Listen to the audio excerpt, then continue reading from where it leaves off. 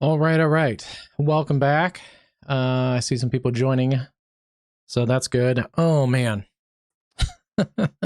we haven't had a lot of internet problems. I revamped internet about a year ago, and we haven't had too many internet issues in the last year. But that was an interesting one. It was going well, and then all of a sudden it just completely crashed, and it crashed as always just long enough that if it would have came back within like 30 seconds earlier, we would have had the stream continue, and it would have been probably a little glitchy. But it just, yeah. Usually, if we have an internet issue, it goes out just long enough that that YouTube closes it and sends it to the editor. So that was unfortunate. So anyway, so then I just took a dinner break and just reset the internet, restarted the computer, all that good stuff, and a couple background things just to make sure it's all working okay. Looks like we're okay. We had a couple different warnings. We did have actually a destructive warning for one of these cells down in Texas, the one between Pampa and Canadian Texas. That hit just as the internet crashed. And these were those cells that we were looking at in the first video that had some random 80 to 85 mile an hour wind gusts in them, likely mostly downburst winds. The good news is that one that was destructive has continued working towards Canadian Texas and has diminished. The other two cells, you can see one of them there looking towards the east on I-40. That area has also weakened. So some good news there, as that's looking east on I-40. So we actually have lost most or all of our severe warnings across Texas. There are some other storms that went up along the dry line, but those are not severe at the moment. We may get an isolated warning out of these. As we looked at in the first, I'm not going to go through everything in the first part. I just basically turned the first part into a forecast discussion, since that's what we were mostly kind of going over, is the forecast outlooks and things like that. I want to make sure my mod bot is back alive with the internet outage. There he goes. Okay, good. That works. So everything looks like it's working fine. Sometimes it takes a couple minutes for the mod bot to join the chat. So, all right. So yeah, we're losing the energy for the pop-up storms across Texas. May get an isolated severe warning there, and then we also are starting to lose the energy for these storms across the south. Pretty typical air mass thunderstorms. They pop up with daytime heating. A lot of that convective elements during the afternoon in the south this time of year, and as the sun fades away, we start to lose that. There is still this cluster that's working through southern Georgia. Most of that is not severe, but at times we've gotten some isolated wind gusts out of these cells, and they have made it to the Dublin area, some of these communities that we mentioned in the first stream that may get strong to severe storms. They are kind of headed into the Warner Robins area, so they may get down to the I-75 corridor. Right now crossing I-16 near Dublin, and they've just actually added that warning on. Hail is not big of a threat here. It's mostly just some isolated damaging wind gusts. We'll continue to watch that storm. Looks like it has a little bit of a history of some damaging winds. Made slide just south of Warner Robins. And we do have to watch this little cluster right here. There's kind of a little bit of a bow shape. May get an isolated warning or gusty winds along the areas around Jessup, Georgia, right kind of along that apex of the bow. Other than that, things are starting to wind down across most of the southeast. There are a couple storms still ongoing that are severe in areas in western North Carolina around Asheville, Marion, Black Mountain, and then up north of Asheville towards Marshall and Mars Hill, and some of those really rugged areas, the Sampson Mountains Wilderness area. Some of those areas, we've lost that considerable threat warning. There was some large hail around Hendersonville. That cell is still kind of hanging out there, so there is a flash flood warning. And as we've seen, especially in media with Hurricane Helene and everything a few years ago, this is challenging terrain for flash flooding. So water that accumulates and falls on the mountain ridges all funnels down into very steep terrain, so that can accentuate flash flooding issues. So definitely turn around, don't drown around Hendersonville, and it looks like just north of there. Otherwise, again, as we lose the daytime heating, that convective elements, we should start to lose the intensity in those storms. Other than that destructive warning, outside of Amarillo and north of Pampa, Texas. Not a ton has happened since our preview stream, let's call it, number 1. Hey, here's the first warning in this tornado watch since then. That was the other reason why I decided to just take a quick dinner break, because there was nothing going on in our tornado watch area. We now do have a new severe thunderstorm warning there, so we'll take a look at that in just a minute. We still have the weakening thunderstorms across the UP of Michigan, so haven't had any new warnings out of there, but we'll watch for an isolated severe warning or two. Marquette down to Escanaba, and potentially still kind of hanging on right along the Michigan-Wisconsin border. The biggest new things that we've had is 2 new severe thunderstorm watches, and let me get the details. The first one, and let me just back this up. Okay, the first one is this one. This one includes Morris, St. Cloud, areas west of the Minneapolis area, Twin Cities areas, New Ulm, west of Fairmount, over towards Sioux Falls, Brookings, Watertown, and then down towards Sioux City. It goes until midnight in the central time zone. A couple of tornadoes are possible. Scattered hail up to 2 inches is possible, and scattered wind gusts up to 80 miles an hour likely. So we talked about this in the first video too, is model data supported a cluster of storms, maybe initially supercells, forming here in northeast Nebraska, and then quickly clustering together and racing up to the north and east. And that may make its way into the Twin Cities and St. Cloud by later tonight. So we'll keep an eye on that one. This watch goes until midnight, but I wouldn't be surprised if we get more watches that are issued in these areas later into the overnight hours. Okay, yeah, so a couple tornadoes, hail up to 2 inches possible, scattered wind gusts up to 80 miles an hour likely. Unfortunately, some of these areas are areas that have had quite a bit of damaging to destructive winds over the last month or so. June has been fairly active. Quickly, they tacked on a new watch area. A new tornado warning has been issued. There we go, tornado warning. So just as we're getting stuff back onto the stream, we have a new tornado warning. So we'll get to that in just a minute. O'Neill, Norfolk, Columbus, Fremont, York, Grand Isle, Hastings, Holdredge, Lexington, and Broken Bow. Also, it looks like Franklin. Basically, it goes down to the Kansas border. Frequent lightning possible. Scattered wind gusts up to 90 miles an hour possible. Or sorry, not possible, likely. Oh my goodness. Okay, so they're thinking some high-end severe thunderstorms are going to be in this watch area. Some 90-mile-an-hour winds. If we start to get destructive warnings like that, you have to treat that like a tornado warning. Lowest level, into your room, away from the doors and windows. If you can get into your storm shelter or tornado shelter, those are your better options. 90-mile-an-hour winds can do a lot of damage. And then also 2-inch diameter hail. If we get 90-mile-an-hour, 2-inch plus hail, that's, you know, a team of MLB pitchers just throwing baseballs at your house. So you got to treat that like it's a tornado warning. That's a pretty high-end severe weather watch. So we're going to look for some severe weather shifting down into the Central Plains here in the next little while. How's it going, Stones? Happy to be back. I think you'll be okay in the Kansas City area. Most of this should be basically Nebraska points north, but we'll keep an eye on it for you. That's a really high-end watch, though. I didn't realize that as it was coming out. Yeah, let me double check. Yeah, 80 miles an hour likely for the other watch. Okay. And just kind of right on cue, just as we're getting back into this. Again, apologize for the random internet outage there. But luckily we didn't miss anything, so I didn't have to rush to get back in. But we just got our new severe thunderstorm warnings and just got a tornado warning. Let's take a look at this one. It's going to be in here, northern portions of the state.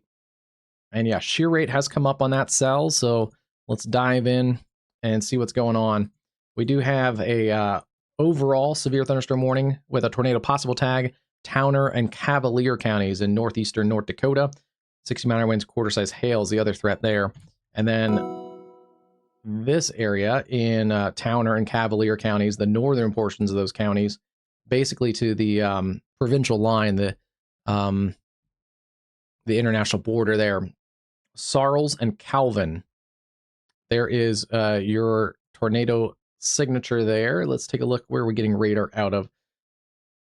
Okay. I thought there's closer radar, but maybe not. 6,300 feet. Okay, I guess that is the closest radar, about 6,000 feet up. So we are seeing pretty decent circulation here, at least at the kind of mid-levels. And yes, it has tightened up further. We're seeing the winds surging out on the rear flank here. And then these are greens. These are all winds going towards the radar site. So right where those interface, that's where we're seeing that circulation. And that's right in this area here. Let's take a look. We may be a little far up to see what's going on at the base level of this storm. Some good news. I don't see a lot of, well, good news here. There's not a lot of hail in this storm, so we can actually get a fairly clean correlation coefficient. But I don't see a correlation coefficient on the ground. There could be some small hail kind of tucked up in here as well, though. So this is going to be, if there is a tornado, it's going to be a rain wrap tornado, and it has escalated a little bit just on the latest radar scan. So please take your tornado safety precautions. Sarlis, Calvin, Hannah, North Dakota, anywhere there, especially north of Calvin on North Dakota Highway 20. That's this highway right here. And then we have to worry about this storm as it crosses the border here with Manitoba at Provincial Highway 34. It's going to be crossing into areas around Snowflake, Manitoba, or just west of Snowflake, Manitoba. Do we have a tornado warning yet on those storms? We do not. Looking at Environment Canada. The Environment Canada does have a tornado watch that covers areas in southern Manitoba, basically along this kind of line right in here. So it's basically everything south of Brandon, south of Winnipeg, including Winkler, Steinbach, Roland, Morris, Altona, Baldur, or Baldur. Don't know how to say that one exactly. And then Pipestone, Manitoba, all the way to the provincial line with Saskatchewan. Oh, and they have actually expanded that back to the west. A couple of the areas here. Let me look. This has been expanded back.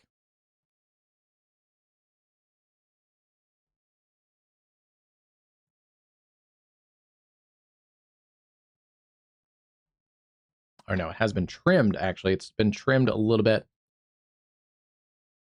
Perfect. Perfect situation for this. I can just take our new eraser tool. That's not the eraser, is it?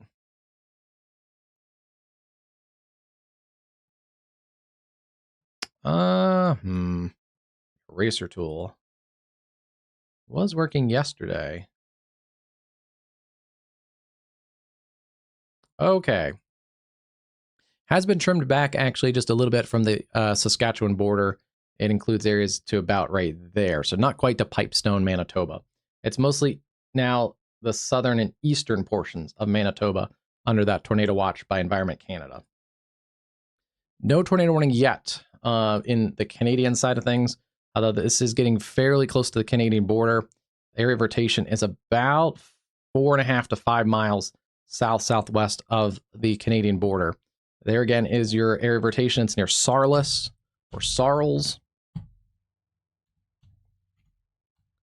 A slightly lowered CC value compared to just a scan or two ago. So that's interesting. Yeah, there could be a tornado in progress. It's really hard to tell. That could be a little bit of a hail spike. There is some small to mid-size hail in here, and we are looking up about 7,000 feet. But a decent presentation here. Here's your inflow notch, and then here is your circulation wrapping around that storm. So, messed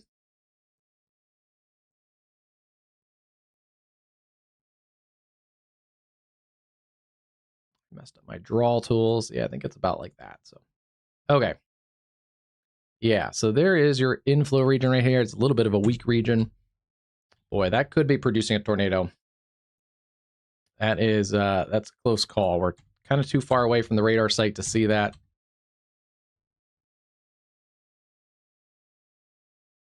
think it just switched us over.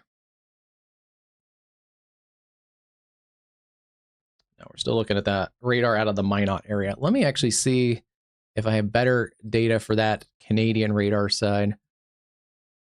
Oh, let's see.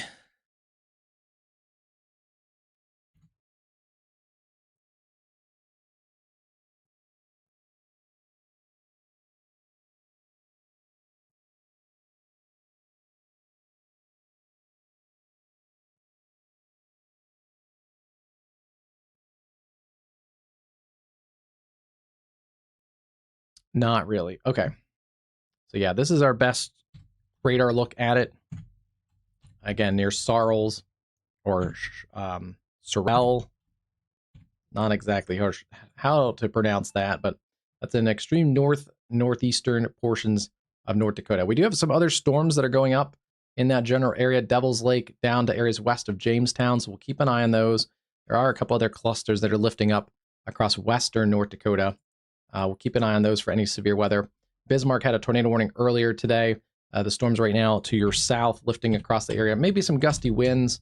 Right now, though, not looking that strong. We have a couple other new cells that are starting to go up in the Red River Valley. So this is one of the concerns that the Storm Prediction Center highlighted today. We have an area of 10% hatched risk. This is the hatching is for a couple strong tornadoes are possible. Areas like Grand Forks, Thief River Falls, Bemidji, Minnesota, down towards Fergus Falls, and then across the Red River, the Fargo area. Looking at some of the data earlier, I do think some of that tornado potential may be actually a little bit further south, just based on the live data that we were looking at. It's starting to warm. There was atmospheric recovery, especially along and south of I-94, kind of in this area. It was a little bit limited across these areas, so I'm not ready to fully cancel that area out of any severe risk or the higher end tornado risk, but I think we may see some stronger storms first, kind of in this area, and then we'll see if they continue to transition into the more of the tornado risk. And we're starting to see that, I think, a little bit here. In fact, in the 8 o'clock update, I wouldn't be surprised if they expand a little bit of the hatching or even a little bit of the 5% tornado risk. That's the brown color across most of North Dakota. So yeah, we are seeing a new storm. This is a newly severe warned storm near Summit. It's going to be for Traverse and Big Stone counties in west central Minnesota, eastern Roberts and northwestern Grant counties, northeastern South Dakota. And yeah, that is a punchy cell that's gone up just in the last couple minutes. Yeah, the last half hour, really. That's been a quickly developing cell north of Watertown.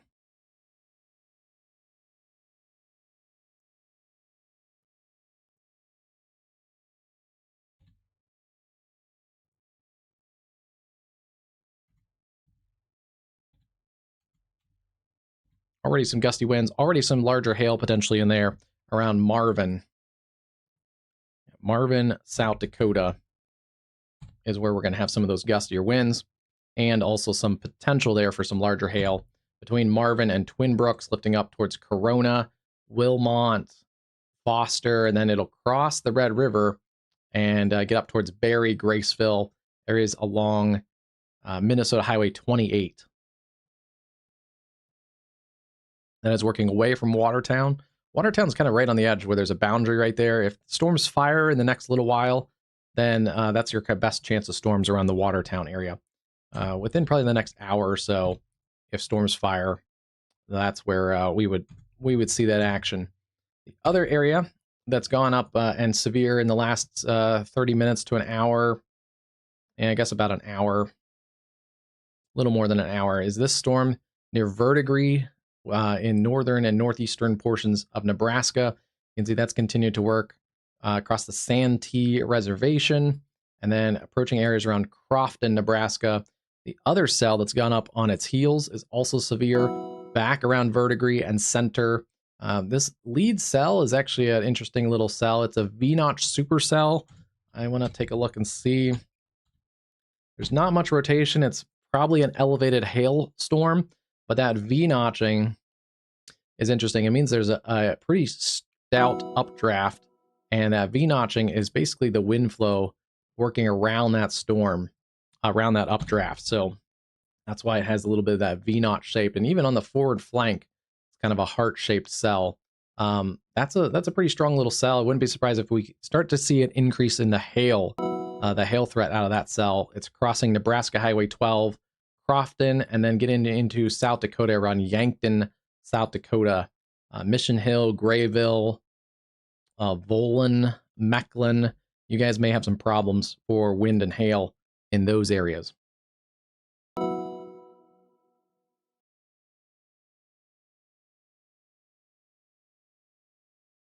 Hey, how's it going, Highland? I lost internet for a while, but I just saw you had some storms still pretty strong down in your area. And now a flash flood warning. Couple considerable threat storms. Should be weakening, but yeah, definitely give Highland a follow if you're in western North Carolina, the Asheville area. Highland Weather has you covered on that end. Nothing else is severe in this watch area, except kind of like our other cells. We're watching these cells that are going up around the Holdridge area. And just like we just talked about with some of those other cells, within about the last hour or 40 minutes or so, these weren't that much. They're going up along a boundary, and they're getting a little bit more intense. They're a little feistier. They are a little bit of sheared cells near Holdridge, and they're lifting north-northeast towards Kearney, Gibbon, eventually towards Cairo and Ravenna in central Nebraska. This is the area that the Storm Prediction Center highlighted for potentially some 90-mile-an-hour winds. Has been issued. I'm curious, actually. They do have the slight risk down into this area. And they do have now a hatched wind risk down in this area. We'll see on this 8 o'clock update by the Storm Prediction Center, 8 o'clock Central Time. They may add more enhanced risk down here. If this watch area is calling for 90-mile-an-hour winds, and they're more confident about that wind risk, they may add a separate area of enhanced to that. So we'll see. Yeah, I think you left to stream. I think I also, in our last part one, I also tagged you. So you might have a random tag. I don't know if it shows up on your messages, but I tagged you just in case anyone wanted to follow you over there. Let's see. What does this model data show? This latest model data.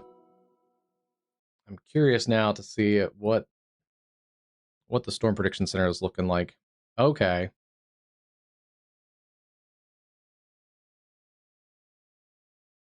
So yeah, HRRR model still wants to really bust those cells, the ones around Holdridge and basically coming out of the Kansas-Nebraska border. Really wants to bust those wide open. And that's an area there that I guess the Storm Prediction Center is looking for maybe 90-mile-an-hour winds, as those could go up as supercells first, then kind of cluster together.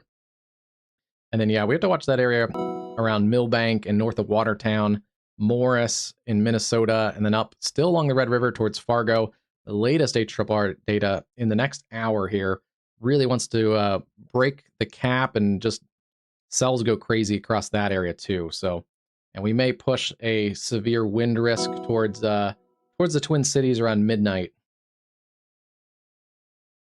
And potentially a flash flood issue if this model trends in this direction, with potentially some multiple clusters of storms working across from Sioux City, across southern Minnesota in the overnight hours. Should lose some of the intensity for the wind and tornado threat, but that would be a continued flash flood risk across the evening.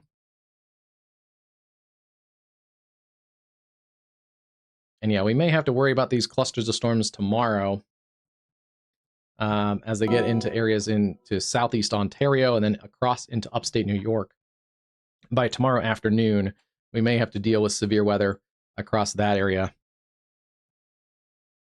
Okay, but model data looks to be supportive of some of these cells. So right now, we have a couple non-severe thunderstorms, Holdridge to Kearney, and then watching these blips down in here. These might go up very quickly, so no warnings yet. You may look out your window and see pretty good sky conditions, maybe a couple puffy clouds, maybe seeing those thunder showers. But very quickly here, according to the model data, we may see some really big storms. So be ready to take basically tornado safety precautions.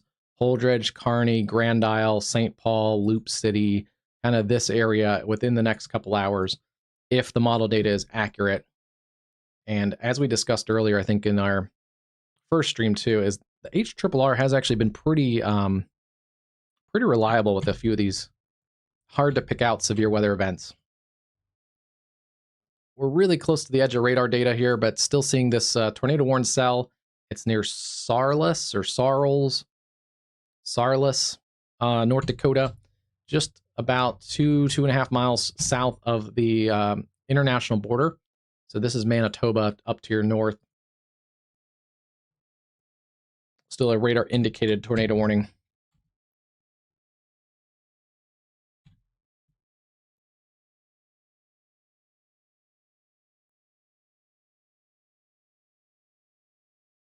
And they have added now a tornado warning across into portions of Manitoba for basically this area here. So we called you guys out a few minutes ago, Snowflake.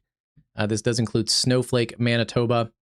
It includes areas like Crystal City, Pilot Mound, Manitou, and Clearwater as well. Okay, so it goes a little bit north. It goes like this. Okay, so it is a tornado warning there up to about St. Leon, Manitoba.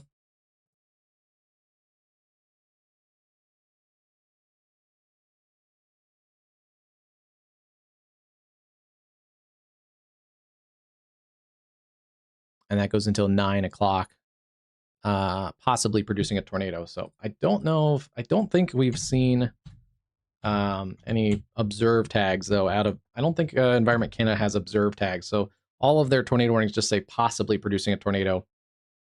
Because there were, I think, a couple yesterday that were definitely producing tornadoes in Manitoba, and it only said possibly. So this is about to cross into Manitoba, especially if you're Snowflake at points west, and also Crystal City and points south in Manitoba along Provincial Highway 34, right along the North Dakota border. Tornado safety precautions, lowest level into your room, away from those doors and windows. Put walls between you and the outside. A basement or a storm shelter are your best options. If you don't have a basement or storm shelter, at least get to that low level into your room. And it's typically a bathroom or a small closet, something without windows. There's a look out of the University of North Dakota, looking towards some of those building storms.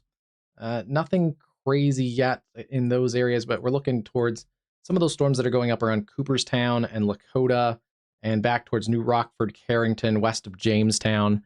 This sky has changed multiple times since we set up streams earlier today. It's gone from cloudy back to clear skies, back to cloudy. Now it's somewhat clear, and we're able to get a look at this cluster of storms that's developed out here. So we'll continue to watch that. At right now, at the current pace, those are going to actually work probably north of Grand Forks. But you can see there's some more showers trying to go up out along the leading edge of this. So we may get some more storms building here very quickly along the Red River.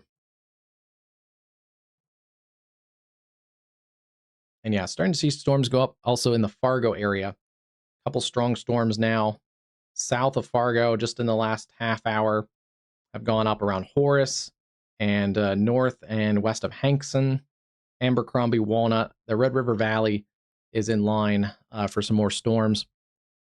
Also seeing a strong storm right now, not severe, near Twin Valley, Minnesota. And I wouldn't be surprised if they start to fill in a severe weather watch for some of this area too. Especially at least this area, they may kind of puzzle piece a little bit in here. Fergus Falls, Elbow Lake, Wadena, Pelican Rapids. Wouldn't be surprised if you guys get added to one of these watch areas. Potentially, you could get added into the tornado watch, or they could bump some of this severe thunderstorm watch into your area. Because yeah, storms are going up fairly quickly there in the Red River Valley. Yeah, no problem. Oh, let's see. Crofton, still watching that little supercell there. It's actually backed off just a little bit in intensity, but coming up towards Yankton, Crofton, Bloomfield, and Verdigris. severe warning storms there in a little bit of a little cluster of storms with some small hail and gusty winds. Being warned for half-dollar size hail, that's probably about right based on the radar presentation of those storms.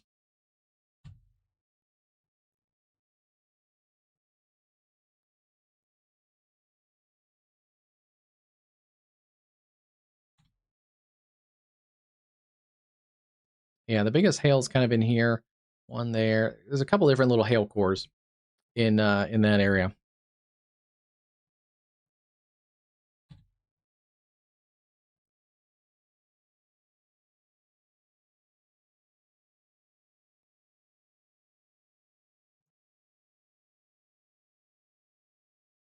They've just extended that one.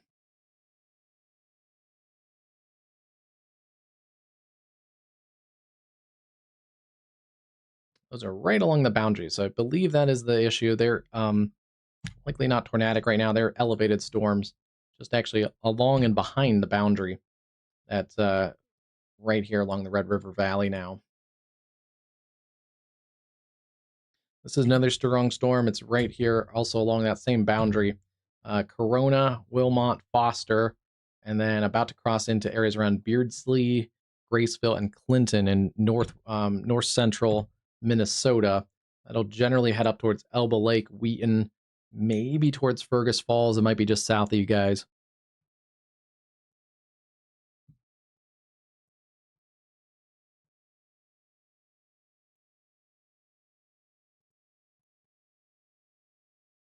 And then they have on the U.S. side of things dropped the tornado warning for areas there in northern parts of the state here in North Dakota.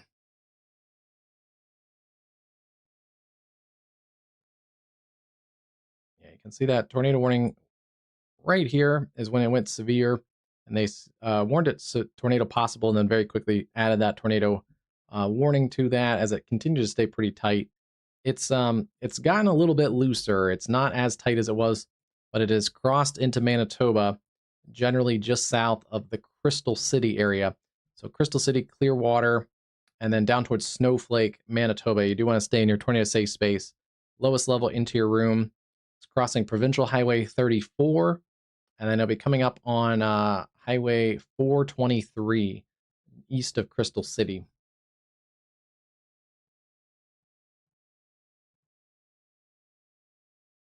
Northeast at 35. Okay. And yeah, even if it has broadened out, there is a pretty good swath of potential damaging winds that will be coming towards the Snowflake area. And then eventually up towards Manitou. Probably the worst of that, staying south of Pilot Mound and Crystal City. But if you're over towards Manitou, definitely want to stay weather aware in those areas. And taking the leading edge of that circulation out at 35 miles an hour.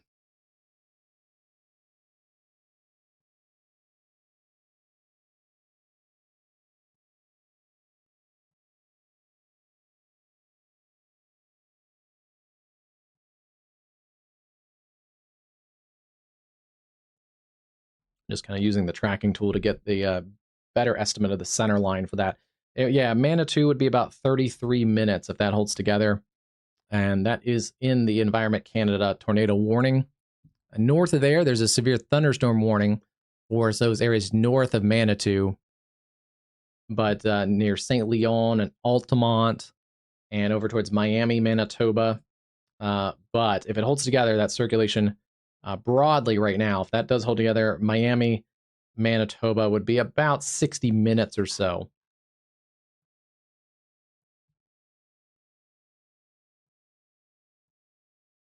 Okay.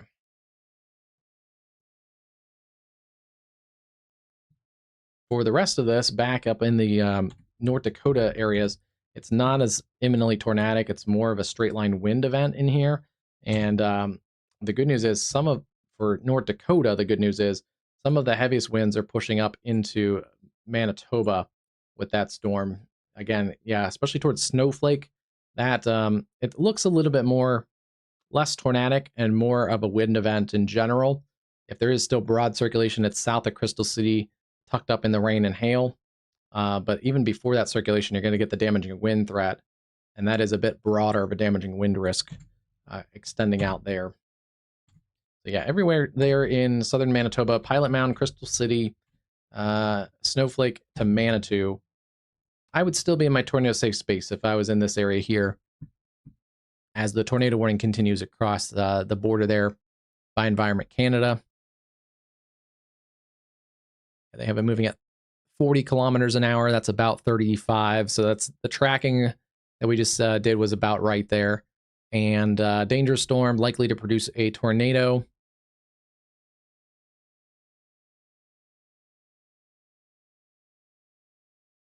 As well as large hail, locally intense rainfall, and damaging winds. I don't think those were storm specific. I believe those were just kind of the standard tornado warning by Environment Canada, as it didn't really reference any specific winds. The storm is going up fairly quick around Hampton and Nakoma, Edmore, Fairdale. Keep an eye on that one. Some small hail, a decent amount of lightning there. Seeing those storms going up west of Grand Forks, a little bit of a line working from Carrington west of Jamestown. And then back down into the Minnesota border here around Wilmot.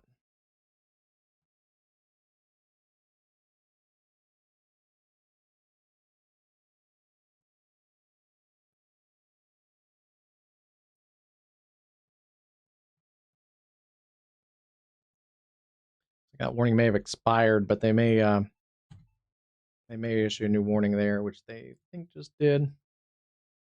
Nope. This is back in Texas. I did mention there was a possibility of some isolated severe storms still ongoing in Texas. 60-mile-an-hour winds, hail not a big risk, but Whiteface, Levelland, Sundown, up towards Littlefield. This is areas west of Lubbock. Severe thunderstorm warning there. That's going to be for Cochrane, Hockley, and Lamb counties, northwestern Texas. They also did warn that storm considerable threat again near Shamrock.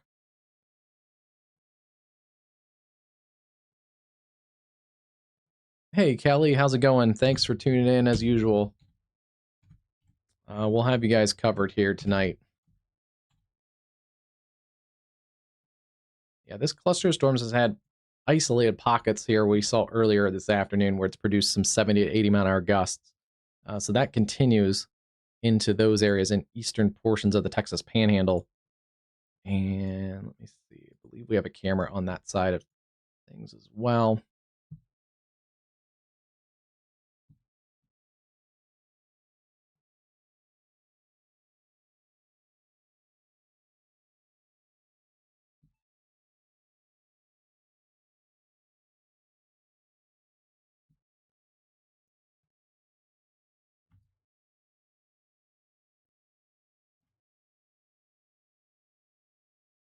All right, that's right at the Oklahoma-Texas border. Looking at that cluster of severe wind cells, it does look like the heaviest part of those cells are going to stay probably south of the interstate, but areas at Texola, maybe over even into areas like Eric and Sayre, continue to watch those clusters of storms coming out of the Texas Panhandle for some isolated severe gusts. And while we're down here, I do want to pop and look at these storms. Still seeing storms firing here in southern parts of Nebraska. These are in the high-end severe thunderstorm watch area, potentially 90-mile-an-hour gusts. None of that is in these storms yet, but this is a prime environment that the Storm Prediction Center is watching for some high-end severe thunderstorms. Right now, we're just kind of seeing general thunder showers, but as those continue to intensify, we'll continue to watch those. They've also continued those warnings in northern portions of Nebraska and now crossing into South Dakota around Yankton, Mission Hill, Volin, and Utica. A new warning there for 60-mile-an-hour winds, quarter-size hail in Yankton County. And that complex of storms is working to the northeast at about 30 miles an hour. We also have the considerable threat there, Knox and Cedar counties. That is mostly for the golf ball size hail. And yeah, that continues there from Center to Bloomfield, Crofton, Fordyce, St. Helena, Wynot, to areas there around Yankton on the Nebraska border.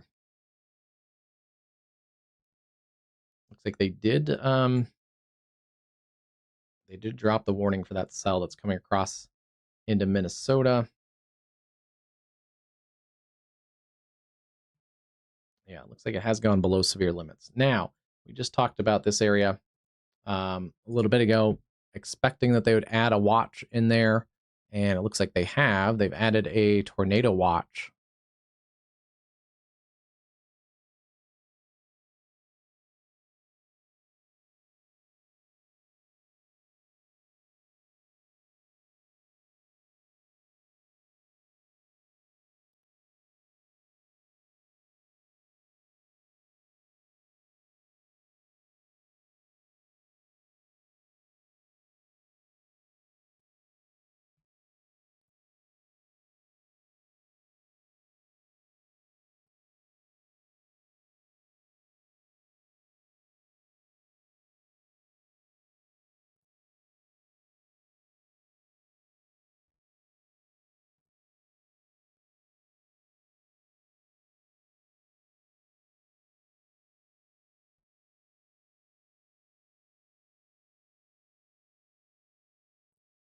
Like we're just getting the details of that, so let me grab that.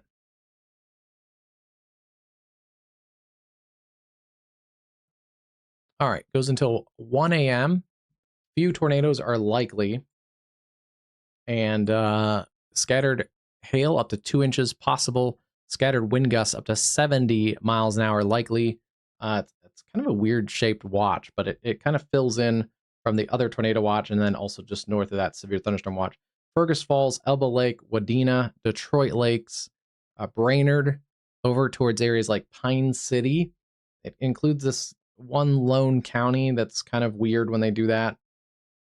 It weirdly doesn't include like these little areas that are between the severe thunderstorm watch, and I don't know. Sometimes they'll go back and fill it in, but and then it doesn't quite include the Duluth, Minnesota metro, which is up there, Superior, Duluth. But it does go to the Wisconsin border near Pine City, Hinckley, and areas there around Kingsdale. And then it also includes Bemidji and Grand Rapids, Walker, Minnesota, up through Red Lake, and then all the way up through Baudette, Minnesota. It crosses the Lake of the Woods and also includes areas around Angel Inlet. This is one of the interesting little quirks of the North American map. This area here is accessible to the mainland of Minnesota in the wintertime when the lake freezes over. Via ice road and snowmobile and that kind of stuff. But otherwise, this area in Angel Inlet, they have to, for land, actually travel through southern Manitoba. So that's one of those interesting little quirks. And yeah, it does include that area. That then kind of matches in with the Environment Canada, where the Environment Canada lists a tornado watch that includes basically everything south of Brandon, Winnipeg, and kind of on this area right here. So that all kind of fills in actually pretty nicely. Also, Environment Canada has another tornado watch that goes like this. So they don't usually work together, but everything right now is puzzle pieced nicely. For anyone that has OCD, if you look at the watches and things, actually everything kind of puzzle pieces together nicely. So we'll keep an eye on that. These storms are now severe warned as they crossed international borders. Or they were. They may not be anymore. Yeah, severe thunderstorm warning there. That's actually east of there. Okay. So they are not severe warned by Canada yet. There is the tornado warning still in Canada near the Snowflake area. And then let's take a look at this warning near Munich, Ulsan, Hamden, with the strongest part of that storm riding right along the North Dakota and Manitoba border. Yeah, that storm not likely as imminently tornadic, but still seeing broad rotation there, just in Pilot Mound or just south of Pilot Mound. generally headed towards La Riviere, Manitou, and those areas in southern Manitoba. And then this is the big swath of wind in here, south of Provincial Highway 423, across the U.S. border, approaching areas around Hanna, North Dakota, and Snowflake, Manitoba. That's some pretty strong wind in there. That'll basically continue riding along the U.S.-Canadian border there.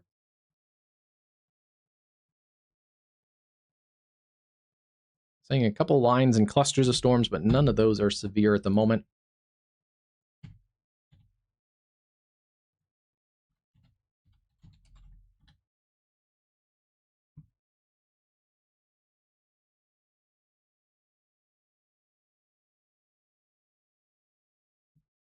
And yeah, that is a couple interesting clusters of storms there. Watching those storms fire along the Red River. This one was severe warned a few minutes ago near Foster. We'll keep an eye on that one. It's kind of borderline severe storm as it heads up towards Graceville, Minnesota. And then we have new storms going up around the Fargo area, south there towards Walcott, Horace, and down towards Great Bend. Keeping a very close eye on the Red River Valley, where the Storm Prediction Center has the highest chance of tornadoes are generally in this area here in the Red River Valley. Fargo, Fergus Falls, Detroit Lakes, close to Bemidji, then back up towards Grand Forks. And yeah, some isolated severe storms down in Texas still. And watching those storms, very high-end severe weather watch, 90-mile-an-hour winds possible. Keeping an eye on this area around Holdridge. Let's see, I think we got a question. Hey, yeah, I said hi to Kelly already. Hello, Kelly, if I didn't. Hunter, welcome, welcome. Springfield, Illinois. Oh boy. Temperatures there. Yeah. You guys are in the heat dome in Illinois.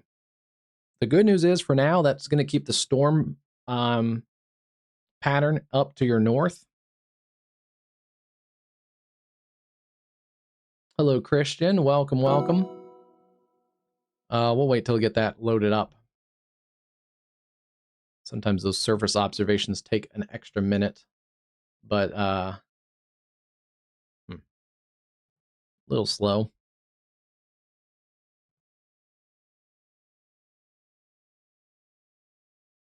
I saw some lightning earlier on that Texas camera. It's kind of right on the edge of that severe warned storm. Let me just take another quick peek at that while we're waiting for those surface observations to load up. Yeah, it's right here at Texola. That storm looked like it was stronger when it was newly severe warned. So that storm has weakened as it's pushed to the north. It's mostly just some heavy rain, maybe some gusty winds still, but the hail threat has come down on that one. And I don't think that one has considerable threat winds anymore unless it's kind of on a degrading downburst. Why did that not load? Let me see. Let's just close it and force it to load again. Come on. All right.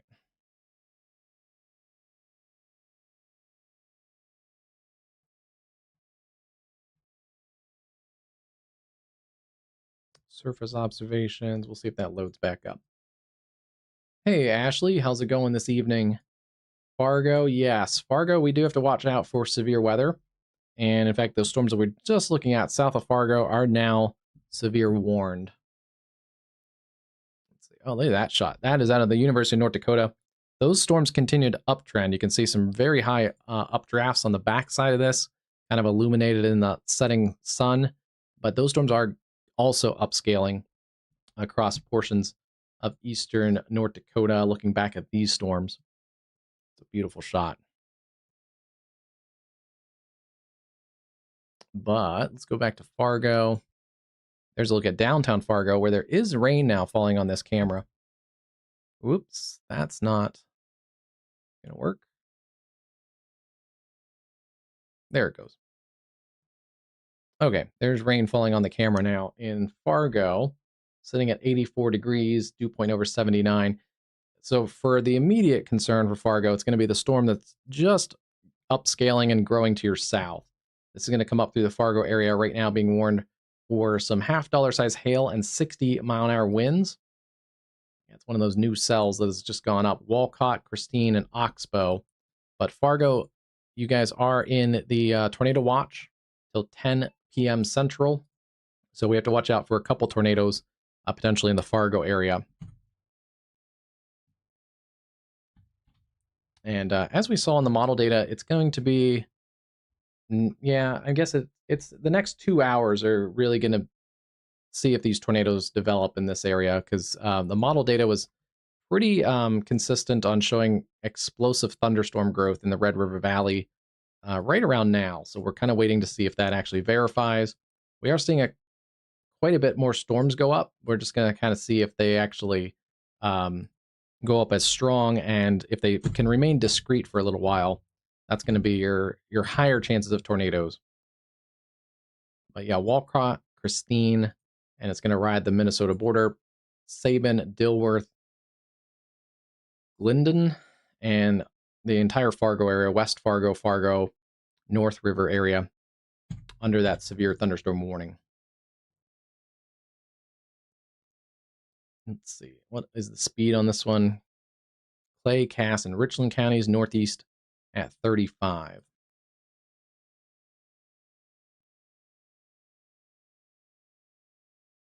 So it's about into Horace right now. I'm going to kind of track it out from that leading edge of the storm, since the hail is kind of just tucked in behind that.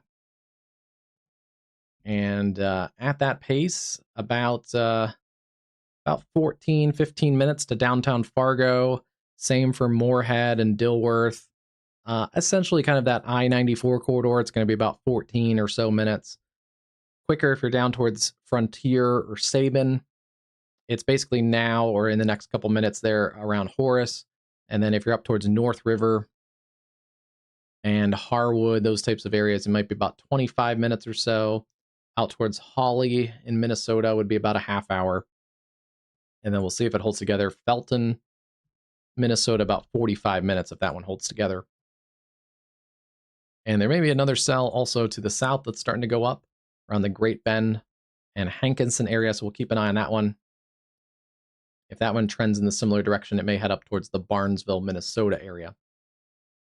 So no tornado warnings yet, or right now, but watching those areas in eastern North Dakota, extreme northeastern South Dakota, and then northern and western Minnesota.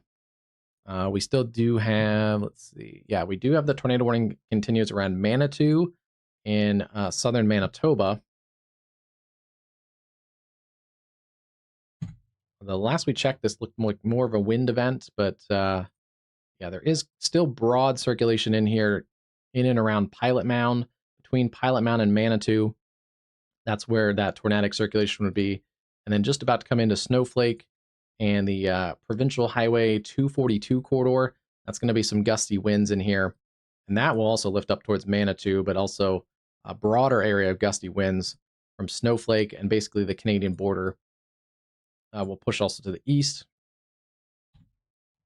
That storm not quite as strong right now, looking in the U.S. side of things. Hannah, Wales, and areas north of Munich, North Dakota. Severe warning continues there. It looks like a stronger cell now east of there. Yeah, that cell has continued to intensify from Langdon to Edmore. That may get a warning in the next couple minutes.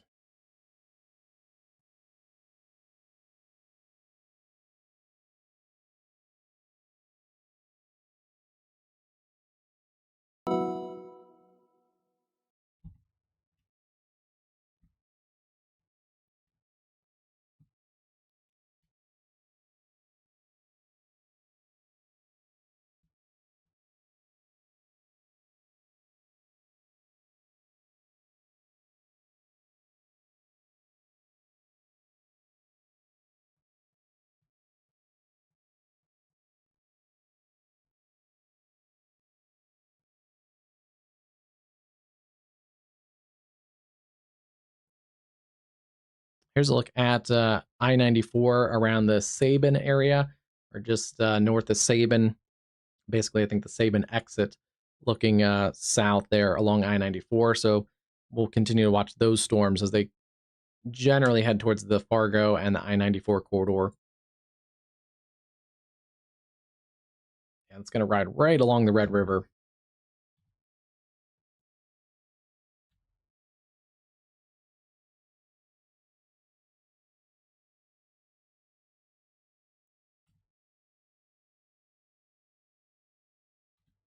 Yeah, there's your pocket of hail that continues to increase.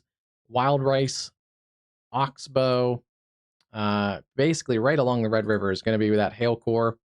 Along I-29, that's continuing to upscale there near Oxbow, Wild Rice, just to the east of Horace. It should stay, at least for the severe hail, but you may get some gusty winds right on the edge of that storm around Horace, North Dakota. And let's keep an eye on this one. This hail core is trending generally up towards Fargo, paralleling the Red River. So we have to keep a really close eye on that part of the storm.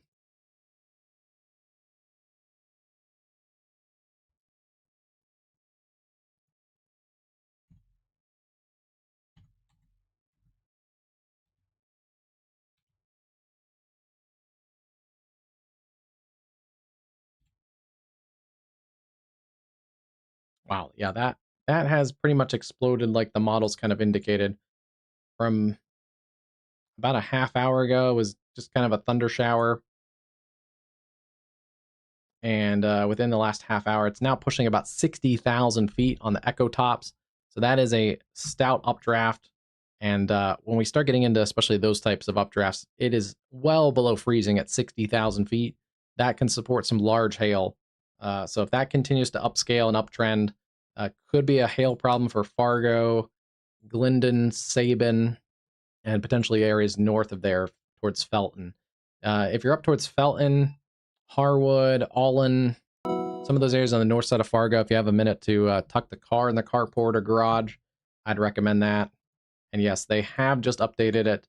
Considerable threat for 2-inch hail. So very quickly seeing escalating hail in this storm. And is it a reported or is it radar? It's radar indicated at the moment. But yeah, if you're in Fargo and you have an extra minute or two, I'd get my car in the carport if you haven't already.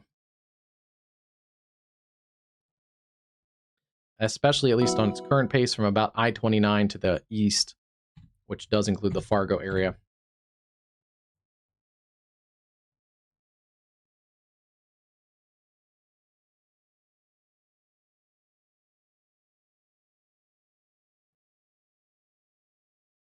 Still seeing a couple strong storms back in western North Dakota, Amadon, and New England Regent, another area that's had a couple different rounds of severe storms, but severe winds cell there with some hail and gusty winds.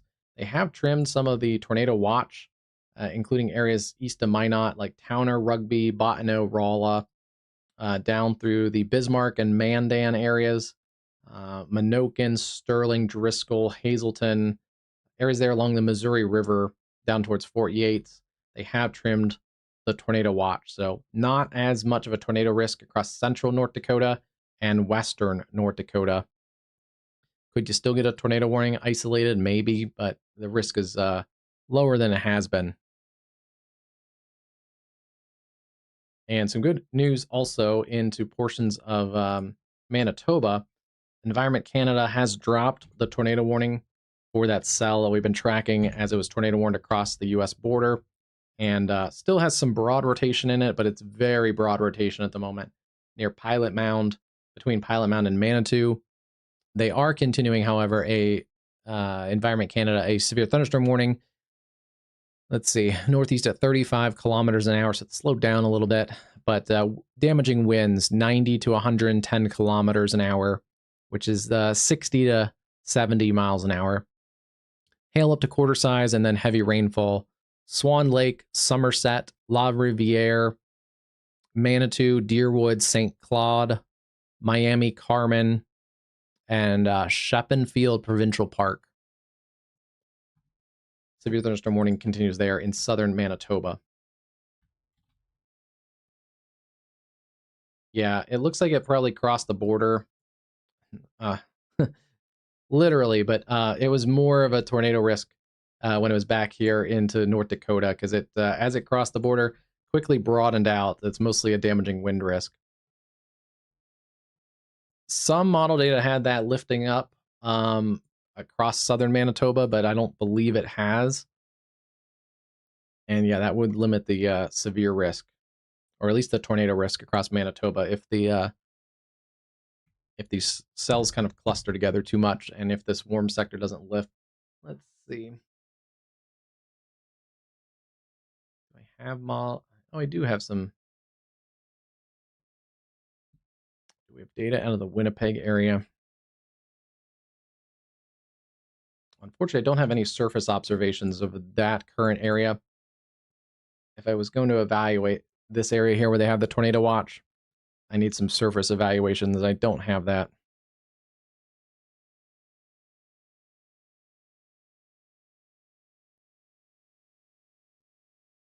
But yeah, the tornado risk seems to be a little bit south of there. Oh, someone asked earlier, now, while we have the surface observation, what is Springfield like? Springfield's sitting at 86. It was a hot day in Springfield, Illinois, down from 90, dew point of 75. Yeah, a lot of this area here into the central U.S., into parts of Illinois, it's going to be hot for a prolonged period of time. And one of the worst things about the heat dome is at night, it's not expected to get lower. So you're not going to get those cool summer nights. It's just going to stay quite hot. I haven't looked at Springfield, but some of those areas south of Springfield, like into the Mid-South, Arkansas, Louisiana, I think even parts of Missouri, some of those forecasted low temperatures were going to be in the mid to upper 70s. So that's the danger with the heat wave that we're seeing, is your body just can't get cool at night, especially for vulnerable populations and populations that don't have access to air conditioning. Those heat waves can be especially dangerous for them. Let's see, I'm taking a look at some cameras here. There's the area around Sabin on 94. Let's see, let's look at, there's downtown Fargo. This was a sunny picture earlier. It's now raining actually pretty good there, but that is not really part of that main cluster, that storm yet. Let's go take a look at this Fargo area. Yeah, that's right at the forward flank of this storm. So we're just seeing the rain start to intensify. The hail core is going to be just south of Fargo, around Prairie Rose, Frontier, Wild Rice. That is your hail core showing on reflectivity. It also shows up there on the ZDR, especially down there towards Wild Rice. And there it is. Yeah, Wild Rice, this area here. So that hail core is still lifting up basically parallel to the Red River, and especially east of I-29. That's where this the hail core of this storm is going to be. And then it looked like a hook. It looked a little suspicious, but it's actually a little cell that's kind of merging into the southern side of that. We'll see if it starts to spin. These are in a favorable environment. Look at ZDR. Yeah, I don't see it spinning yet, but we'll keep an eye on it as it goes through a few different cell mergers.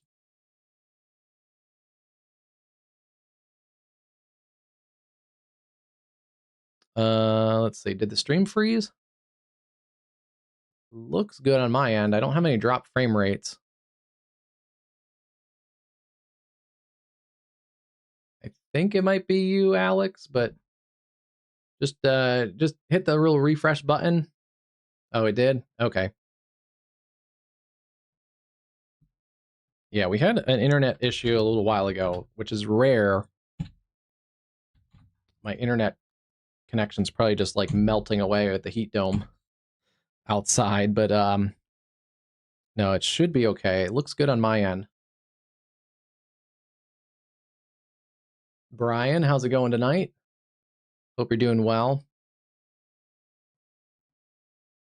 The hail core may have come down just a slight bit on this storm, but we'll kind of wait and see what it looks like here in the next couple minutes. but it has escalated very quickly. This hail core has continued to uptrend in general. And yeah, paralleling or just now east of I-29. It is moving slightly to the northeast, so the hail core is going to get very close to downtown Fargo, but especially Moorhead. If you're in this area, Moorhead, Dilworth, that would be an area that may see some pretty intense hail here in the next couple minutes. Considerable threat for lime-sized hail.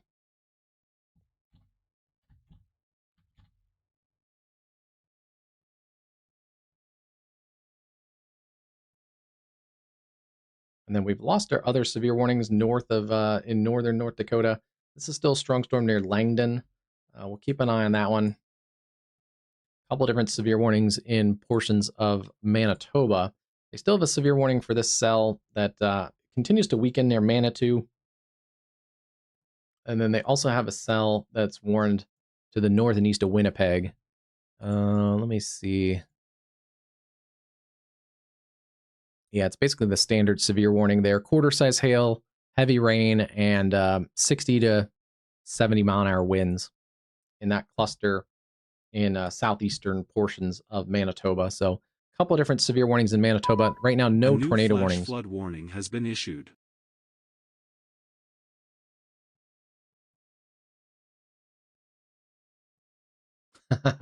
Alec, I do. Yeah, and there are.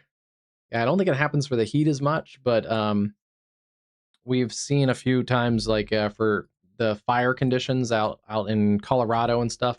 There's been rolling blackouts and stuff for that.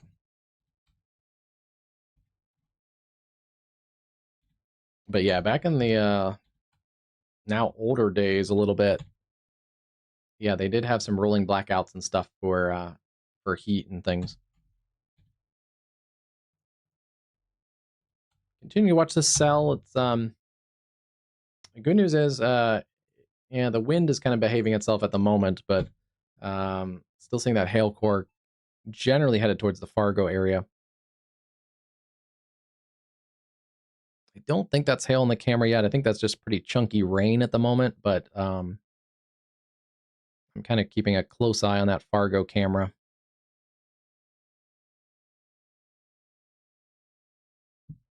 Let me also pull a camera from the Moorhead area. Let's see.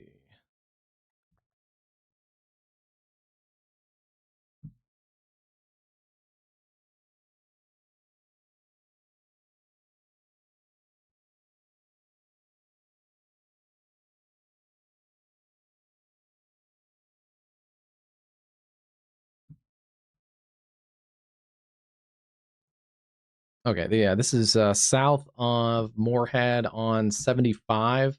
So it's right in this area around Finkel, Minnesota, looking to the north-northeast. So we're looking away from the hail core, but that is basically riding up between the Red River and US 75. So this is the hail core of this storm. It's going to get very close to the Fargo and Moorhead areas as it continues to work towards the north and northeast. Seeing the reflectivity also come up near Sabin. The storm continues to generally uptrend. Considerable threat, 60-mile-an-hour winds, and lime-size hail. Yeah, in this area, just along the Red River. It's about to be more of an issue for basically downtown Fargo and points east. It is trending a little bit further north and east into the Minnesota side of things. So they have trimmed the warning polygon, like West Fargo. You guys are just out of it. Harwood, basically kind of along and west of I-29. Much better shape. There is some pretty gusty winds now on this camera. The Moorhead camera here on 75. Still hard to tell if there's hail in there or if that's just really big raindrops. But yeah, the trees are starting to, paying attention to like this area and the trees, they are starting to shake pretty good. And yeah, that's the leading edge of that heavier precip and hail core.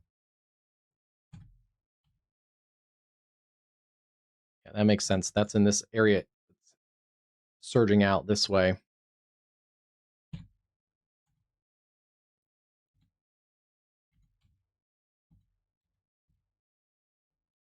Watching a little bit of spin also in this storm. That's starting to pick up. Nothing tornadic yet, but there's a little bit of spin on the southern flank of that storm. It's still an uptrending supercell. Doesn't quite have it together yet.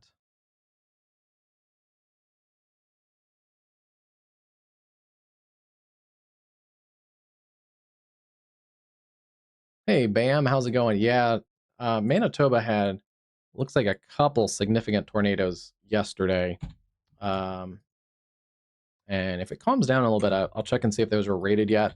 Sometimes I think it takes a little longer to get tornadoes rated in Canada, but still watching these couple supercells also down here, right along the South Dakota and Nebraska border. They've let the warning expire for the one that came through Yankton, but still seeing a severe warning continues around Fordyce, Crofton, and just south of Yankton. Let's see. So we've seen gusty winds. Yeah, still don't know if we've seen any larger hail on these two cameras. I'm also keeping still an eye on the Fargo camera.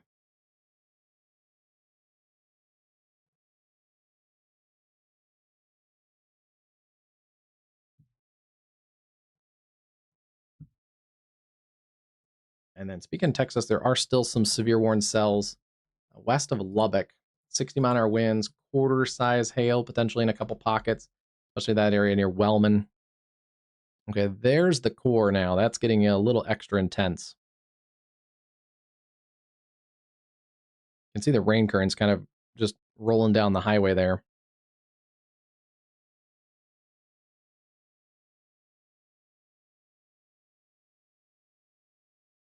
Shaking the camera just a little bit as well. And yeah, there may be some small hail in there. I don't know if I've seen lime-sized hail in that storm yet.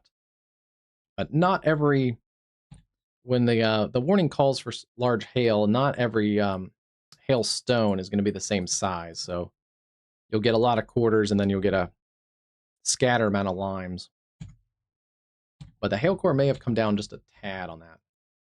Yeah, that's right there at 75.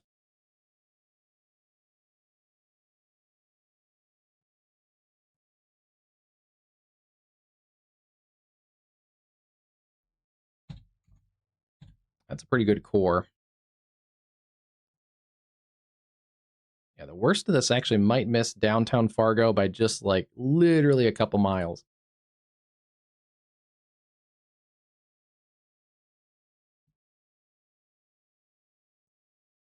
Here comes that core into the 94 corridor. This is going to be at basically, I think, right about there, 94 and 20th Street. So yeah, this exit right here. So that's getting into that some of that hail and wind core as well, this storm. We're getting a decent sampling of this storm with the cameras across the Fargo area.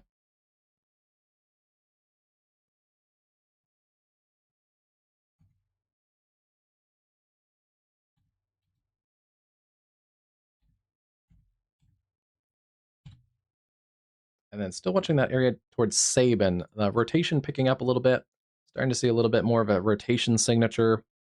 This is spectrum width. It shows us chaotic wind speeds. So we've seen, yeah, spectrum width has increased there. So we're seeing more chaotic and faster wind speeds. And that is also starting to be shown on our velocity products there. So we have to keep an eye on this. I would guess they may go with a tornado possible tag pretty soon as this area lifts up towards from Sabin towards Glendon and Stockwood. It should go east of the Fargo Moorhead, the immediate Fargo Moorhead area.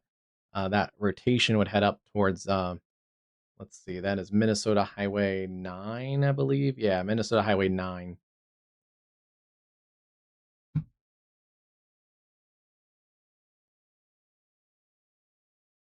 It's as the area of circulation's intensified, the actual cell itself and even the hail core has actually decreased in size. It was a little broader just a minute or two ago, but so it's actually a fairly small cell. And there is the tornado warning for that area. A new tornado warning has been issued. So this is going to be just east of there, east of Moorhead, Dilworth, Watts, Glendon, Stockwood, Muskota, down towards Sabin. tornado warning there. That's going to be a radar indicated tornado warning for Clay County, central Clay County, rotation over Sabin or 10 miles southeast of Fargo, moving northeast at 45. So let's get the track on that one. Actually, what I'll do is let's go back to Fargo real quick. Fargo actually just seeing gusty winds. The rain has actually let up in Fargo, but a little bit of that outflow.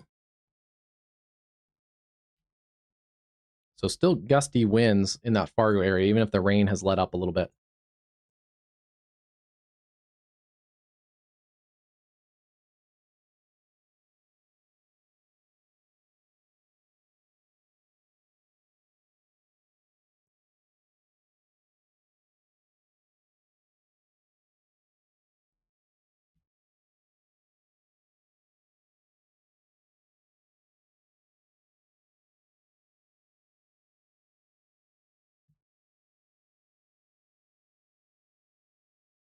Here is the Sabin camera. It looks to the south, so we're looking. It's hard to say, but there may be a little bit. The edge of the storm is just off this screen, but there may be a wall cloud. It's really hard to say. Probably too little of information to say there. But that is basically lifting across the Sabin area now with that area of rotation. And it continues to tighten near Sabin. So we're seeing winds coming towards the radar in the green and then wrapping away from the radar in the red. And our radar is out of that area north of Hillsboro. So pretty close to the radar site. Decent radar coverage here.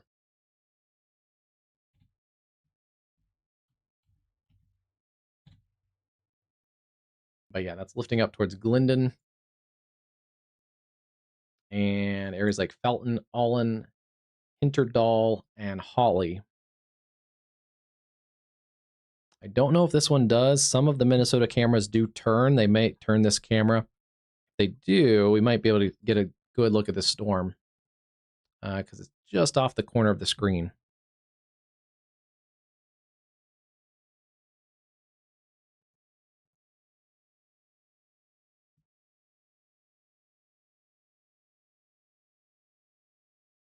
Let's see, cell track this.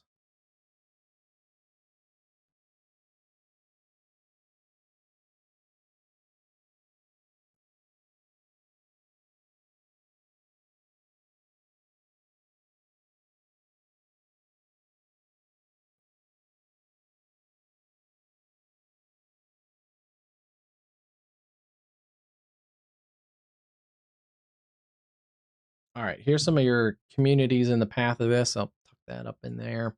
Glendon, 7 minutes. Felton, 25. Hinterdall, 26. Allen, 34. If it goes a little bit further towards the east, Hawley would be about, well, let's just put Hawley in it. Hawley would be about 19 minutes, especially if it turns more towards the east. Keep an eye on it if you're over towards Lake Park, about 30 minutes. But center line would be about Allen. And again, that's about 37 minutes from now, 35 to 37 minutes. Here's a new radar scan. It's about to cross the interstate here at 94, just north of Sabin, Minnesota.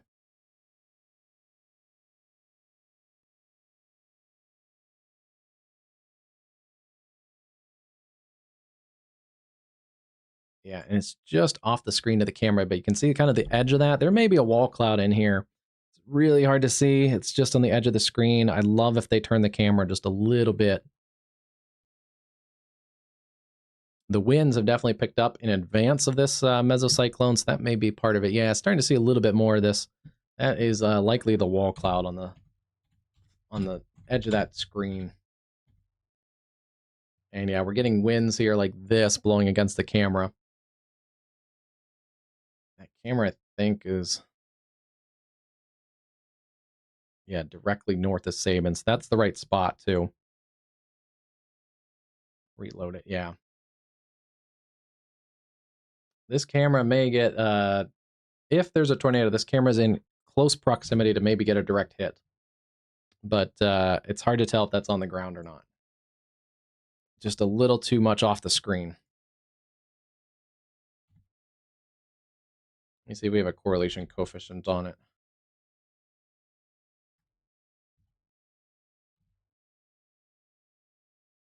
Quickly intensifying circulation. If it's not on the ground yet, it's fairly close to it. It's about to cross 94 now. And yeah, it's just going to be just on the right side of that camera perspective.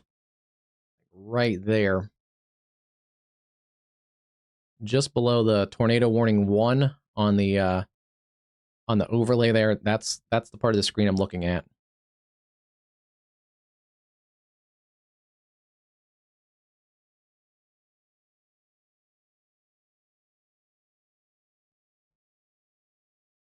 Yeah, it's definitely in the wind too. The camera is in the wind, and the only problem is these rural cameras. We may lose a little bit of the if it freezes up, we may lose it a little bit because it may have a little connectivity problem, but we'll see if it does. But it's about to cross the interstate. I wouldn't be doing what these truckers are doing. They're basically headed towards the circulation.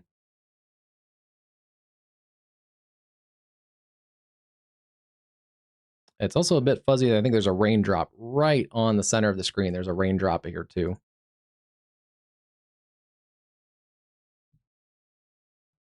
These Minnesota cameras tend to be pretty sturdy. We've seen tornadoes with those cameras before. They tend not to move around too much. They are every camera is different, but they tend to be pretty well mounted. We've had some other states like the cameras are just bouncing all over the place. Yeah, in fact, I think they've added more cameras because I don't remember cameras east of Fargo that much. So I think they added those fairly recently. Not severe, but starting to see storms going up into western portions of Minnesota. This whole area here from Ivanhoe, Tyler, down to Pipestone has definitely increased in intensity west of Marshall, Minnesota. And then still seeing those severe warning storms there around Yankton. Watching this area very closely, the Storm Prediction Center highlights this area for potentially some very damaging winds. Right now, those storms are all behaving themselves, but waiting to see those cells if they intensify.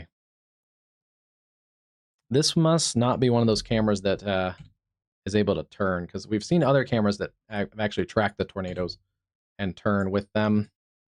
This one looks like it's not going to, but I'll still keep an eye on it. 60-mile-an-hour winds still in that cell southwest of Lubbock. And it looks like we've lost all of our severe warnings across the southeast this evening, so that's a good sign there. We've also lost all of our severe warnings across the UP of Michigan. Still some stronger storms west of Mackinac, out towards Manistee, Newberry. Some strong storms, especially for that region.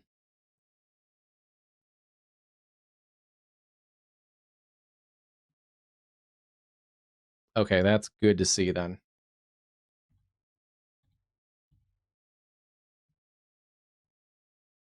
Yeah, shear rate picks up on it too.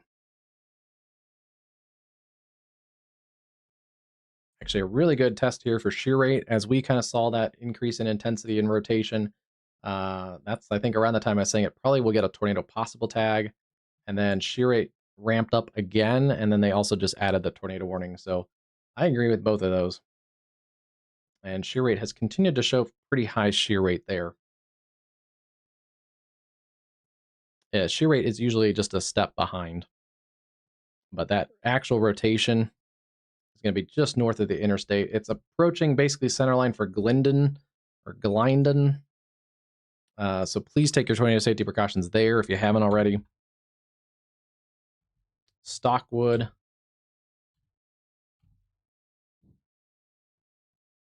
It is a fairly organized area of rotation, though.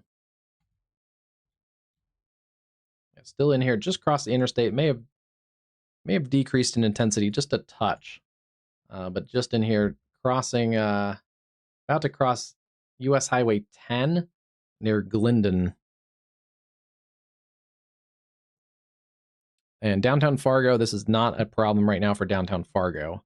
Let's see. The problem is after there, after the Fargo area, the cameras do become a lot more sparse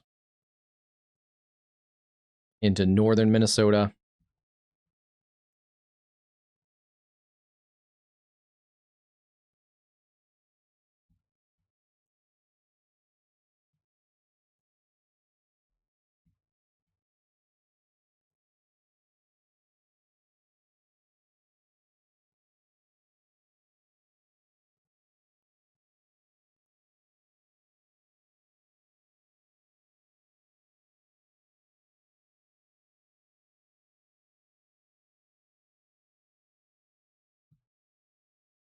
All right, yeah, we'll just stay on this camera perspective and just kind of continue to watch that storm.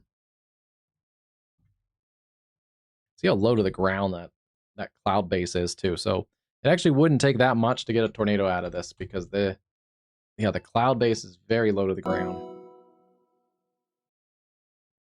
Still seeing considerable threat continues there. Still potentially some large hail.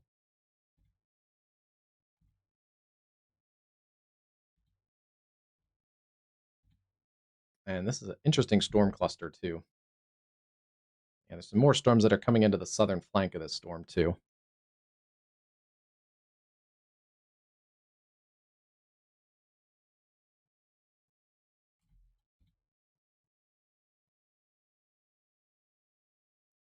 The core of the storm that we were watching earlier with the lime-sized hail, the original kind of warning of that's lifted off through Moorhead and Dilworth, seeing a little bit of a left split. Those tend to not produce tornadoes, but they do produce a lot of times larger hail. So we'll see if this continues to split off and basically follow the Red River, while the tornadic part of the storm lifts off towards the north and east. That may be a pattern here that we see happening. There's a little bit of a hail core also in that cell. Then hail in this tornadic cell would be just north of Glendon, if there is any hail in there.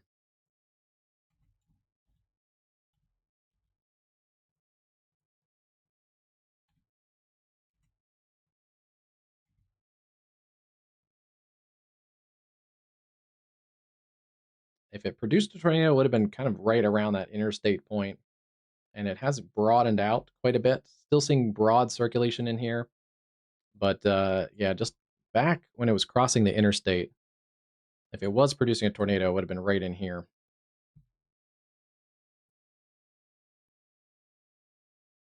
That has broadened and actually probably going just to the south and east of Glendon around Stockwood.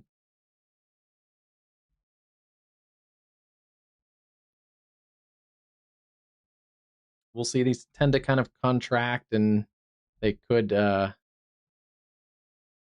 they could tighten back up. But right now, it's more of a shear zone than a really defined area. I guess you could say also this area in here still somewhat tight, but you look at correlation coefficient and see if we had anything in here weird.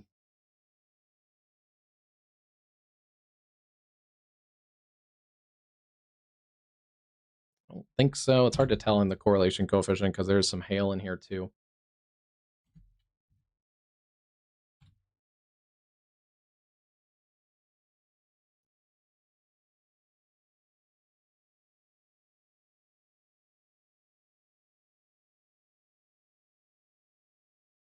But that also is showing on the spectrum width. We're getting more of the shear zone. You can see it's not super concentrated on this. Spectrum width shows us essentially chaotic wind speeds. The higher and more chaotic the wind speed, the brighter the color. It's a little bit elongated. It's not like it was just a few minutes ago, especially down here near Sabin, where it was a little bit more concentrated, a lot tighter of a spectrum width signature. So it's likely broadened. Still tornado warn there, continues. That's Clay County.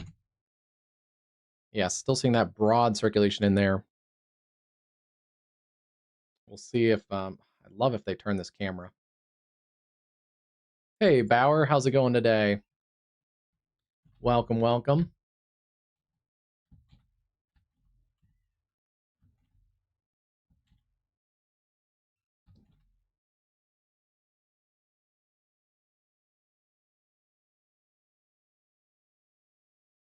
Yeah, Highland. I looked at North Carolina's DOT. Their cameras. I think they're one of the states where they don't have the live cameras. It looks like a lot of states out here, out west, actually don't. It's actually really frustrating. Minnesota has a good camera network, but the Dakotas they have a camera network that takes a picture every 10 minutes or so. So it's really hard to get like really good live feed of things. Texas has a really good camera network. Speaking of live feeds, this shot has changed so many times across the North Dakota camera. Still seeing those storms, but when we were dealing with the tornado warning and the severe storms earlier, this was the shot of the University of North Dakota looking west at the towers being illuminated by the setting sun. It was just a beautiful shot. Live, the sun is starting to set, so it doesn't look as pronounced. Um, but yeah, it's that camera has changed perspective so many times.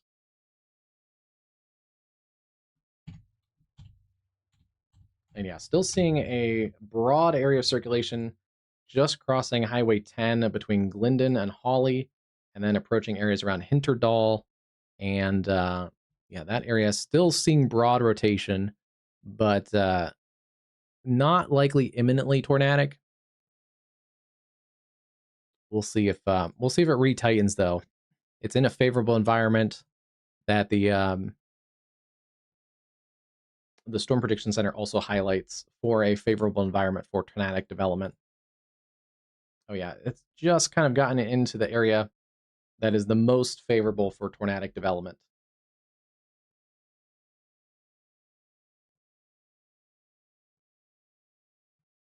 Okay, we talked about this earlier in the stream. The 8 p.m. advisory, the outlook came out by the Storm Prediction Center. They have added that wind risk further south and west across areas like Sioux City, down through areas west of Omaha.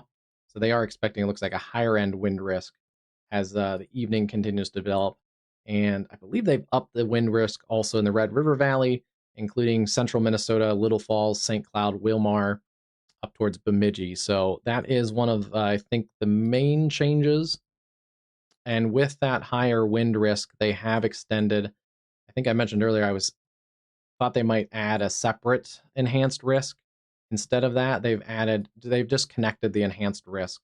So it's a wind-driven enhanced risk all the way down to areas around Grand Isle, Sioux City, just north and west of Omaha, and then quite a bit of southern Minnesota now into the enhanced risk level 3 out of 5. So make sure you have ways to get weather warnings overnight. I always recommend that. I always recommend that you have multiple ways to get weather warnings. Unfortunately, we had an internet outage at like, I don't know, 6 o'clock. So like your favorite streamer might go down, or I mean, we haven't had that issue, but a tornado hasn't hit the streaming studio here. So like always want to have multiple ways to get weather warnings. Um, if you're in these areas, make sure you have your NOAA weather radio. That's your better option. But then also you can have your phone alerts turned on, and phone alerts turned on, NOAA weather radio. Have your favorite streamer up on the iPad, and then have your local news up later tonight as severe weather closes in. Right now, that is our one tornado warning, and I believe it's our one tornado warning.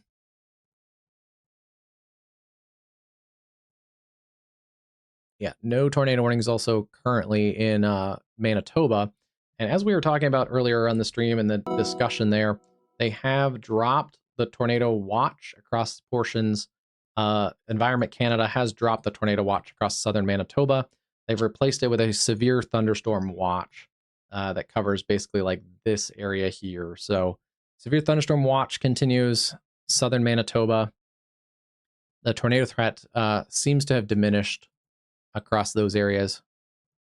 Environment Canada does have a tornado watch still for areas like Dryden and Fort Francis. We'll see if they continue that. But they do have a tornado watch over in northwestern Ontario. So that is one thing to note there.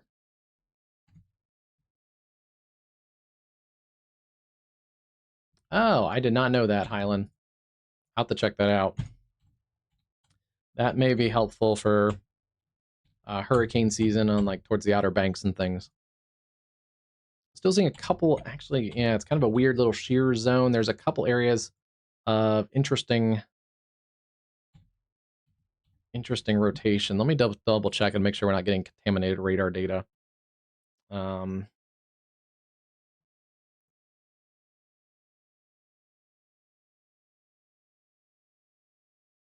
nope, we are not. Okay.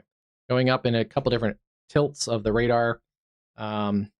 Looks like we've kind of broadened out and we've lost most of the concentrated rotation of that first tornado warned section of the storm. But yeah,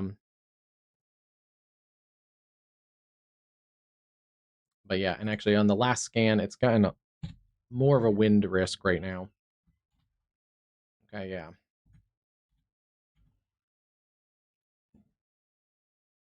This is surging out kind of away from the radar here, so it is more of a wind risk at the moment. A little bit rear flow dominant. There still is kind of an area here of rotation.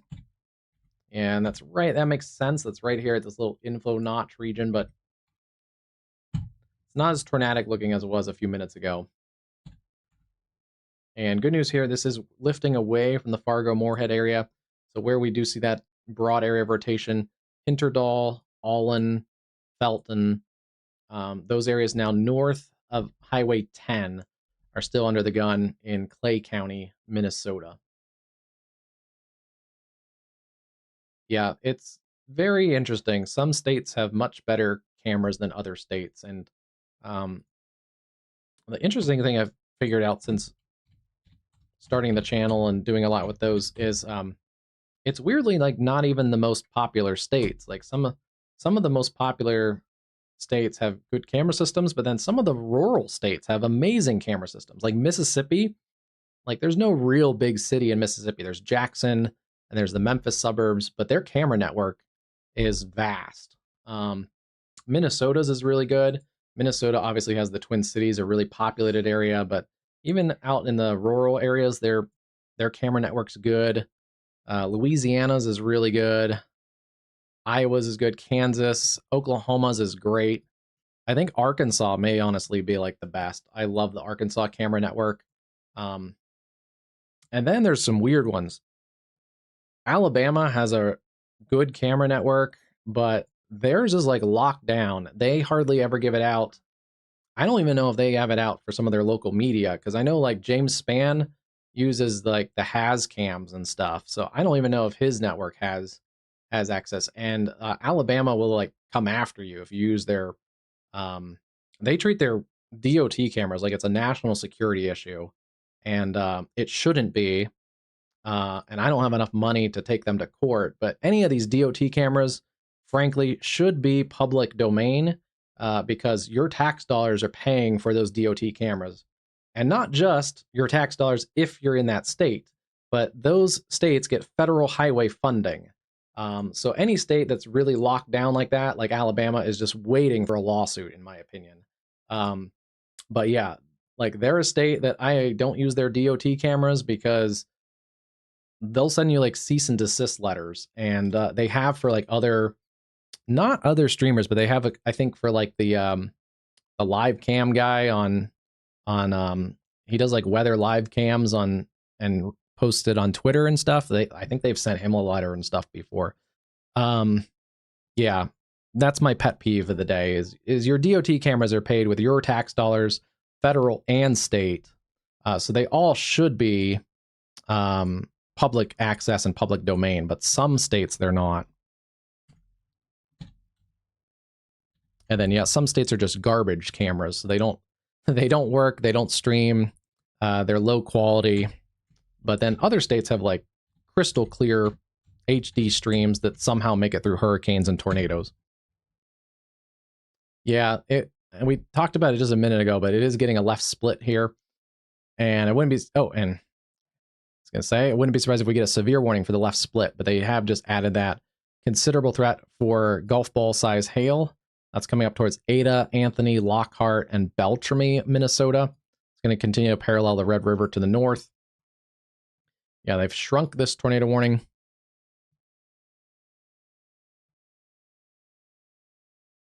Yeah, the Minnesota cameras are pretty good. They sometimes freeze up just a little bit.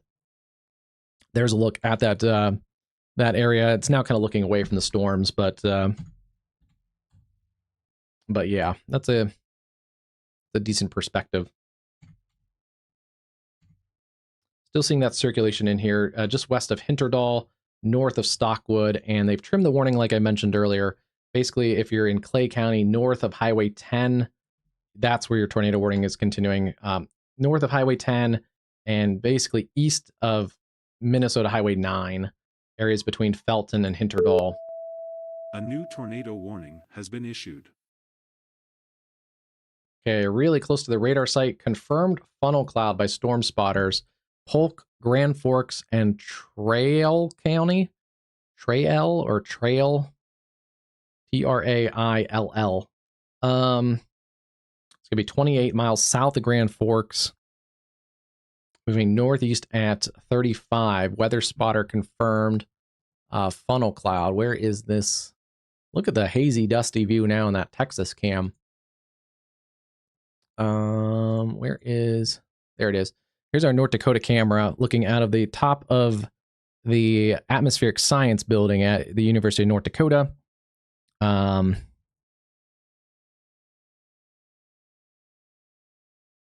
don't think we're going to see that yet. We're probably just too far away. We're about 28 miles away from that storm.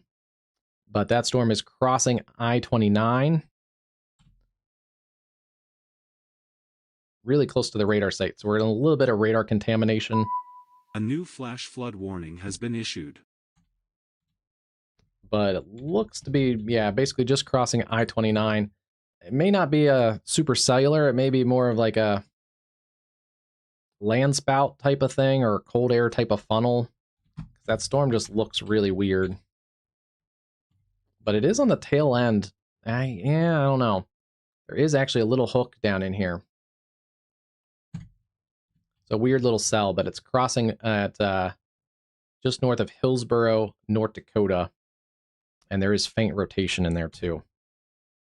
Weird little cell. It's kind of right along a little boundary. Interesting. Oh, it got Cruz. Sorry, Cruz. What'd you say? Oh, it got Cruz for a long message. That's weird.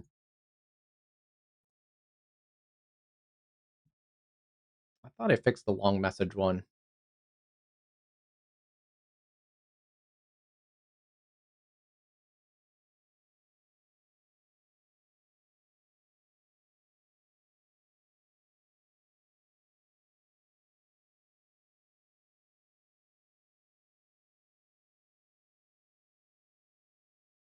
I'm doing good, Cruz. How are you today?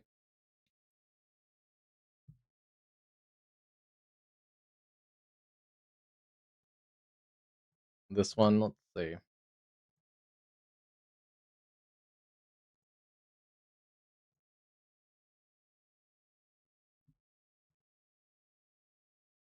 Hasn't been registered yet, but let's see. Personal weather station, Linden, 61 mile an hour. Right at our camera, Sabin, Clay County, personal weather station 62. So we've seen some 60s to near 70 at Dilworth. We warned you guys earlier, and then some hail right at the golf ball size hail around Moorhead. So that storm has verified. I think it's warning pretty good. But yeah, I wouldn't be surprised if there could be a tornado still in here. Yeah, it'd be right in here, just near the Spring Prairie Hutterite colony. Yeah, right in there. Brief rope tornado, potentially. And there's still kind of two areas of circulation in this broad, kind of sheared zone.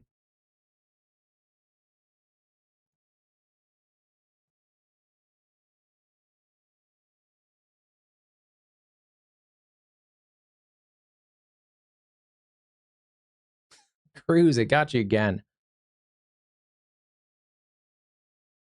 I thought I fixed the long... Hold on, let me go... I thought we fixed that a long time ago. Paragraph protection.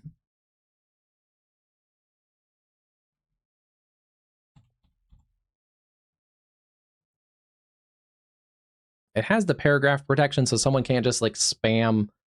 I don't know. So someone just can't go, spam the whole thing. But that's weird. It actually flags it for like actual conversation. I'm sorry, Cruz. Okay. I deserve not to be rated tonight since my chat bot keeps blocking you. Yeah, still seeing circulation in here. In fact, it has tightened up a little bit.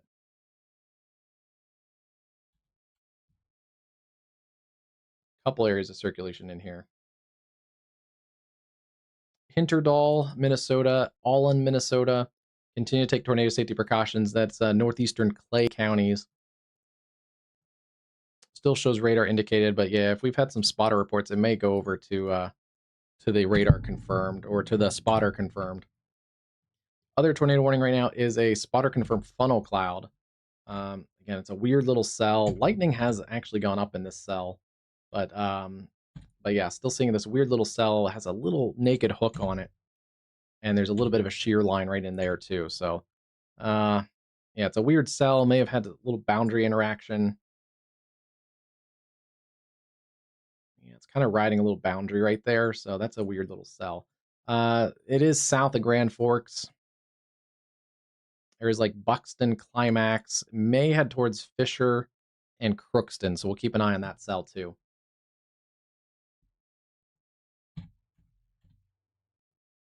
then most of these cells back here, look at that boundary.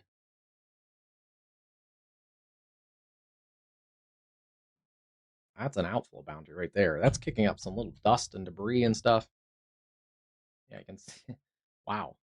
It's one of the feistier looking outflow boundaries I've seen. There is a pocket of pretty decent wind actually in this cell. A couple thousand feet up, seeing about 70-mile-an-hour winds. There's potentially some 60 mile-an-hour winds plus coming towards Cooperstown, Hannaford. This is an area I wouldn't be surprised gets a warning, even though it's behind this boundary. Yeah, this little area right in here may have some isolated severe wind gusts just along and behind this boundary that surged out. So you may actually get some wind before you get the heavy rain, but yeah, that's a feisty little batch of storms right there. And then we're still seeing it. I haven't seen it yet, but models kind of hinted at pretty explosive development down here. Things aren't trending as explosive yet. There are storms that have started to go up around Elwood and Kearney, Nebraska. Actually, they looked a little better earlier, so we'll see. They looked really good for a while. I thought they were going to continue going, but this area is an area that has a high-end weather watch by the Storm Prediction Center. They've issued this for 90-mile-an-hour winds, lime-sized hail, and a tornado or two. So, and we are seeing storms going up into western Minnesota, Marshall, down through Luverne, and then now east and south of the Sioux Falls area. Seeing some pretty strong storms, but not severe right now. Approaching northwestern Iowa.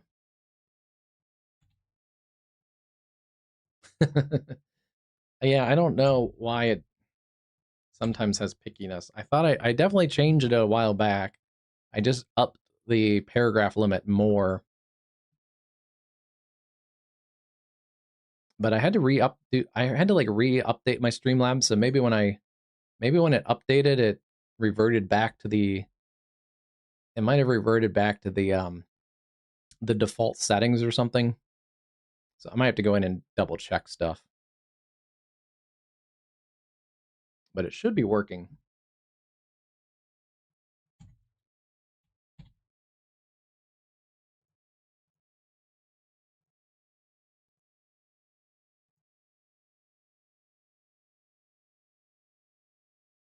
Yeah, that one looks a little bit more pronounced now.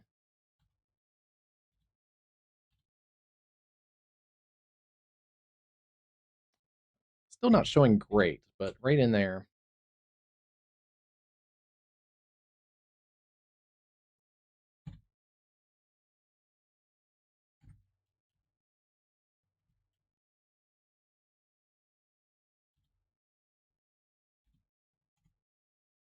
It's not showing up great on the even velocity, so I doubt it's a supercellular tornado because we're pretty close to that radar site. This one's still being radar indicated. Broad rotation headed up towards Allen and Hinterdal. I feel like that area has slowed down a little bit. It was being warned at 45, now being warned at about 40. So we'll continue to track this storm into northwestern portions of Minnesota. Let's see.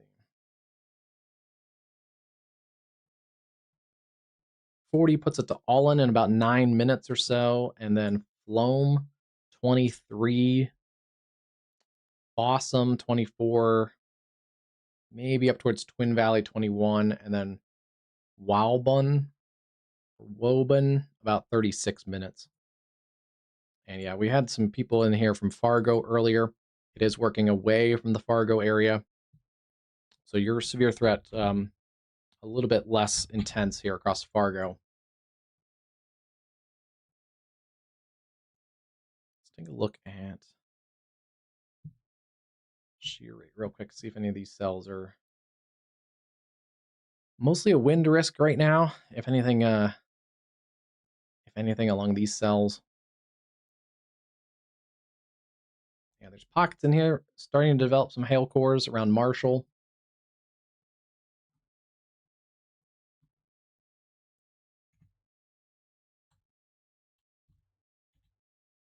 Little bit of rotation in that cell. Approaching Hudson, South Dakota. Yeah, keep an eye on that one. Is that that's kind of that original supercell? Yeah, look at that. These were elevated supercells earlier in Nebraska. This one was actually dying off. You can see it's behind the boundary, and actually almost died completely off, and then it's kind of caught that boundary and reinvigorated itself, kind of right in that area. So we'll watch that. That little area of rotation is right along the boundary, and where that interacts with each other, you can get some brief spin ups in there, and especially if it lunges out a little further, that may have a little bit of better chance if it gets ahead of the boundary. So we'll keep an eye on that one.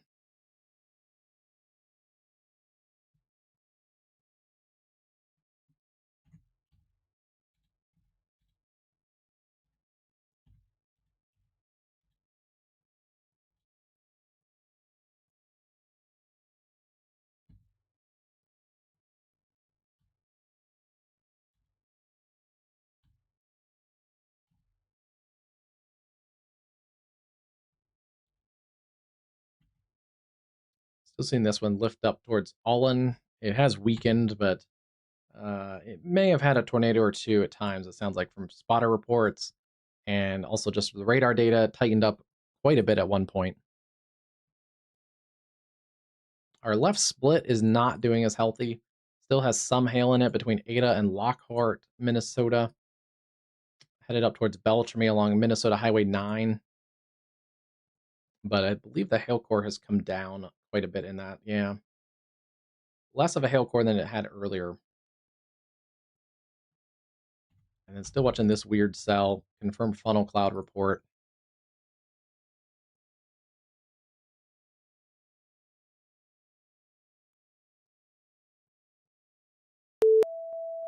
A new tornado warning has been issued.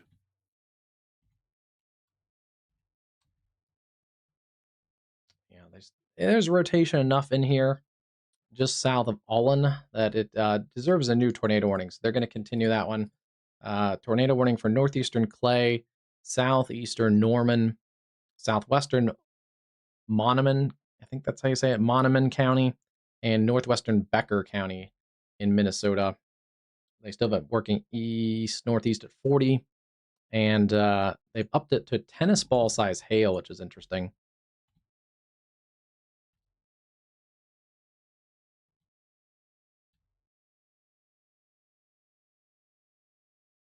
Yeah, there's a pocket of hail in here. I don't know, honestly. I don't know if it's tennis ball size, but there is a pocket of hail in there.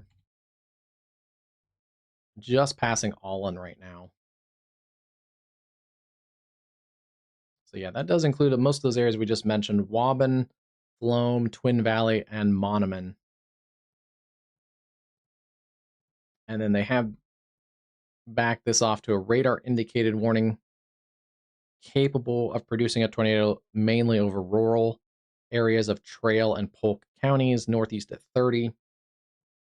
So yeah, this was the storm that had the spotter reported funnel cloud.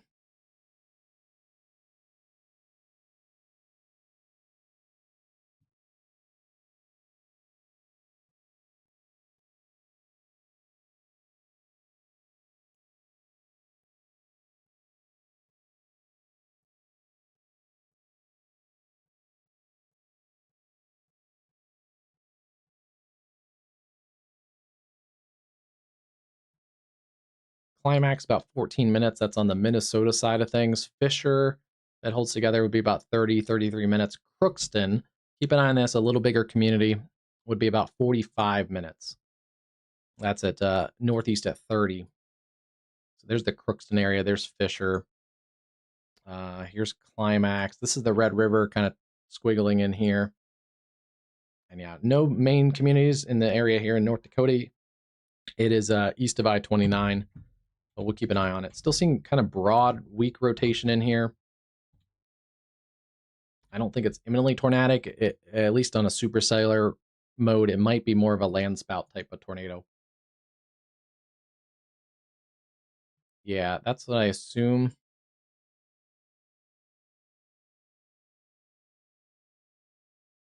And you can see a little bit of that outflow boundary as it closes on the radar site. Yeah, that left split is outflow dominant. And like I thought, left splits generally don't produce tornadoes. It's pretty much all one direction here. So yeah, still a nasty storm, still gusty winds, particularly right in there, a little pocket of larger hail. That's riding along Highway 9, Beltrami, Lockhart. And then that storm may start to fizzle as it works towards the north.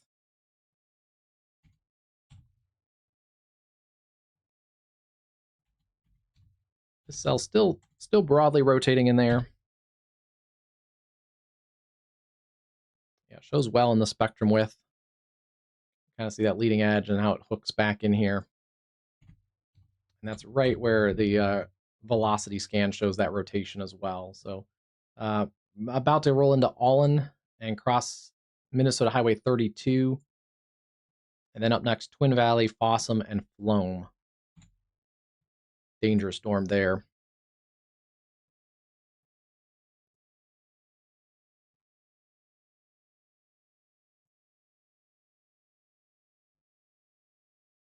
This is a tiny little storm, but it is a nasty one. 60-mile-an-hour winds, quarter-size hail at least.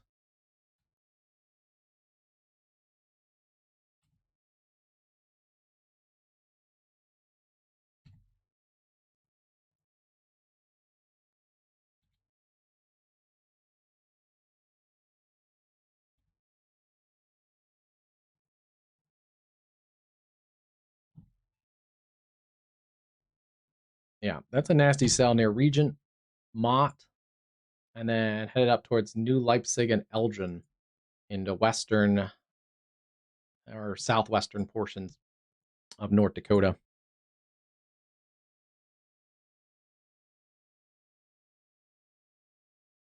It does again. Okay.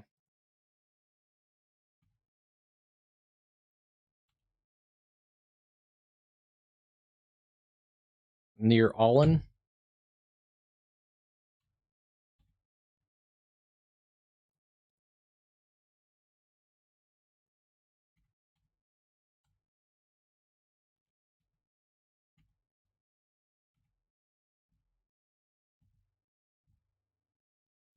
It's not lifting it to the radar height, but yeah, I wouldn't be surprised if it does.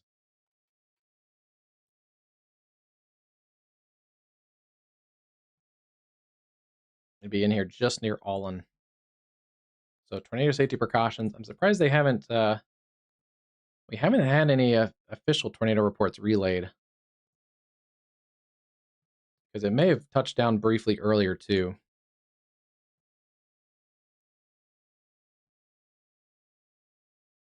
Quite a bit of wind reports. Actually, it looks like we had a 3-inch hail report out of Moorhead, estimated by the public 3-inch hail.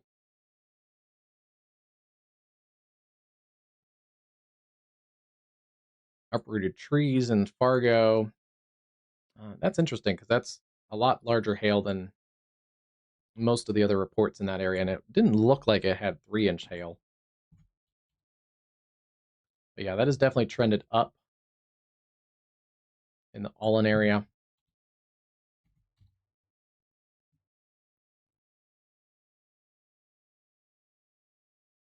I mean, that's one of the more unique ways that a left split could, I guess, in theory, have a higher chance of tornado producing, as you get the cell mergers. On its own, it's probably not going to be, but yeah, I mean, cell mergers can always do weird things. But yeah, it's kind of moving more northerly. Eh, yeah, we'll see. This one is moving a little bit more easterly. So yeah, there's a chance we get a little bit of a cell merger up near the Crookston area.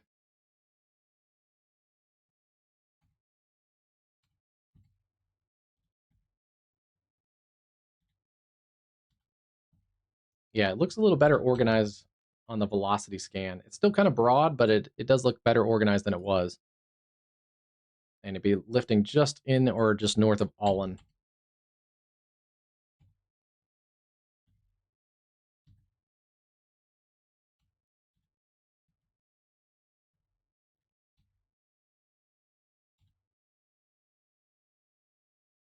Oh yeah, spectrum width also coming up on that.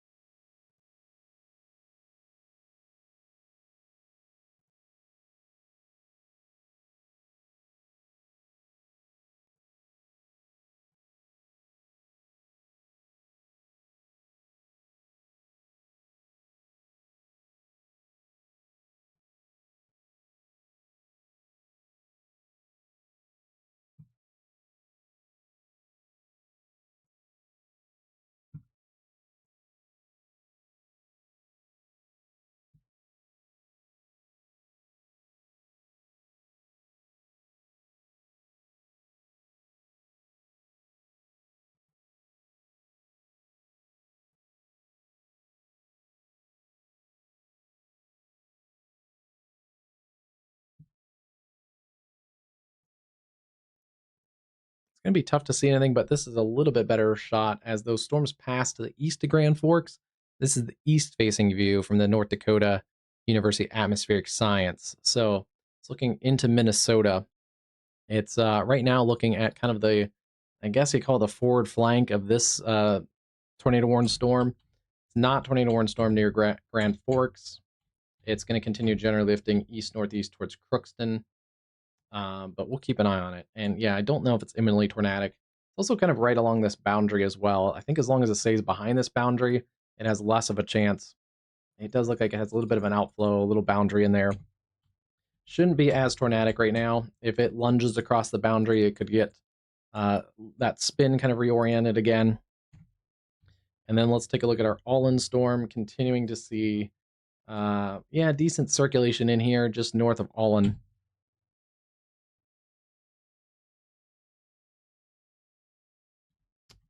Nothing crazy showing up on correlation coefficient still. So if there is a tornado on the ground, it would be a weaker end one.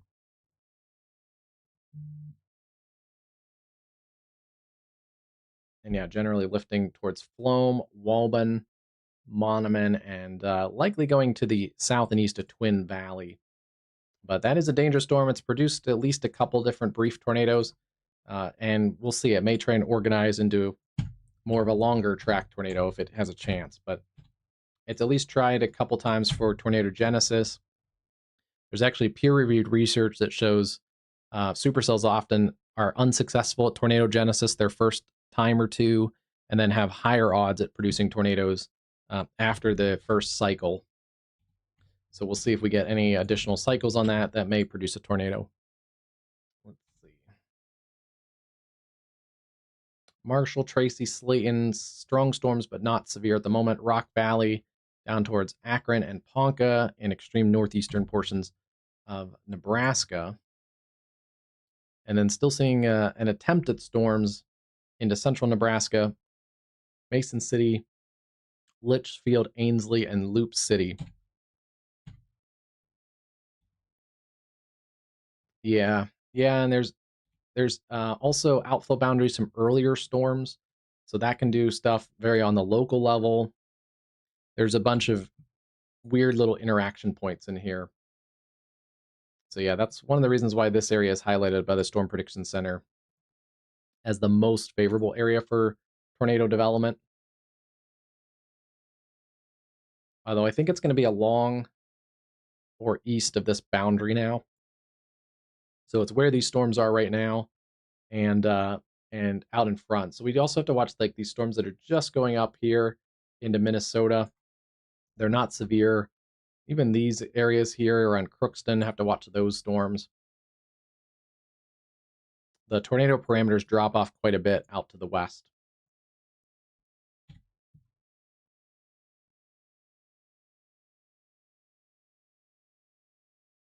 Did they change anything for day 2 tomorrow? No, they have not.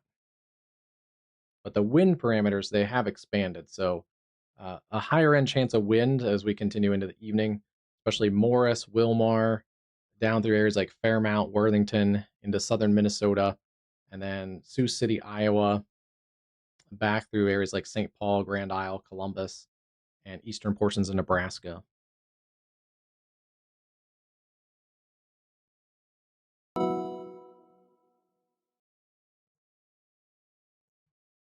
Wow, our left split is getting a long warning. How fast is this going?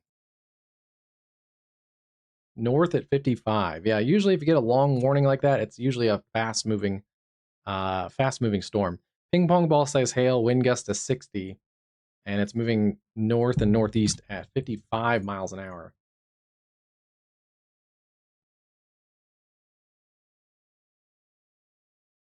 And yeah, left splits sometimes do move pretty fast, so that checks out too.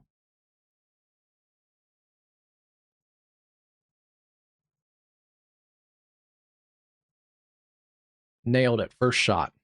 Gentilly, 12 minutes. Red Lake Falls, 20 minutes. Thief River Falls, 37. And New Folden, about 55. Let me actually just expand this just a nudge. Crookston, it's going to get close to Crookston, but especially on the east side of Crookston would be about 13 minutes from now. And if it continues at that speed, we were talking about the cell merger with the tornado warn cell a little bit ago, it may be able to outrace this cluster of storms that's moving kind of east-northeast at about 30.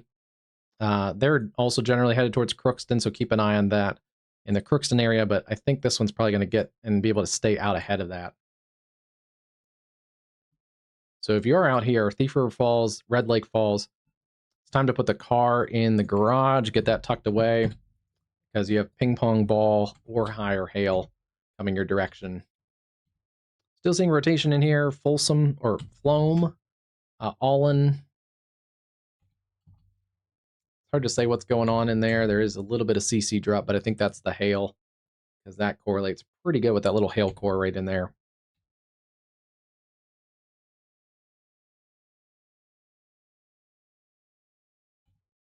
It's likely hail. I don't know if it has tennis ball size hail. I have this reflectivity calibrated pretty good, and it usually is pretty true on the reflectivity to hail size. Usually, like up at the top of the screen, you can see the reflectivity scale, and usually it has to get into these above the aguacero.com. It usually has to get into the pinks and even brighter pinks to get into tennis ball size. Could there be a tennis ball or two? Maybe, but at least based on our customized reflectivity, this is generally in the golf ball to lime, maybe kind of size. Maybe a lime or two. More like a golf ball. I think it's more golf ball size hail than anything. And we're not seeing like a super deep CZR when that loads. Yeah, not seeing a crazy ZDR drop, and not seeing even a ton in the correlation coefficient, although that's come up just a little bit. But yeah, I think the main threat right now in this storm is the gusty winds and the tornado possible, which it's kind of broadened back out a bit. So we'll see if it reorganizes, but just the last couple scans, that's looked a little looser.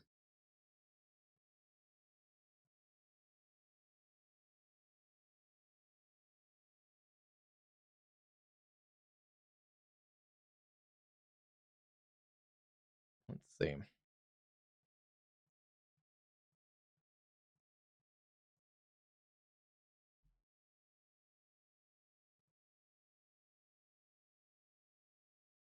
Yeah, there's still not much going on in Nebraska. There's still a couple cells, Mason City, the Leach Field area. But it's probably right. If they're under a special weather statement, they're probably just below severe limits. That one may have some hail in it near Leach Field. Yeah, that one probably does have hail in it. Just off Nebraska Highway 2. That could get a warning soon. And hail has actually just come up in that cell. So yeah, that may get a warning here in the next couple minutes. I can double check. Sometimes the special weather statements are weird shapes, but let me see. I think I can turn those on, yeah. Oh, someone messed up the polygon. Yeah, that's a weird shape. I've done that before with the polygon tool, like on here, though. But yeah, someone messed up the polygon.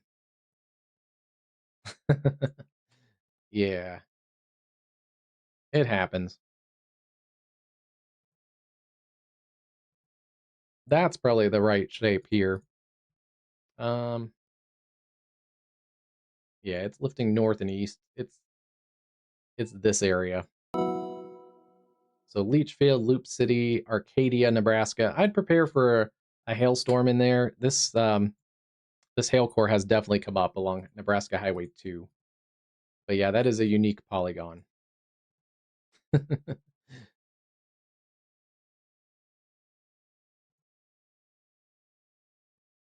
A lot of times I keep the special weather statements off just because they clutter the screen a little bit.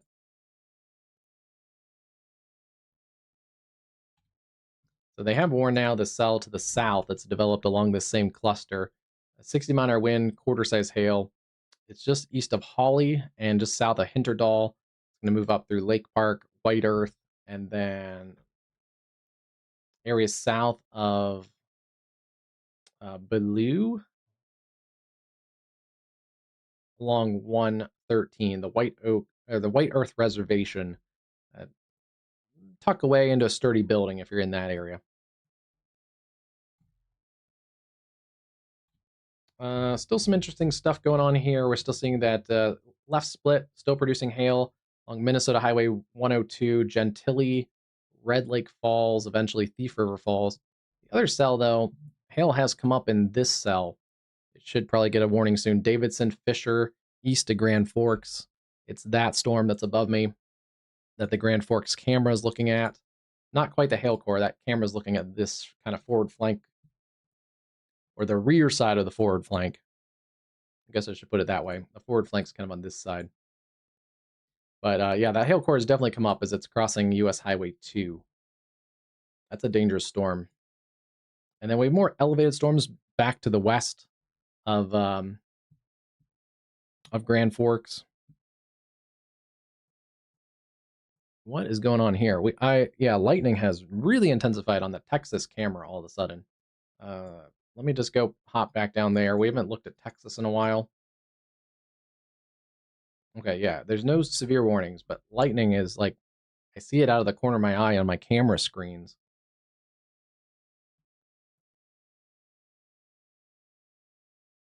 Yeah, this cluster has roughly about 400 lightning strikes in it, just crossing areas like Shamrock, Texas, Texola, Eric.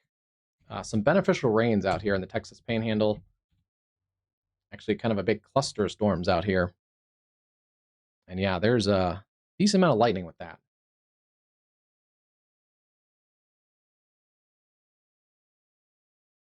That's an interesting perspective.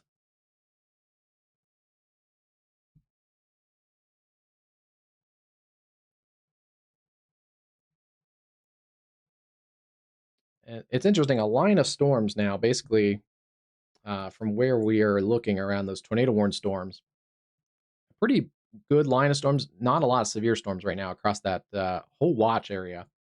Morris down to Marshall, Minnesota, west of Worthington, now pushing into the extreme northwestern corner of Iowa, and then also kind of just waiting to see what happens with those storms in Nebraska as well.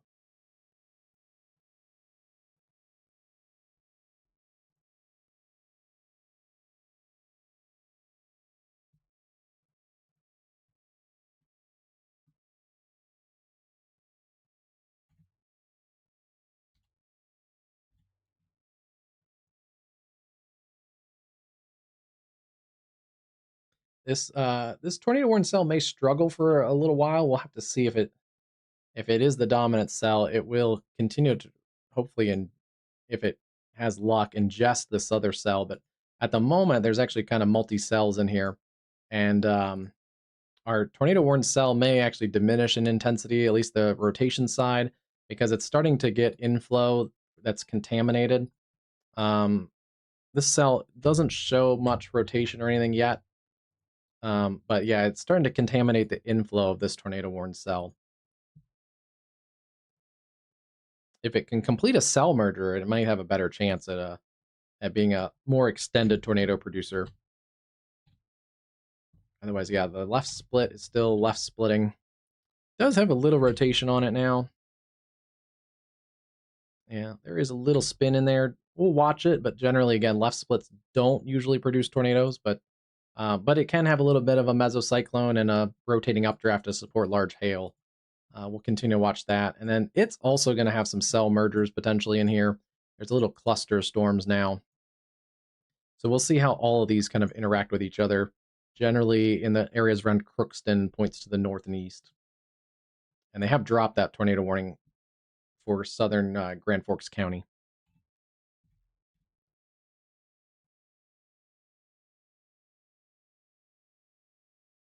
This is aguacero weather. Let me give you a radar. Oh, that's not the one. Sorry. Not at radar, it's apostrophe radar. This will give you the link, Connor.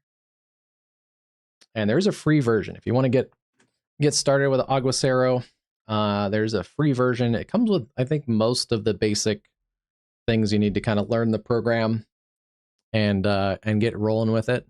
And then there's a couple different paid tiers. But yeah, we're about 2.5 months in, I think, using the aguacero, and it works. You know, at least for me, it works for my kind of methodology and my workflow.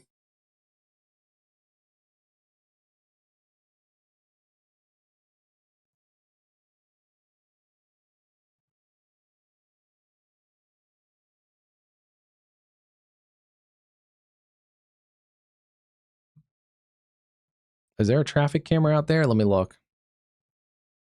On the tornado warning storm.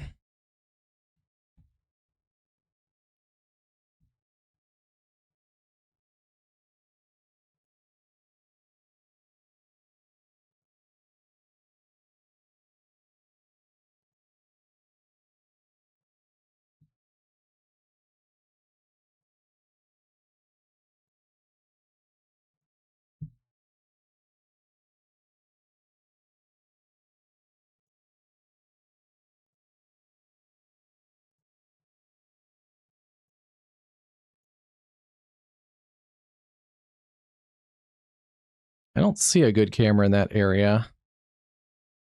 Near Floam.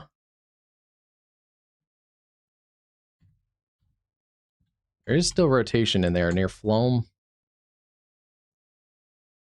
But it's very broad.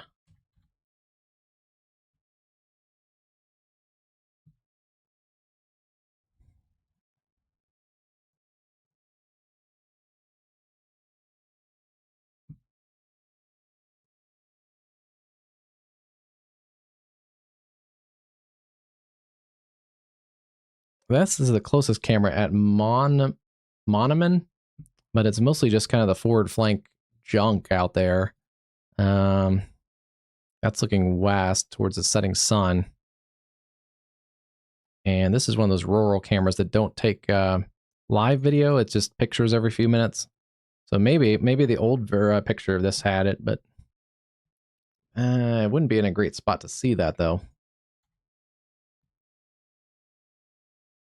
Lake Park. Oh, that's down here. The new Warren storm. Clay, Monument, and Becker. Let's go take a look at that one. Lake Park. Oh, okay, yeah. Yeah, there's a bit. Boy, that'd be great if that took video. That's a good perspective of it. Probably just scud, but it's hard to tell. There's some rotation kind of in there, but I think it's just kind of scud on the tail end. It's probably the little inflow cloud. If that's weak rotation, then their updraft is in there. So it's probably just kind of this little tail coming in here. We'll keep an eye on both of those. Looks like they're going to let the tornado warning expire in the next 10 to 15 minutes and just continue a severe thunderstorm warning. And yeah, they have also backed down the hail in this. Actually, pretty drastically backed the hail down. So yeah, that makes sense.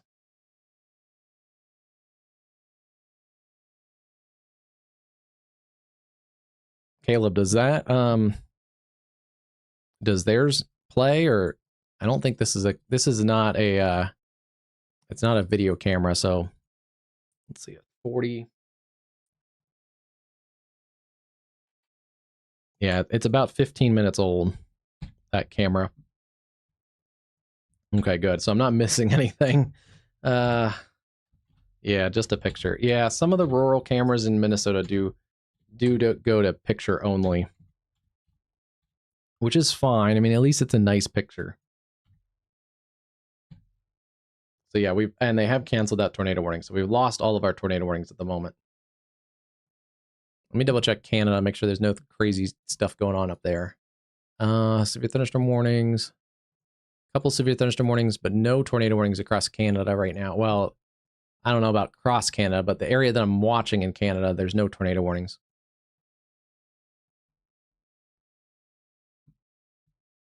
So yeah, things have stayed fairly calm across Canada tonight, which is good because this area got hit hard yesterday, southwest portions of Manitoba. Some strong storms pushing towards Winnipeg. They're not even severe warned by Environment Canada, so that's a good sign.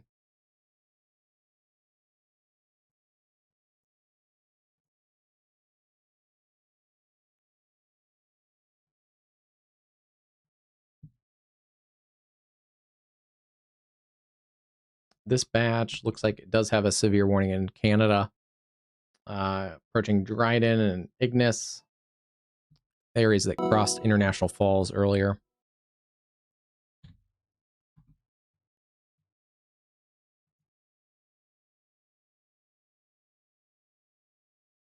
Well, that's not the storm I thought would get a warning. That's interesting.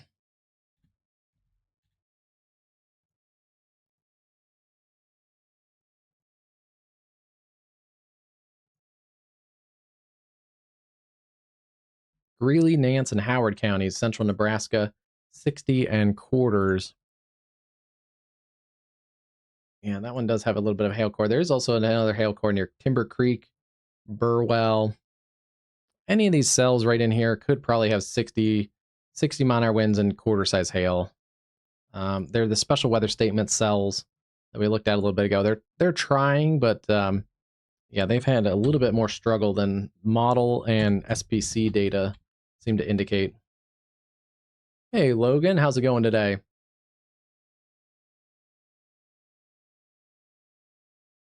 Yeah, let's see. There could be it's warm here, so let's see. There could be a cap that they're having struggles to break, but let me see here. Um,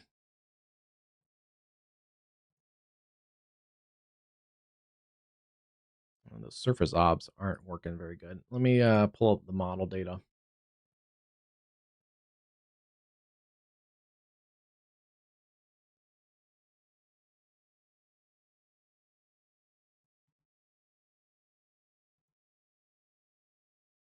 Yeah, HRRR still shows kind of explosive storm development, so we'll see if we get that, but it's also bumped it back a few hours.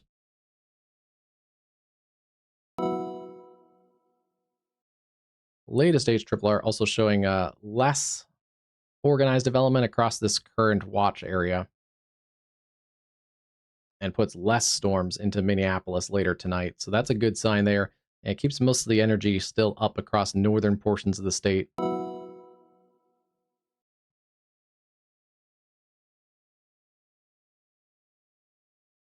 Let me see here what it's.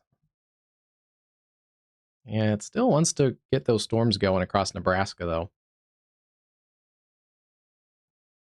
All right, let's see. Let's pull. A new tornado warning has been issued.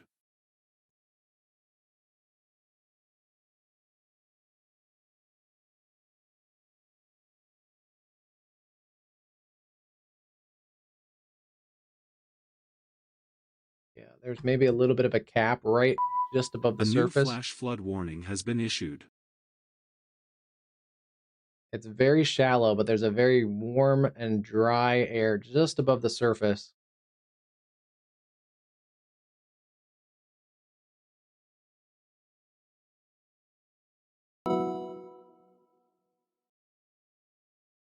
About 1885 or 885 millibar level has super warm dry air. So yeah.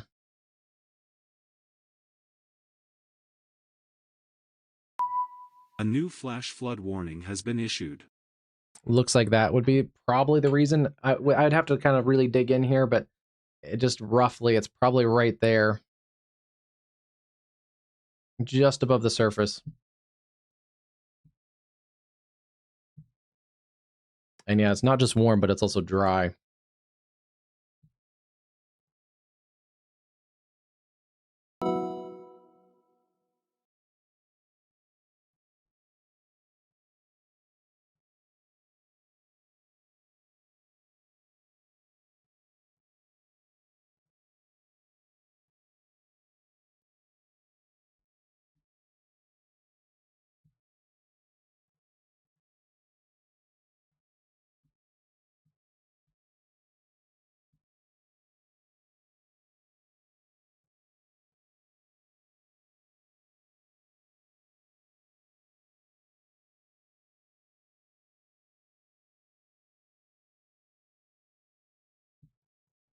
All right, let's take a look at these storms again.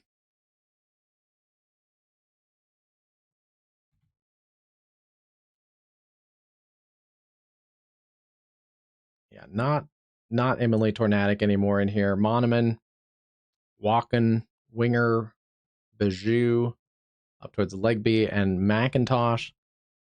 Severe thunderstorm there for sure, but not a tornadic one anymore.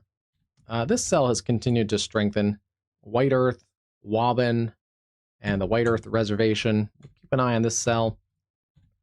The hail core has come up, and yeah, they are warning it now for ping pong ball size hail. So that checks out. And then our left split is now going to be a right merger into other storms here. So we'll see what comes out of this big mess. This was a tornado warned cell a little bit ago. This is a left split, and this is junk in here. So we'll see. We'll see what all comes out of this, but could be nothing, could be something. It just depends. The wind has accentuated a little bit in that original tornado warned cell. Potentially some 60, 70 mile-an-hour winds crossing US 75 around Euclid. And yeah, there's still some pockets of hail in here. This back storm is more of a wind threat than a hail threat. The two out ahead are a little bit higher in the hail threat.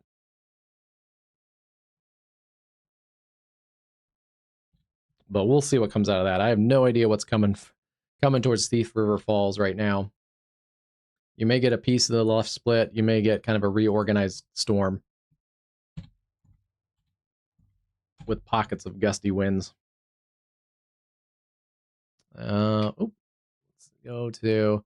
That is looking at that storm. That's the back end of this complex of storms. And especially now that it's getting dark, we can really see the lightning and it's actually intensified in the lightning perspective. This complex of storms, there's kind of 3 storms in there, has about 650 lightning strikes. And that is up from about 500 to 400 a little bit ago. So yeah, definitely seeing more on the camera perspective.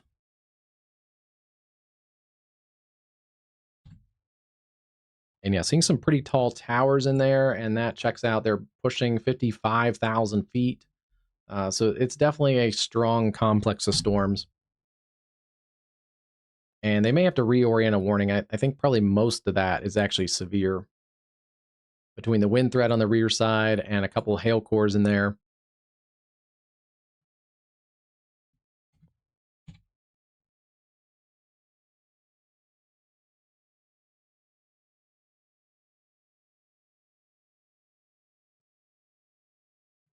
Nice. Sounds like a productive day.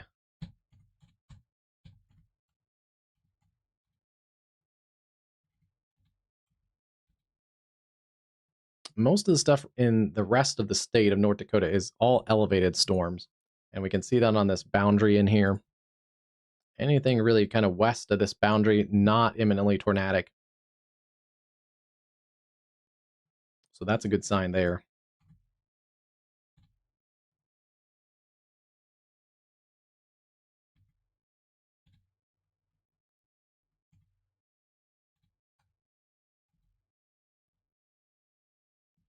This cluster, strong storm, but not severe yet. Alexandria, Holmes City, Glenwood, Lowry, Leaf Valley. That's in central Minnesota. And then our line is kind of broken up into a couple of different clusters of storms, but cluster of storm around Marshall, strong but not severe. Wouldn't be surprised if we get a warning out of these storms. Worthington to Sioux Center, up towards Laverne. That's a little bit of a more organized complex of storms. And then, yeah, this is an area I expect to see more warnings out of. The Loop City storm is now getting a warning.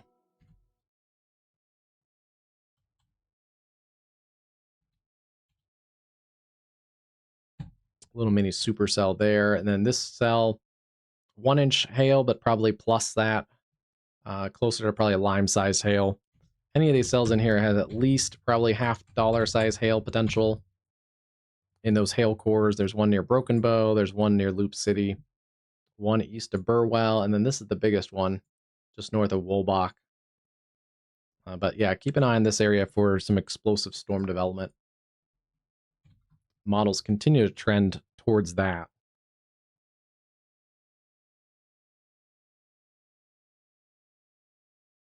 Yeah, I think it just needs, I think there's no warning. Let me reset the warning program.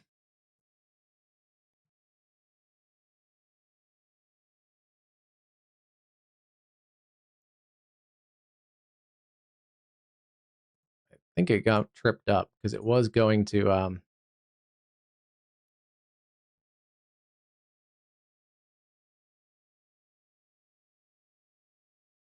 yeah.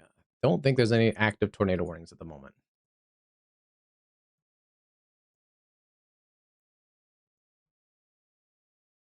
There it goes. Down to 0. So it should update.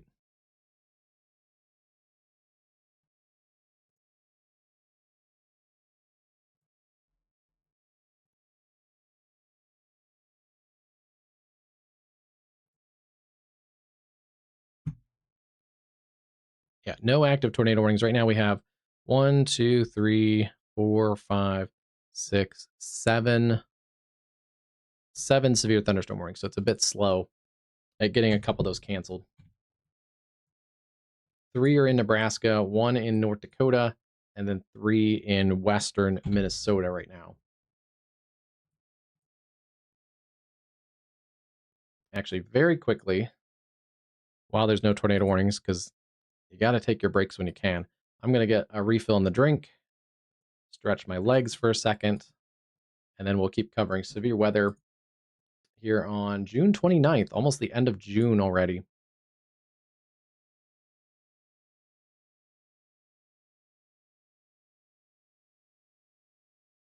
Yeah, there's flash flood warnings. Where are those? Where are the flash flood warnings?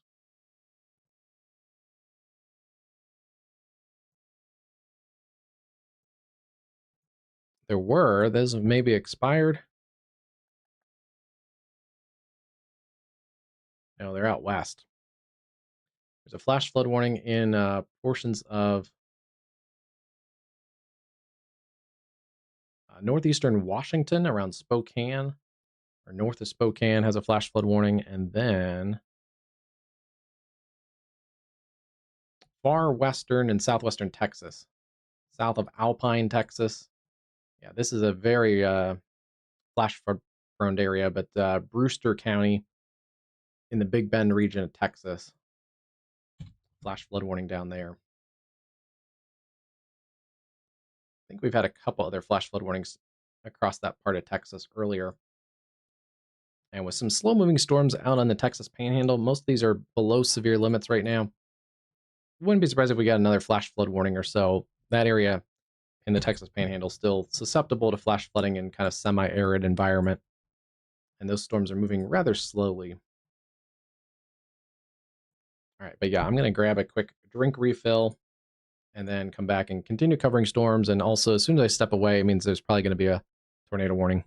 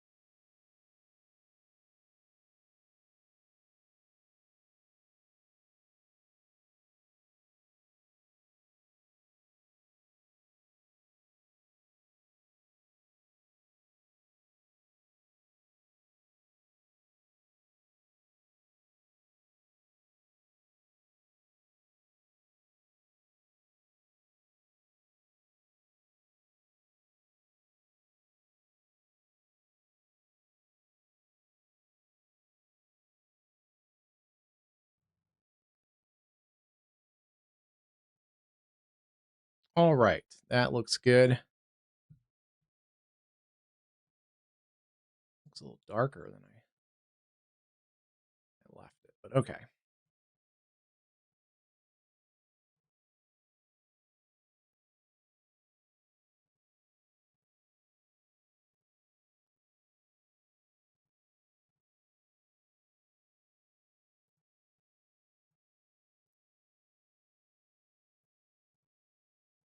All right. Grabbed a drink refill, grabbed a snack. We're in for the long haul here on WeatherCast Live.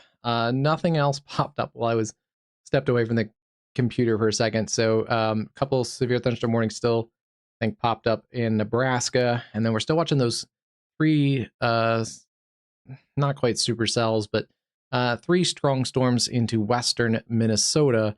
Those are still severe warned. I want to take a look and just want to check the Storm Prediction Center, see if they have any updates in these areas here.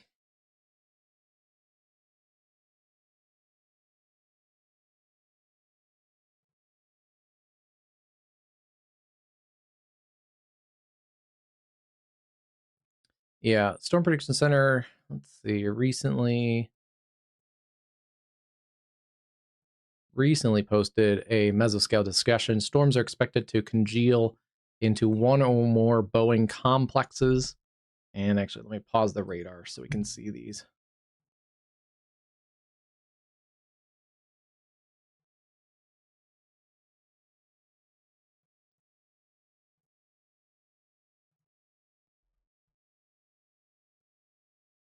So yeah, they're kind of focused in the, yeah, there it is. It popped in this red area into southern Minnesota. This is where the Storm Prediction Center is watching for Boeing complexes of storms forming over the next 1 to 3 hours. Threat of severe wind gusts, 60 to 80 miles an hour, and some large hail. So not as much of a tornado risk, mostly wind. And I'll say mostly probably just the wind. If those do congeal, we should see less of a hail threat. But initially, we may get some initial hail as those storms are still kind of multicellular, not quite in a cluster. And then a while back, they were looking at evolving supercells with a potential for large hail and a couple strong tornadoes between 9 and 11. They've dropped that mesoscale discussion. That was kind of for that cluster storms that evolved north of out of the Fargo area, but those haven't evolved as well as some of the guidance has said. So yeah, those are kind of underperforming the model data. We'll see how those work. The southern storm, okay, yeah, that would check out. This one near White Earth, it does look like shear rate has come up a little bit on that cell. Yeah, and with such low cloud bases, it doesn't take that much to get a tornado all the way to the ground. But yeah, that is in a favorable environment. So let me see here. That's near White Earth or Ogama, and just south of 113, Highway 113. Let's go in and take a look a little closer. Let's get the next rad up.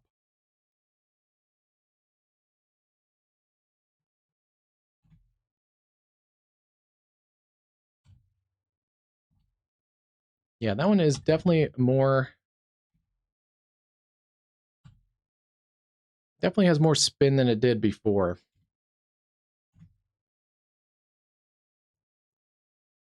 It's a kind of another area broad shear in there, but yeah, you could probably get some localized. There's a couple areas that may try to localize, and it would be kind of those areas right in there. One is kind of on the southern flank. The other one's kind of tucked back into that storm. Probably not as much of a, that one I would guess is not as much of a threat. It's going to be more of this area near White Earth. Yeah, that's going to lift towards Highway 113, and then the White Earth Reservation should stay west of Elbow Lake. But yeah, if that has a wall cloud, then let me double check to make sure we don't have a camera over there near White Earth. I don't think we do. That's a fairly low populated area. So cameras are kind of hard to find.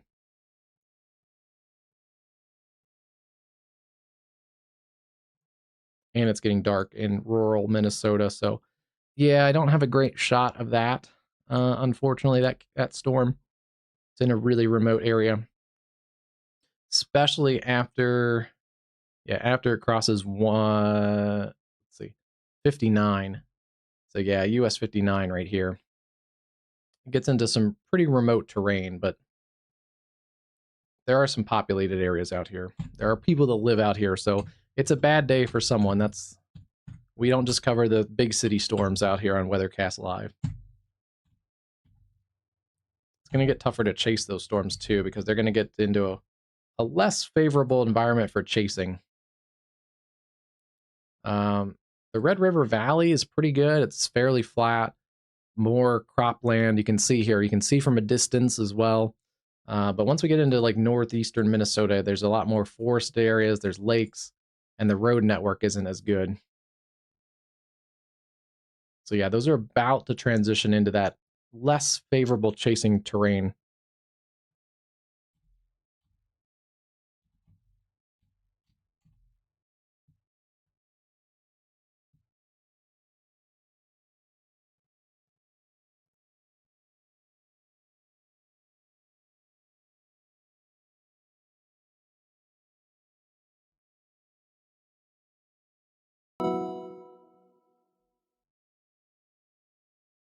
I don't think we missed anything else from the Storm Prediction Center.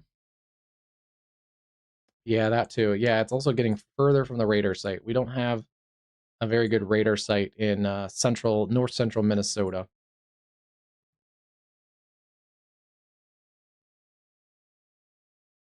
For now, though, it's still okay. It's still, yeah, we're still seeing it okay from that radar site out of Mayville. But yes, as these do get east, especially towards Bemidji, we'll start to lose the really good radar data out of them.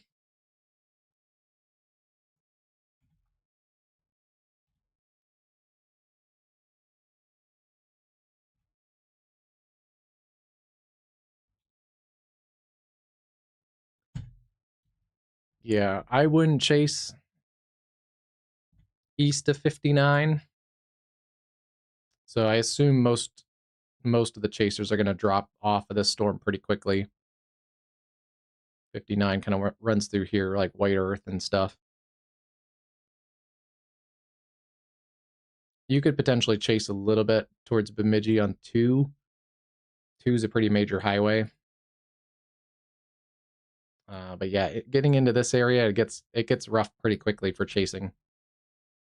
And then especially like north of Highway 2, probably not great.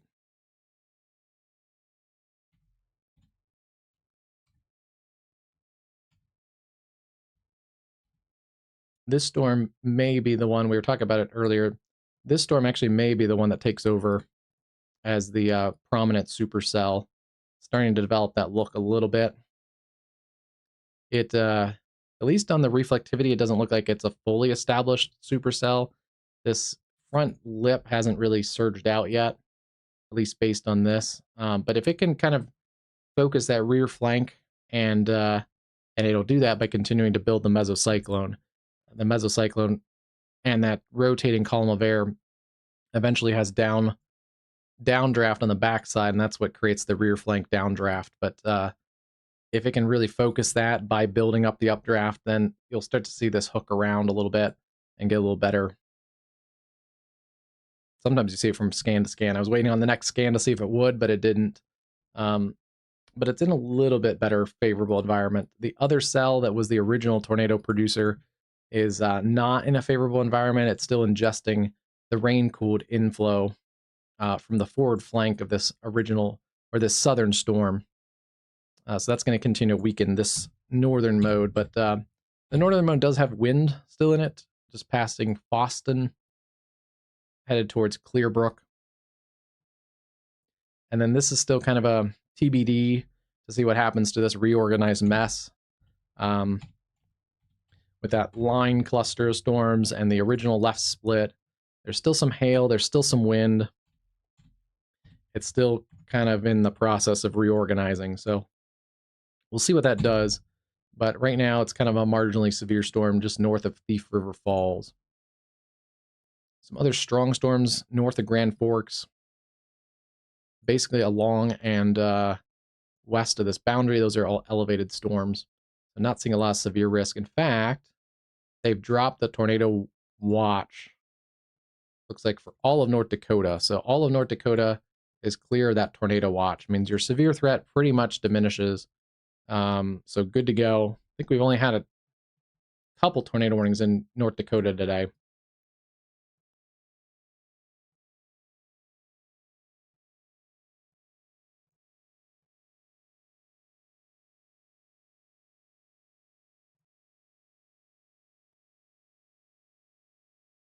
Yeah, they are a little bit. This one has a better chance because it doesn't.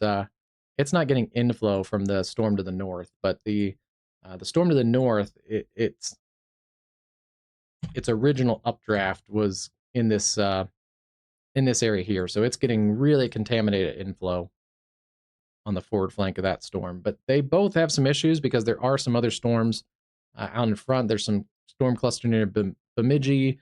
There's another storm kind of going up near Pine Point. That may try and work into that cluster storm. So they, even though they have a favorable environment, they have some issues to deal with too.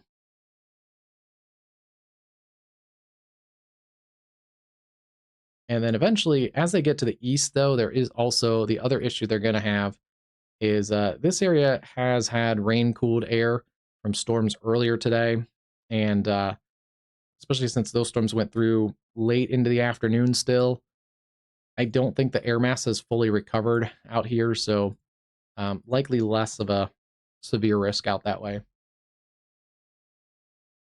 couple storms going up over the Duluth area.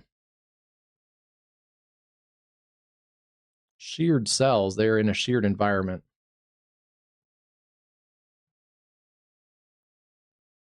And then, yeah, we took a look at these storms here. They are starting to increase as we get into the evening hours. We get a little bit less of the cap. Should be easier to break some of that, but that's likely why they've been struggling, because there was a little bit of a cap, a very low cap, but it was very dry, very warm. And so we're starting to see a little bit of storms going up. These are V-notch supercells. They're hail producers at the moment. Loop City, and then the one near Cedar Rapids. Yeah, not really rotating.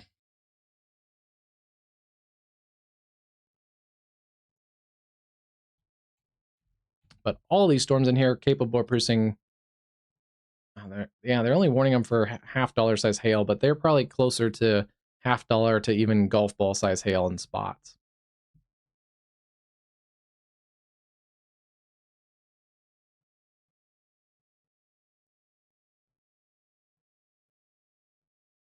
And then let's see, what are they doing here? Okay, they're going to warn that whole cluster. I guess that works. So that cluster we were just talking about, kind of multi-cell cluster, there's kind of 2.5 cells. There's one in there. Yeah, there's kind of 2 cells. They're going to warn that whole cluster as it works its way up towards Bemidji.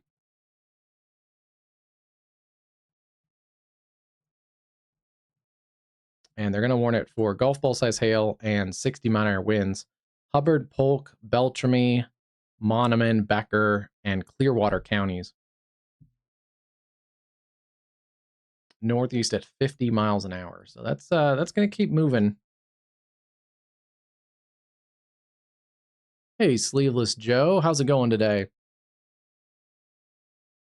Yeah, the Canadian warnings are very interesting.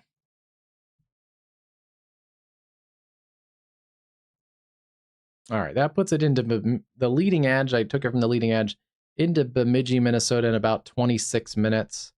Red Beef, 31 minutes. Red Lake, 26. And it's about now into Bagley. It may be a couple minutes into Bagley. I can probably adjust it just a little bit. Bagley, roughly a couple minutes from now. Shelvin, 9. And Clearbrook, probably a couple minutes from now too. 2 to 5 minutes. Minerva, same thing, like 2 to 5 minutes. So that is going to work through that warning polygon relatively fast.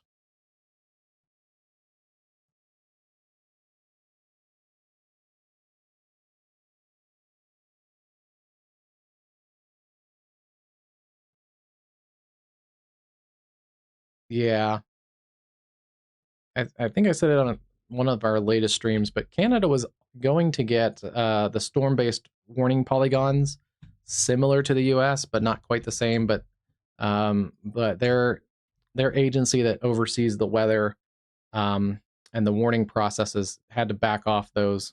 I don't know if there was a reason, but so the storm-based warning polygons in Canada are kind of TBD, but they have gone below severe limits this cell for right now. Still kind of seeing if this cell reorganizes. It's a couple different cell mergers, but yeah, the warnings are still a little bit messy in Canada.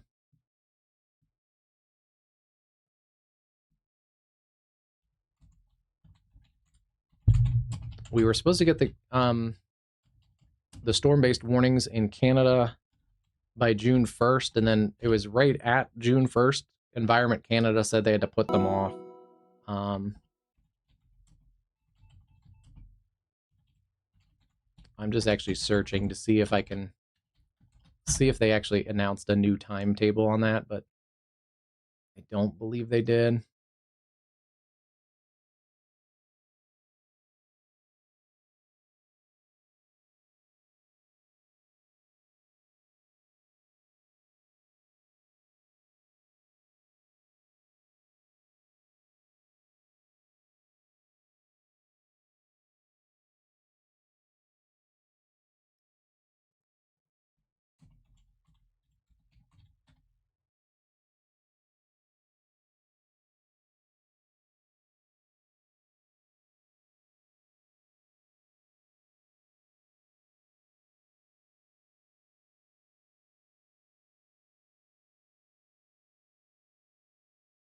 Mm,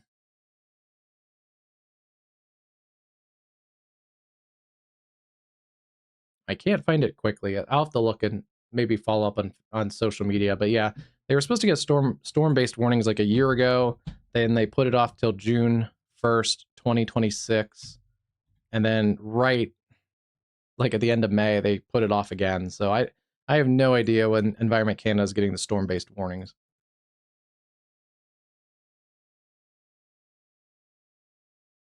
Oh geez, that stinks. Sorry to hear that, Sleeveless Joe.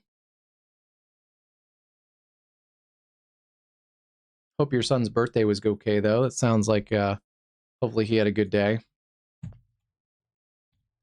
We did get a new warning here east of Alexandria that cluster storms working through central Minnesota, Long Prairie, Little Sauk, Browerville, Clarissa, Bertha, and up towards Hewitt. This cluster should miss the Twin Cities if we have people watching from the Twin Cities. That one is headed up generally towards Little Falls and then may parallel like the Highway 18 corridor, Baxter, Brainerd, Garrison, those types of areas.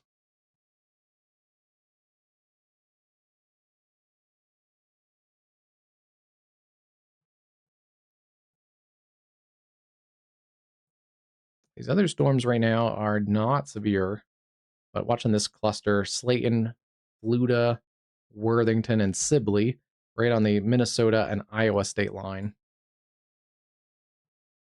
And then we are seeing uptrends to these storms. Greeley Center, Albion, St. Edward, North Loop, and Loop City. A couple different hail-producing supercells in here at the moment. They have upped that hail to ping pong ball size. Wouldn't be surprised if it's higher than ping pong balls. Yeah, just based on the look of everything. And let's check. Yeah, probably higher than ping pong balls in most of those cells right there.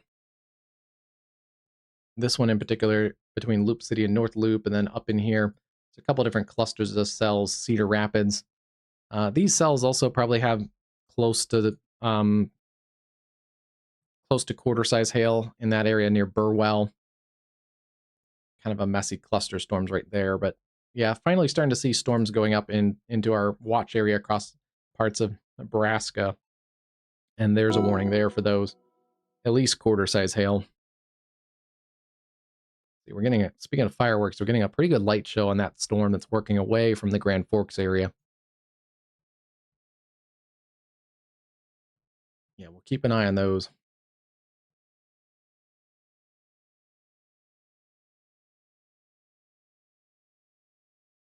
Oh yeah, 4-year-old, they're gonna do that. But that's good.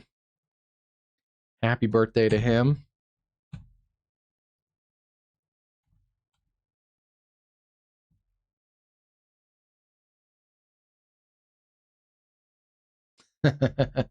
Oh no. Yeah, that makes sense. Let's see. Yeah, this is turning into a bit more of a wind threat than the tornado risk, and especially that northern storm. Uh, and both these storms less of a tornado risk right now. Clearbrook, Bagley, Minerva. Starting to see kind of a bulge of wind in there. That's pushing towards Bemidji,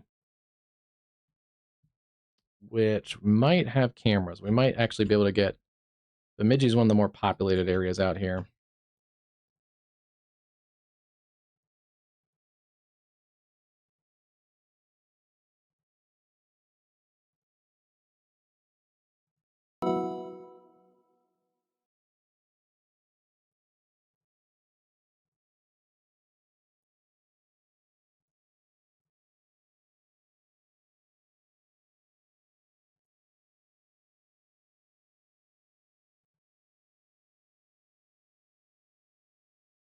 No, not really. We don't have any live cameras out that way. But this is why chasers have probably dropped off those storms, not only because they're not looking that tornadic, but you can see the low clouds and all of the heavy tree line. It's tough chasing up in this area once you're east of 59.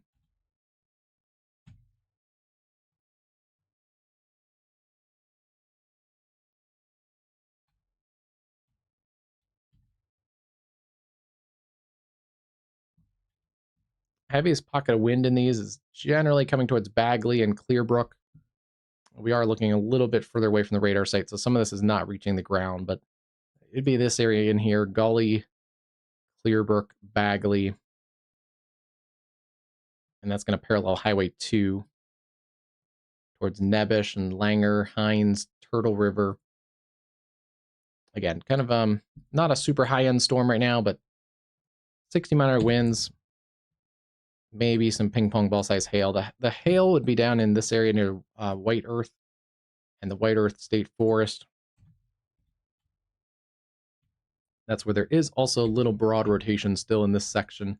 So this is our remaining mesocyclone, and the updraft is in this area, and that's supporting that larger hail. It's kind of co-located with it, so likely not imminently tornadic, but that is going to bring some of that larger hail towards the Bemidji area.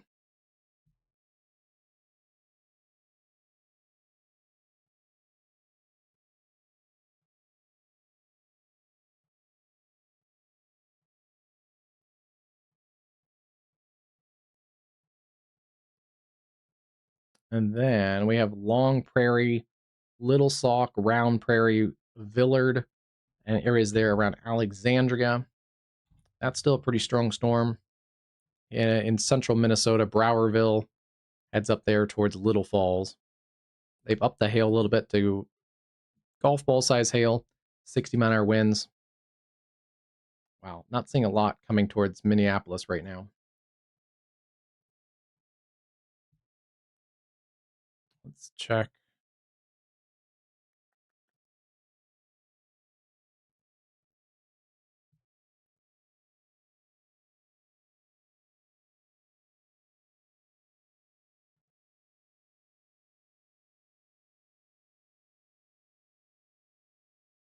Latest ARRR run still wants to really develop these storms in Nebraska.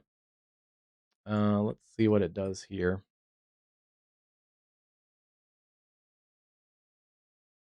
It also still keeping generally kind of isolated storms across Wisconsin, or across Minnesota, and a few storms in Wisconsin, northern Wisconsin.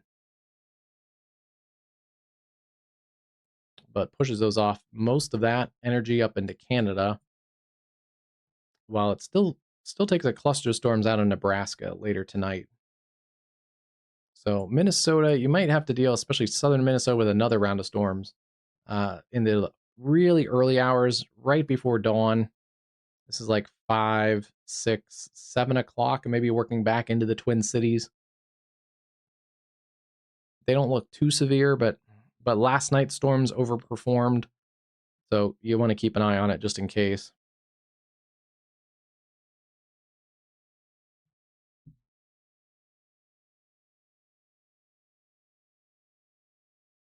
Look at this camera perspective now. There's looks like still some high clouds hitting the remaining sun, and then you can see still the thunder storms off to the east with lightning.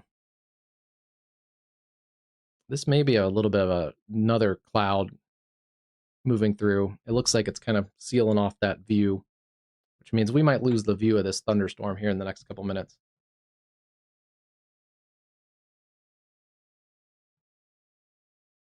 Looks like the aliens from Independence Day or something, because it's just kind of it's closing like the it's closing the skylight view.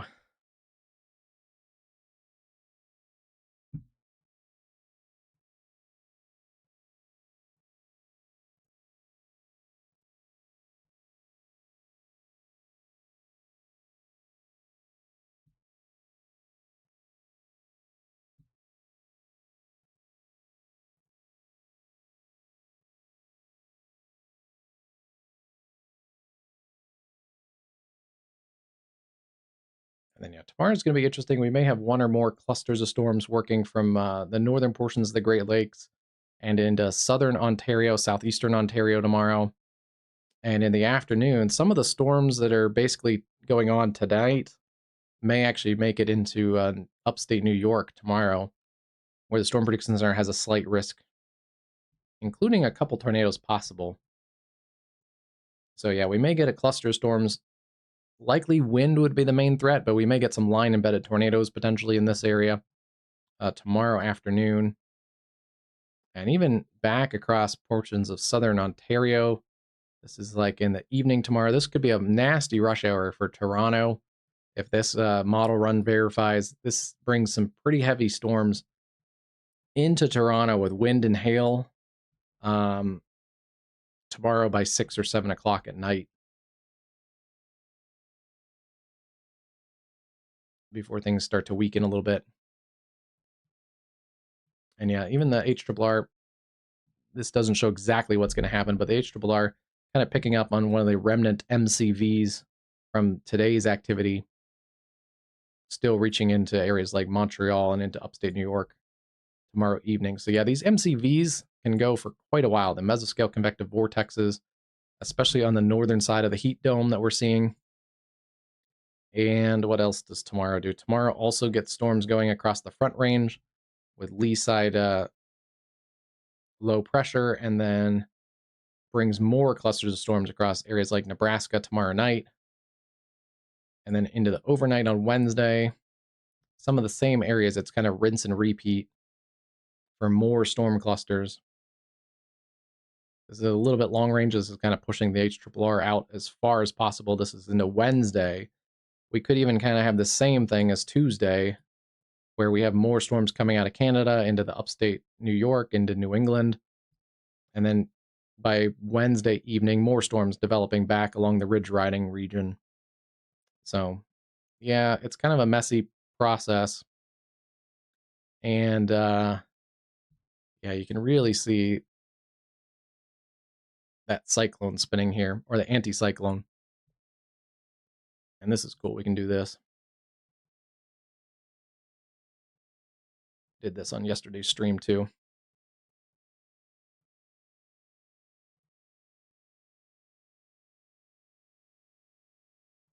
You can really see that flow, the clockwise flow around the high pressure with those ridge riding complexes of storms. And then you get kind of easterlies that could bring some tropical moisture across the Gulf Coast and Florida.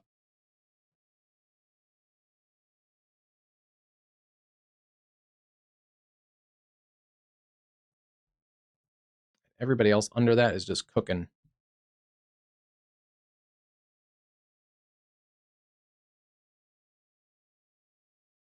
Yeah, if there's any chasers out in the plains, they're not going to chase that into New York. There are a couple chasers that live in the New England and Northeast that may go up there, I would assume, but um, and I'm guessing the few Canadian chasers in the Ontario area may be interested tomorrow. But yeah, I would guess any chasers out here tonight are probably just going to reset and maybe drop it down into Nebraska or the high plains for Tuesday night, or just wait until that mess comes up towards them on Wednesday. But yeah, we're kind of in that stuck pattern. And this may be a pattern that lasts for quite a while.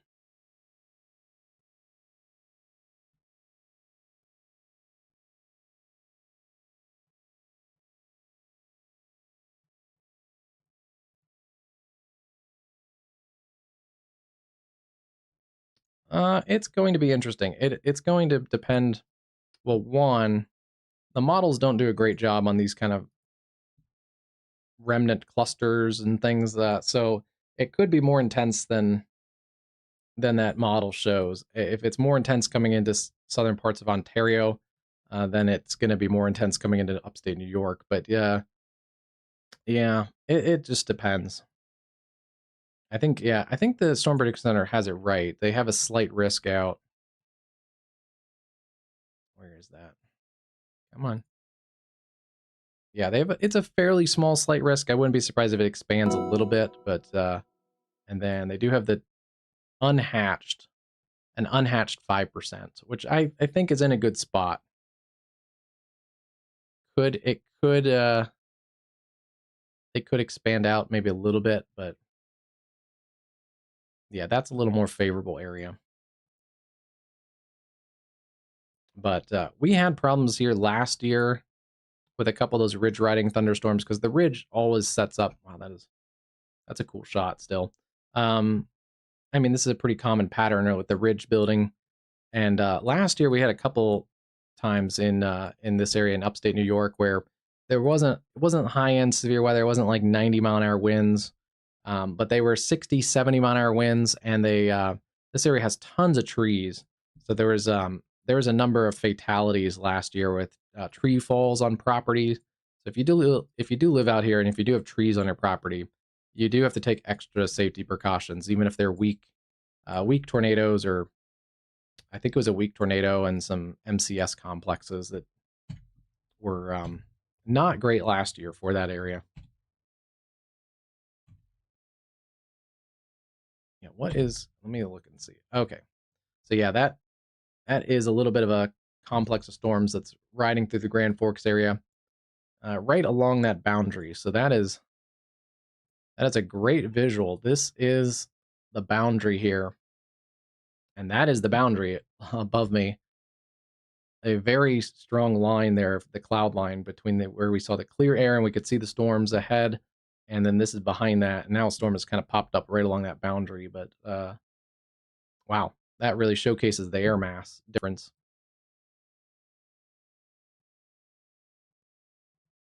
Yeah, so that is the boundary that I have drawn there. Wow.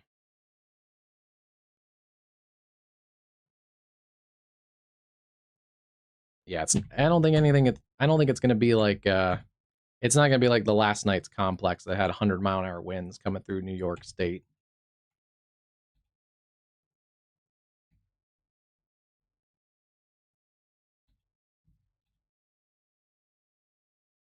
We'll see what happens here. You're about to get a cell merger between these clusters of cells. Are they going different directions? No, they're kind of still going the same direction, but heaviest winds right in there.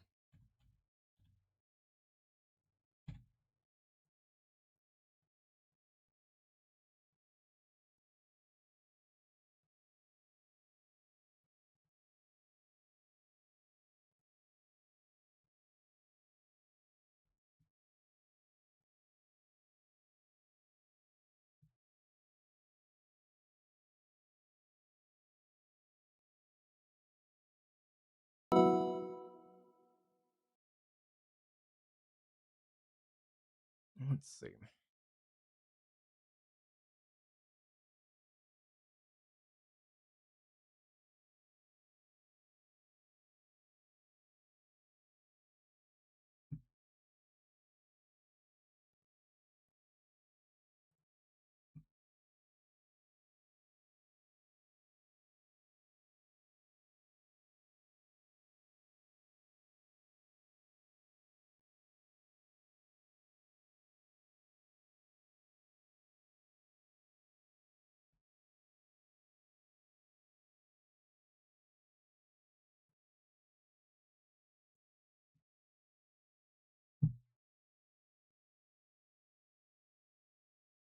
So I was just looking at the wording of the Storm Prediction Center earlier.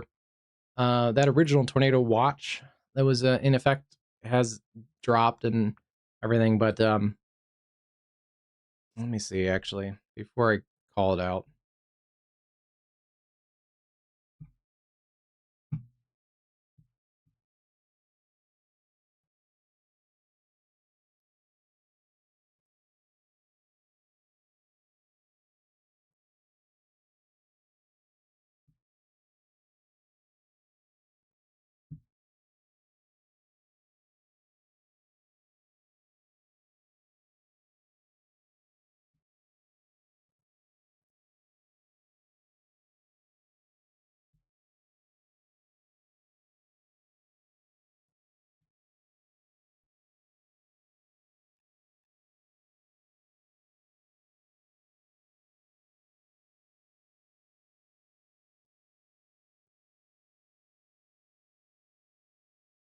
Okay, at 4:30 we did get some large hail, 2.25 inches, and then also 77-mile-an-hour winds near Max.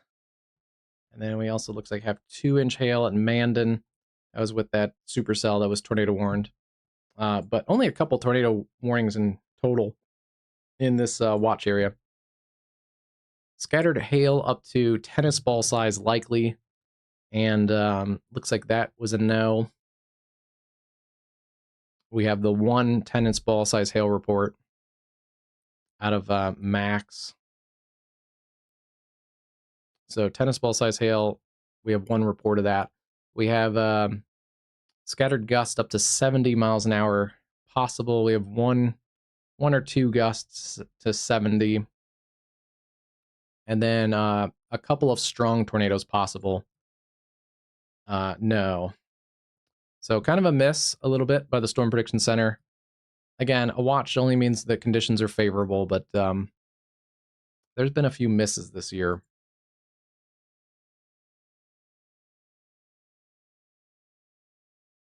And we'll see what happens in the current tornado watches, but we've had, looks like maybe a couple tornadoes from one cell, basically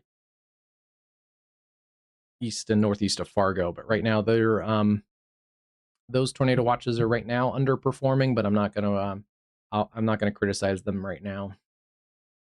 A few tornadoes likely, scattered hail to 10 to 2-inch size, and 75-mile-an-hour winds.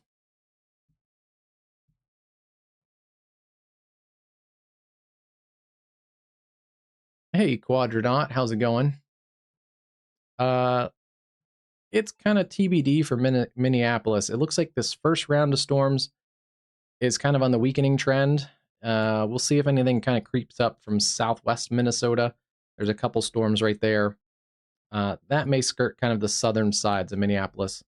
But it does look like right now this first round is weakening. Model data, however, does show that the cluster storms potentially here in Nebraska may make a push towards the Twin Cities by 6 or 7 in the morning. So Quadrant, kind of a yes and no. It looks like the first round may dissipate or be more isolated in general across southern Minnesota, but you'll have to watch this second round that'll work through by early morning. Although according to the model data, it did show that was going to should be on the weakening trend as it gets to the Twin Cities. But if you live west of Twin Cities like Mankato, Blue Earth, Spencer, Worthington, you may get some strong storms overnight from this cluster that eventually works its way north and east. Yeah. Eh, it's not just the Twin Cities. This whole area is a little bit underperforming the models right now. So it's probably a lot of our energy, I think, is working up into Canada right now. So we lost a little bit of the punch of that forcing. And at least we saw down in Nebraska, there's a little bit of there was still a decent cap that storms had to overcome. So that may be the issue in this area too. I don't know for sure though. We did get a new warning here though out of Lamberton, Morgan, Redwood Falls, 60 and quarters, maybe.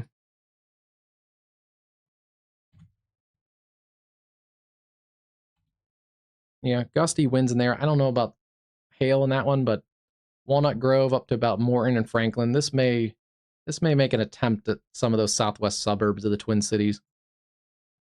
But tornado threat looks fairly limited across the Twin Cities tonight. Yeah, I just saw that. They warned a whole area here.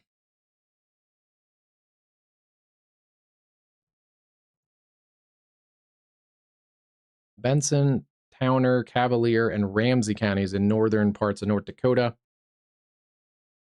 Thunderstorms located along a line extending from Willow City to near Agate, to near Webster, northeast at 55. 60-mile-an-hour winds from two personal weather stations in Pierce County, gusted to 60 to 65. So yeah, it looks like there's a line of gusty thunderstorms kind of working across that area. Oh yeah, and you can see them in here. I'm surprised they haven't warned this area.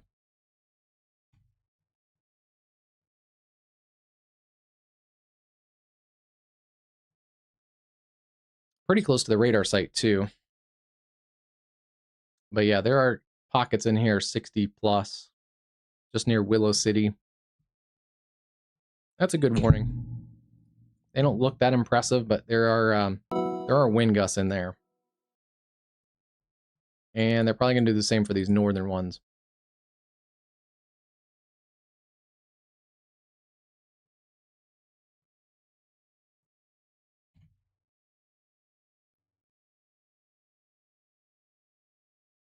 Yeah, we're further from the radar site, but pockets of damaging winds in there near Lancaster, Minnesota, New Lake Bronson, and then over towards Badger and Roseau, Minnesota. Those are lifting generally north. They're going to lift into southeastern portions of Manitoba, which does not have a warning by Environment Canada.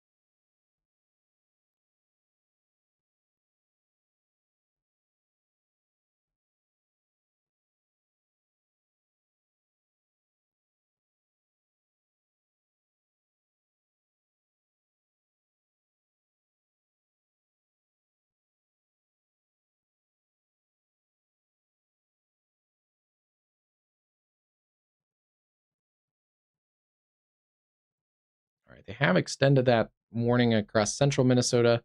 That's near Clarissa, Lone Prairie, Cushing, across over towards Crosby, Garrison, Sylvan, and Gull Lake.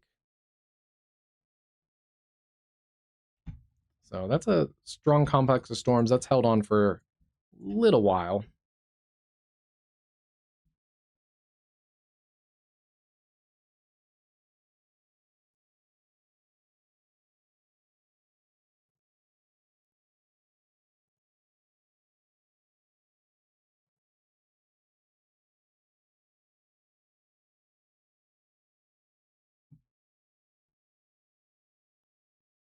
That also includes Brainerd, Minnesota. where we do have some traffic cameras that are active. Still pretty remote, so this may freeze a little bit, but this is actually a pretty good lightning shot. It's elevated above Brainerd. So we'll see this storm roll into town. Gives us a good idea of the environment here. 60-mile winds and up to about golf ball size hail in that storm. There's kind of pockets in here that have some larger hail, but that's not crazy looking.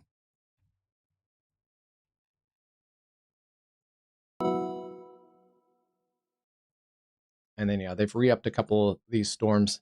Still a little slower to upscale than the model data showed.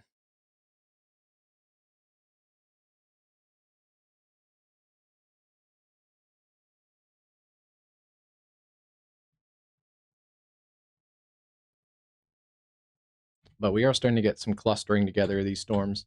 And yeah, they're all being warned now, so that's a good thing there. They're all being warned for at least, well, no. They still have some warnings that show 1-inch hail. I think there's still a little bit larger in there, but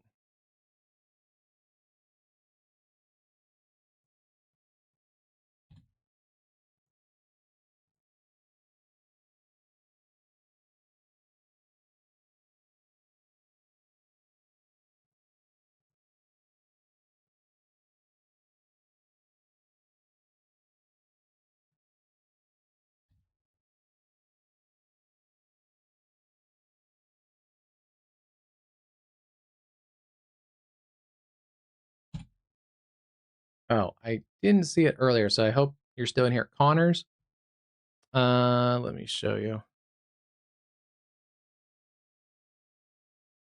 I do have mine very customized, but let's see.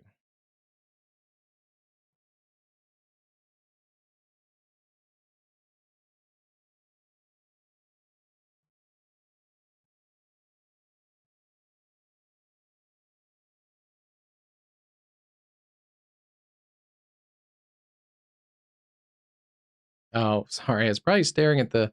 Yeah, I was looking at a couple of the cameras and things. Let's see. Okay, if Connors is still in here, I hope he is, because I just saw his question about how he gets Aguacero to. I have mine like fully customized, but you go and click on, if you're doing like Nextrat or anything, you can click on the layer, and then you'll see color table, and you can click load color table. That'll pull up this screen, and you can import your own color table. Like most weather apps, you can upload your PAL file if you have a color table already. This is the default color table, and that's probably what Connor was talking about. It's very bright. Um, it's fine. I like Aguacero. I don't know if I like their base color table on the, at least on reflectivity. I like their other base color tables. But if you don't have a custom one, you can actually find you can see a lot of users have actually uploaded custom shareable color tables, and you can test them out and find ones that you might like better. There's all kinds of ones. There's some that are great, some that are weird, some that are based off of um, real other color tables. Here's someone that tried to emulate Max's. If you guys like his stuff, um, yeah, you can find a color table that you should like. That one's a decent one. Anyway, there's all kinds of different color tables you can pick, or you can upload your own. Yeah, there's one like the Gibson Ridge kind of one. Let's see. There's ones that emulate the Weather Channel. Those are always nice. Some Lynx emulating ones. So yeah, there's a ton. And then you can further customize this if you want. If you don't want to build a color table yourself, you can find one that you like somewhat, and then you can further customize it within your settings. But yeah, in fact, there's more than there used to be, because more people are starting to use it now. So as more people get onto Aguacero, there's a pivotal weather one.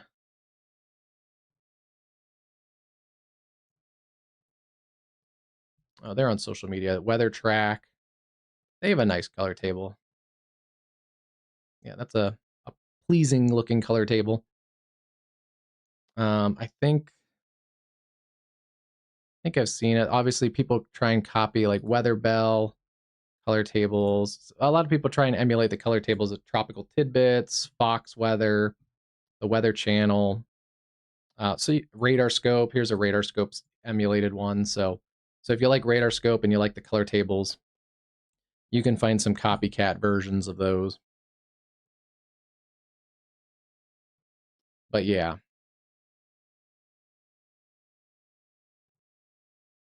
And then what do you do here? Oh, I know. That yeah, pick your color table, and then on the main tab, I don't know if mine's going to show because I have it cropped, but once you load your color table, you can set it as a default color table over here. And if you do any customization above this, there's a customization thing. It's just off my screen, but you can save your customized color table, or you can set the current one as default, or you can load the color table if you already have a loaded one. So yeah, that's kind of the quick way to do it.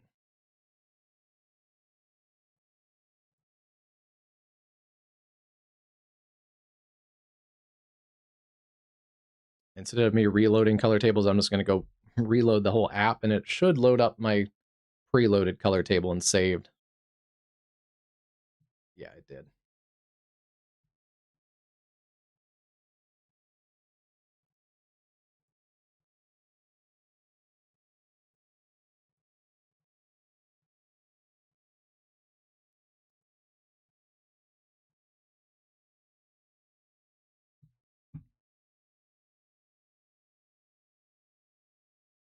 May have lost that Brainerd as that storm closes in. We may lose a little bit of that Brainerd camera. Oh, there it goes again. May just need to get uploaded every now and then.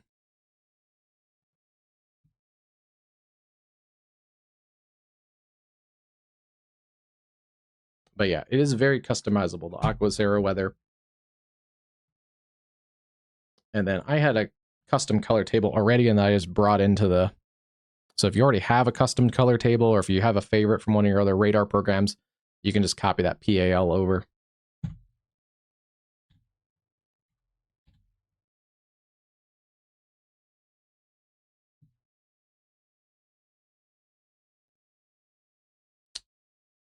Yeah. A new PDS severe thunderstorm warning has been issued. Their mobile version, Caleb, has gotten better. It's it's a little bit... It's not the best mobile version, but for all the customizability in the desktop, I just put up with it. But I mean, it's pretty good. A new tornado warning has been issued.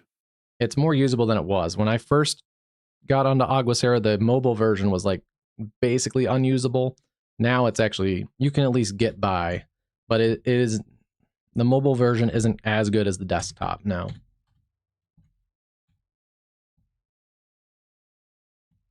Yeah, Chris must have came in right as I was like staring at the computer or something.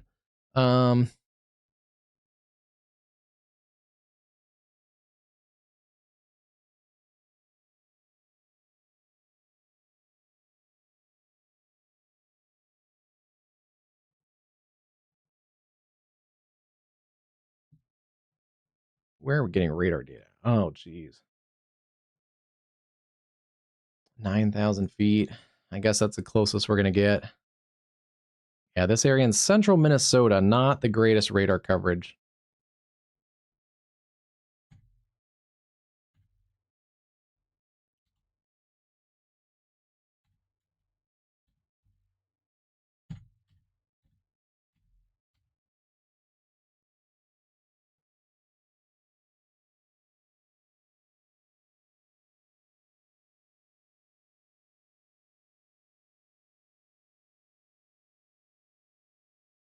At least on the basically on the edge of the usable radar data, there is some broad circulation in there.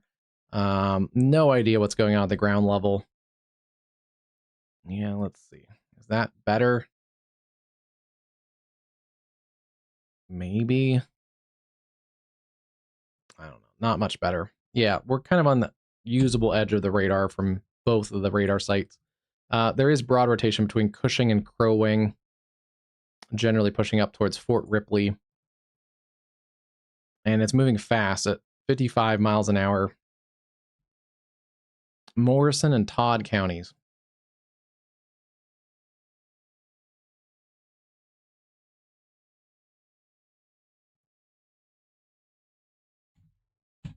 If you're headed on vacation, I did see earlier today they have backed off. The National Hurricane Center had an area of interest, but they have backed off that area of interest as of earlier today. Yeah, I don't think they even have. They had by morning they had like a 10%. They still do. They still have a 10% tropical disturbance area, but um, other than some extra tropical juice, shouldn't amount to much, even if it somehow does develop. It's just gonna be hot in a lot of places. They have now added a destructive severe thunderstorm warning for the cell in central parts of Nebraska. This is for Greeley Center. It's a destructive severe thunderstorm with baseball-size hail and 60-mile-an-hour wind. Train weather spotters have confirmed that near Scotia. So yeah, this was one of those cells earlier I was saying has likely larger hail than it was being warned for. And yeah, now seeing a destructive severe thunderstorm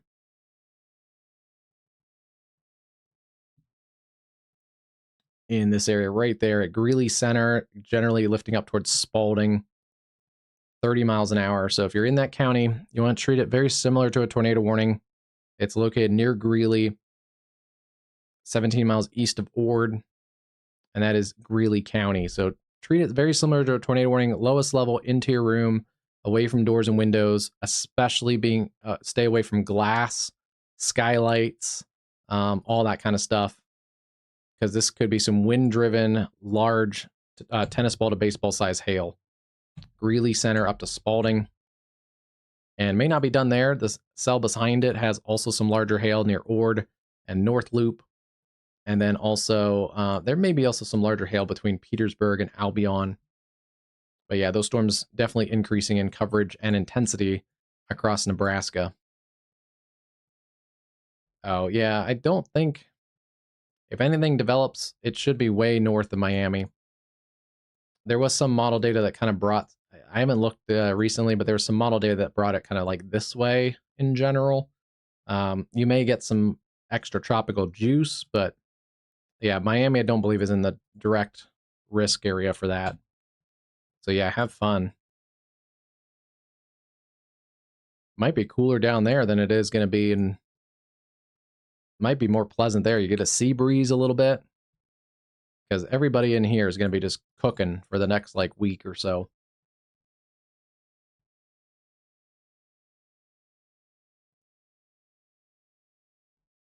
All right, then hop up to our tornado warning. Central Minnesota around Sylvan.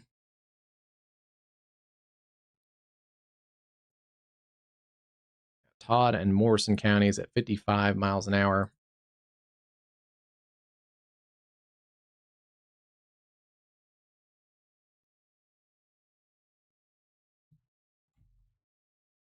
Yeah, it's in this area right between Randall and Cushing, and approaching areas like Fort Ripley.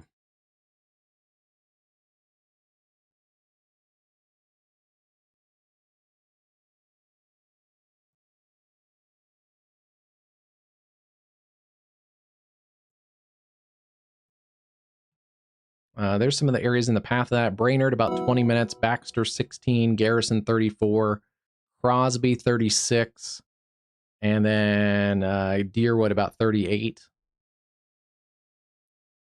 And if I didn't say it, Fort Ripley would be about 7 minutes from now. 5 to 7 minutes, maybe. And then Crow Wing, about 13 minutes. We'll see if that gets extended out. And there it is. It did get extended out.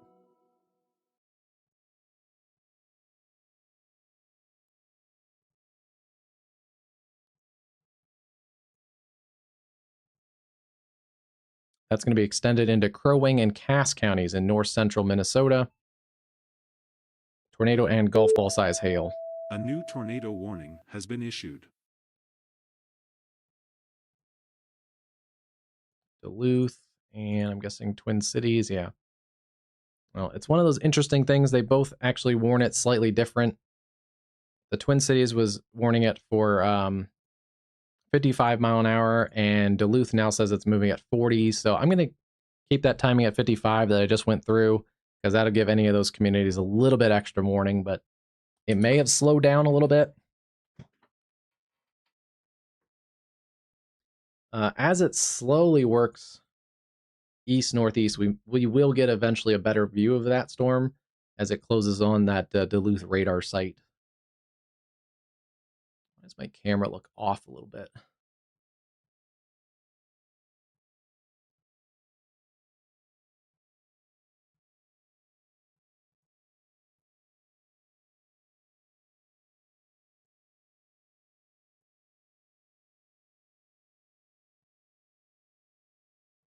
There it goes. Okay.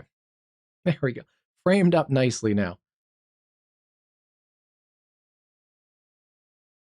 Yeah, it's going to be pretty extreme heat.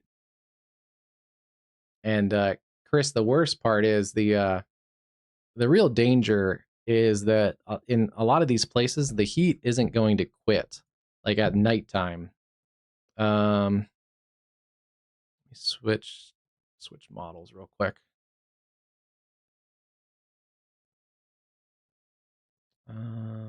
Model data, surface, temperatures. It may take a second to load.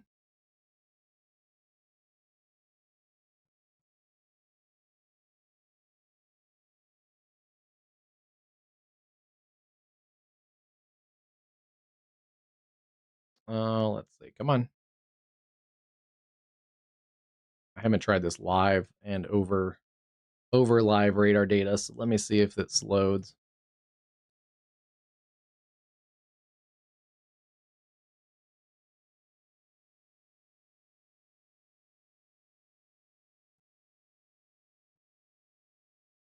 Let's go GFS.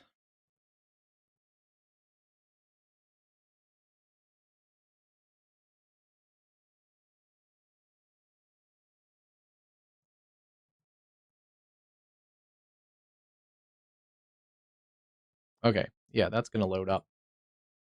Let me turn the radar sites off. Give me 2 seconds here, and then I'll have it loaded up for you. Increase font size. Switch to the city layer. Okay. This is GFS temperature data. And this is the problem here with the heat dome is like, let's go into tomorrow. Tomorrow it's going to be hot.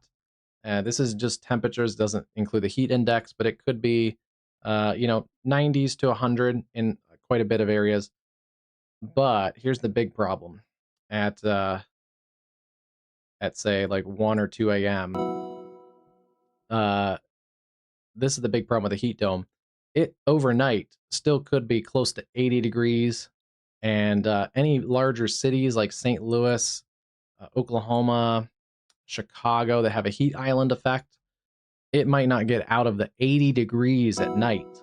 So the problem is, if for people that are vulnerable groups or don't have access to air conditioning, is your body just can't cool down. Even Detroit, this would be 2 a.m. on Thursday morning overnight. It still could be 81 degrees at 2 a.m. And there are people in Michigan, parts of Michigan don't get that crazy hot all the time. So there are people that live in Michigan that don't have air conditioning. Yeah, that's the big problem with the heat dome, is that it's not cooling down it. And yeah, low temperatures on Thursday, according to the GFS, may be about 81 degrees in St. Louis, 79 in Chicago, 81 in Milwaukee, 79 in Detroit. Low temperatures. And that's on top of, especially if you don't have air conditioning, your house heats up during the day. So your house heats up, it could be 80 plus degrees in your house without air conditioning. And then it's still in the 80s at night. So your house can't even cool down if you open up the windows. But yeah, uh, it's gonna be a mess. That's the danger with the heat dome. It's not even just the high heat, which is also gonna be high, but and then yeah, that shifts over towards the East Coast towards the end of the week. Hey, Ems, welcome, welcome. Ems is dealing with her own heat across the pond. Do we have those? We do have GFS temperatures for the. It's been hot in parts of Europe as well. Looks like there might be a cool down. So Europe may be relaxing a little bit. See, like that's great. If you can get some overnight temperatures that are in the 50s and 60s, that gives you a chance to cool down. Yeah, looks like you get a little bit of a break, but at least you get breaks at night. Um, yeah, we're just not, this heat dome for us, we're not getting a break at night. St. Louis, low of 82. And a high of about 97 potentially on Thursday. So that's just brutal. Some of the models overdo a little bit of this, but temperatures towards the end of the week could be pushing 100. That's just the temperatures. That's not heat index. That'll lift temperatures even higher.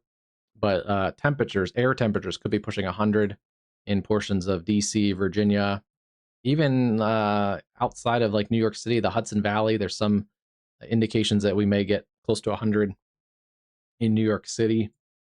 So yeah, there's brutal heat out here. And yeah, I think you might be yeah, you might be cooler. What was it? Chris going on vacation. You might be cooler in Miami than a lot of the country this week. But yeah,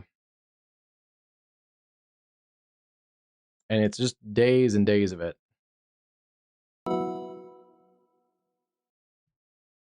See this now. Someone asked earlier about the Aguacero and the color tables. This is a base color table. I actually like this color table for Aguacero. So it's only their. If I had to be picky, it's only their reflectivity color table I'm not the biggest fan of, but their default color tables for a lot of their other products are good. But you can, if you have a PAL file and you do your own custom color tables, you can import custom color tables for almost maybe every, but almost any product that Aguacero has for visualization. You can import your own color tables.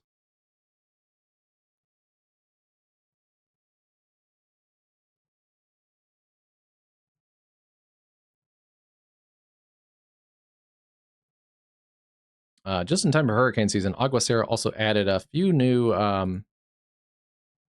hurricane models, so that's nice to see too.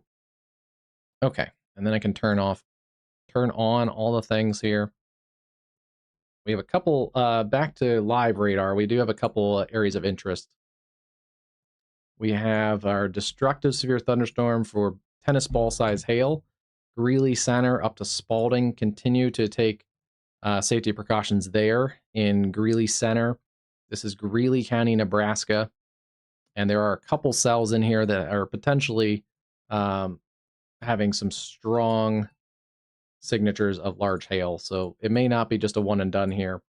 That area just north of North Loop also has large hail. And the cell near Petersburg is also being warned for large hail. So a couple strong cells there. The one is destructive threat.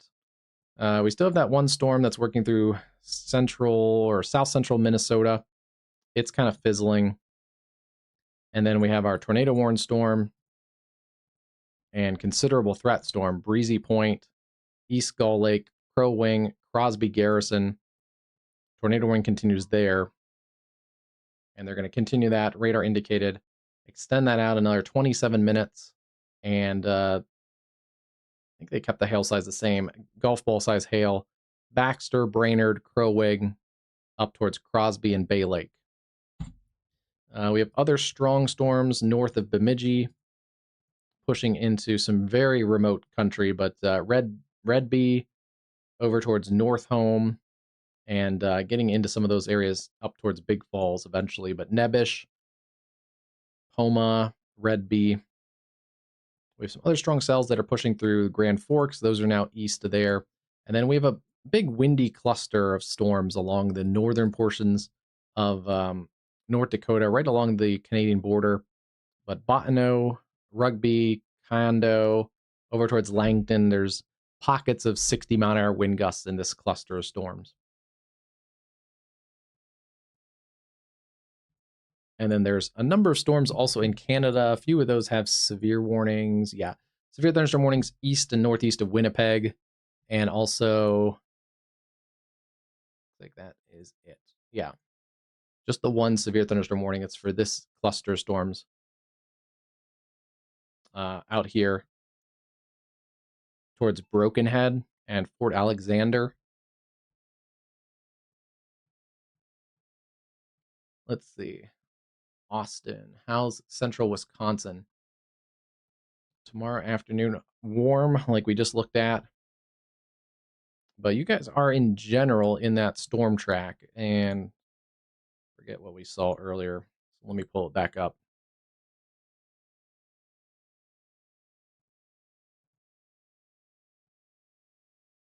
I think central Wisconsin had another storm risk for tomorrow. So let me pull that back up. And latest HRRR is just loading, so we'll go back an hour.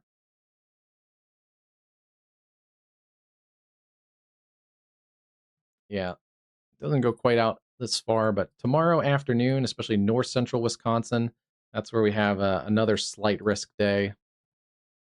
And I believe that also is reflected in the Storm Prediction Center. Yes, it is. So tomorrow's outlook by the Storm Prediction Center, there is a chance of storms, especially northern and north central Wisconsin towards Green Bay, up towards Medford, Phillips, and then towards the upper peninsula of Michigan.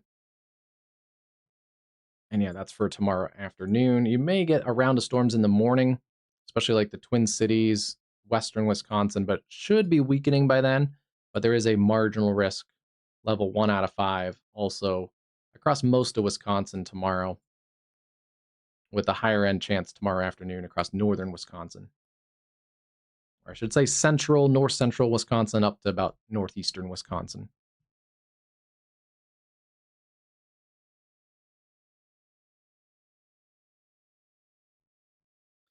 Um, yes, and no, M's. It's kind of indirectly the heat dome, especially as it shifts a little bit here into the north and east, it's going to continue to pump a ton of Gulf moisture up across these areas.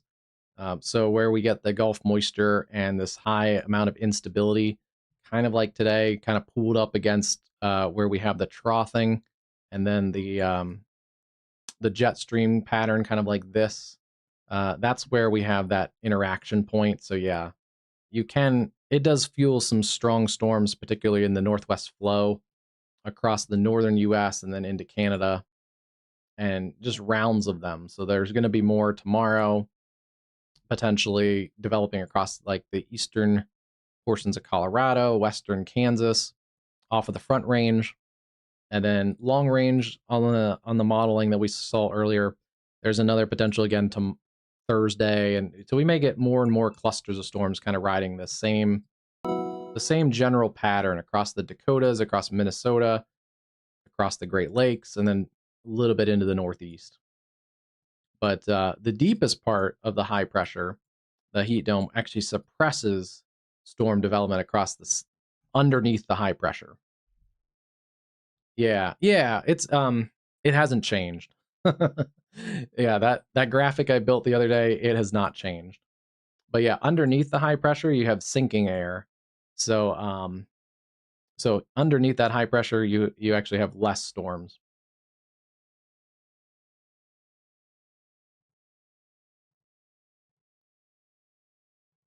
Which let me see if it can pull up again.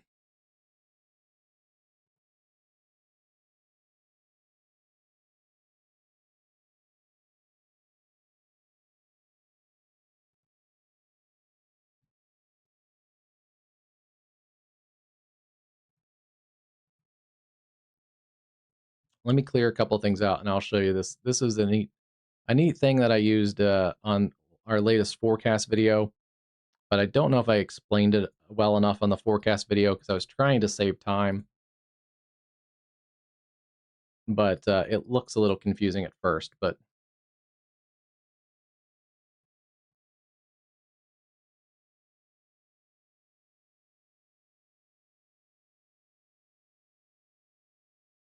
okay, this is a good example of this. This is a model run, and it's 850 millibar divergence. So divergence is just the spreading of air, and generally low level divergence means you have high pressure. So you can kind of see it on this little bar up at the top. Over on this side, you have more divergence in those green colors. And then when you get in yellow and blues, you have less divergence on that little chart up there. If you look here, this is kind of the center of the high pressure. And you can see this is for Wednesday, for example.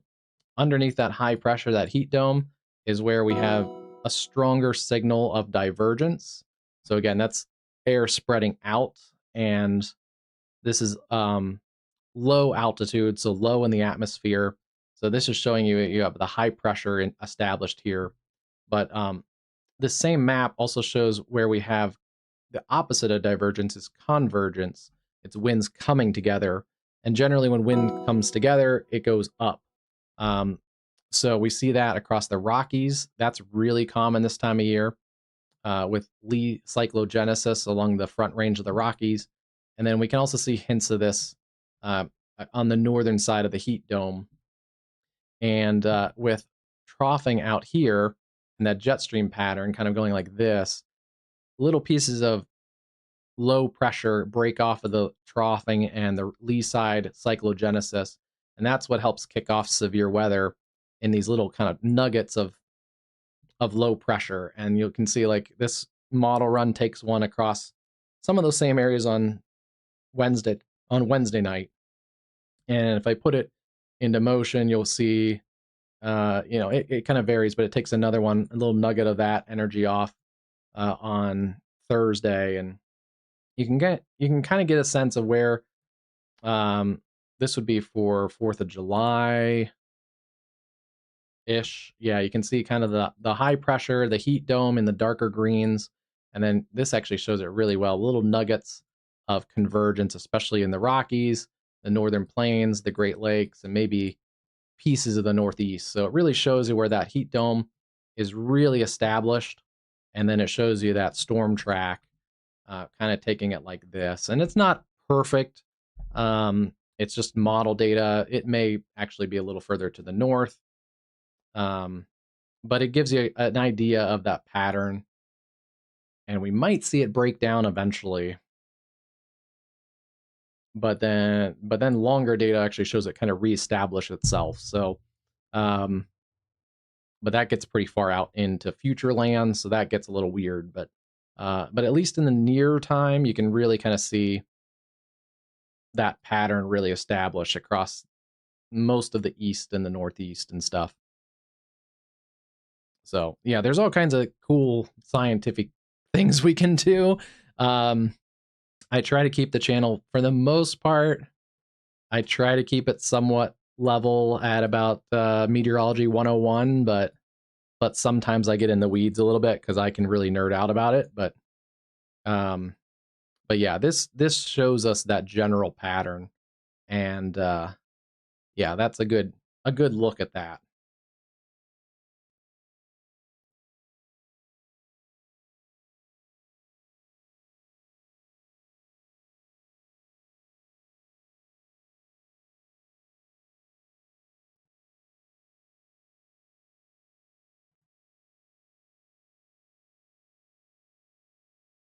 Let's see, where is this?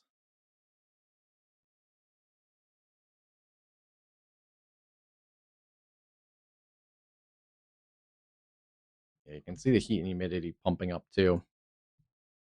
This heat dome just keeps the heat and humidity. This is dew points. So when you have all this humidity and then you have that jet stream digging in like that, that's just the recipe for storm development. basically you have the dry line also sets up there in West Texas basically all day. So yeah, this is just storm fuel. It just pumps up storm fuel into the jet stream, and that's why we have these complexes of storms. Yeah, geez. That is, yeah, that's fuel for storms. That's the other problem with the heat dome is it's not just dry heat, it's very, very humid heat.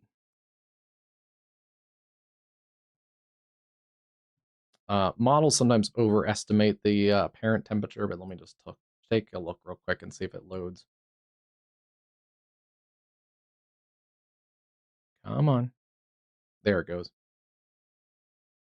Load.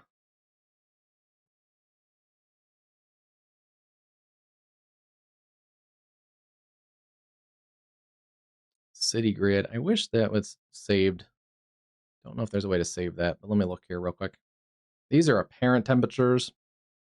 Um,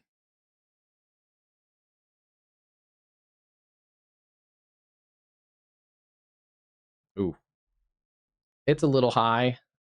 So knock this down a couple degrees, but yeah, I think 4th of July, New York City, Washington, D.C., you could easily have heat indices over 100. Probably like 100, 105. I think this model overdoes it a little bit. But yeah, it's putting stuff at like 110, so it probably overdoes it just a little bit. But that is a hot 4th of July.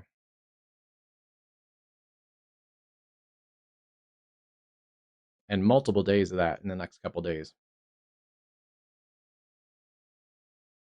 Hmm, that's not great.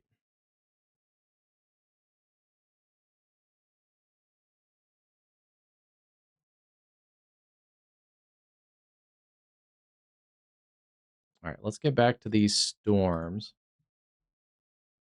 I want to take a look at this destructive tag again. There it is.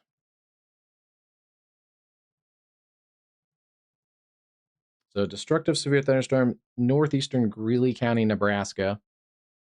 That hail core is over Spalding. Let me see. Do we have any new hail reports?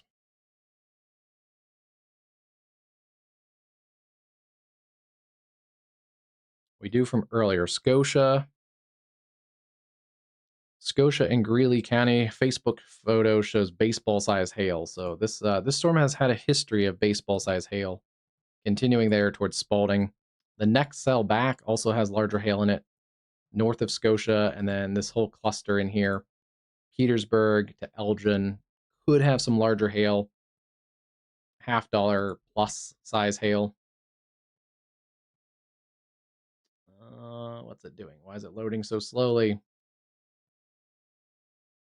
Looks like we lost most of our storms across southern Minnesota. Yeah, wow, those have weakened significantly. And we've also lost our cell near Redwood Falls.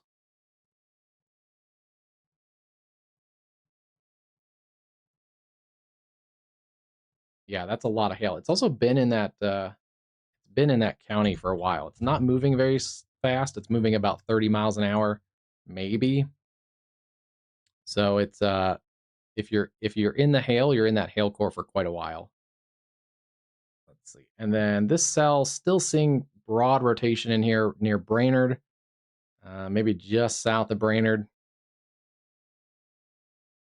We'll get a better look at that as it gets closer to the Duluth radar site. Crosby, Bay Lake, Garrison, Riverton, Brainerd.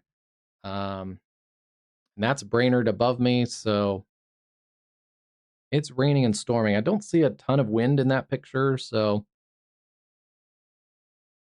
And obviously the lights are on, so that's a good sign. But yeah, if you're in the Brainerd area, you are in a tornado warning, so you do want to be inside, into your room, away from doors and windows. Being warned for golf balls. I don't think there's much hail in that storm at the moment. Maybe a little pocket back by Cushing. Potentially some hail north of Brainerd, but I don't think we're going to see that storm right now. Or the hail. And then this storm has continued to push away from Grand Forks. It's also a bit of a light show. Yeah, look at that view. Tornado possible tag. Severe thunderstorm continues up towards Niswa, Mission, Wolford. We'll see if they extend that warning. There's a pretty good burst of wind in here. Mission and Crosby. 50 Lakes and Emily. Yeah, this is a bit of a mess. We'll see if that pushes out towards Palisade as well. Let's see. And then we've lost our severe storms across northern Minnesota. Still some strong storms north of Bemidji. And then still seeing this cluster of severe wind gusts near Langdon, Condo, and that's pushing into areas into southern Manitoba. There's a plane coming in with a maybe I'll see this, and there's a little plane right there, right where my cursor is, with the storm in the background. So that's an interesting shot coming into Grand Forks. And then see, I've trimmed this warning up a little bit. So Crow Wing, you're no longer in the tornado warning. It's just the areas around Brainerd. And that goes another 10 minutes for Crow Wing County. So some good news there. Twin Cities, less of a severe threat for this evening. We'll see if we get some of that storm cluster to come out of Nebraska.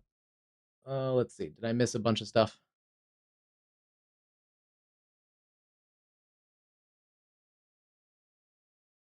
Yeah, I always worry about, I don't know. I've had good and bad crews. I've had good and bad experiences picking out a camera, like online, especially. If I can, I still try and get to like a camera store to at least kind of play around with it before I get it. But sometimes I haven't had that chance. Hey, Christian, how's it going today?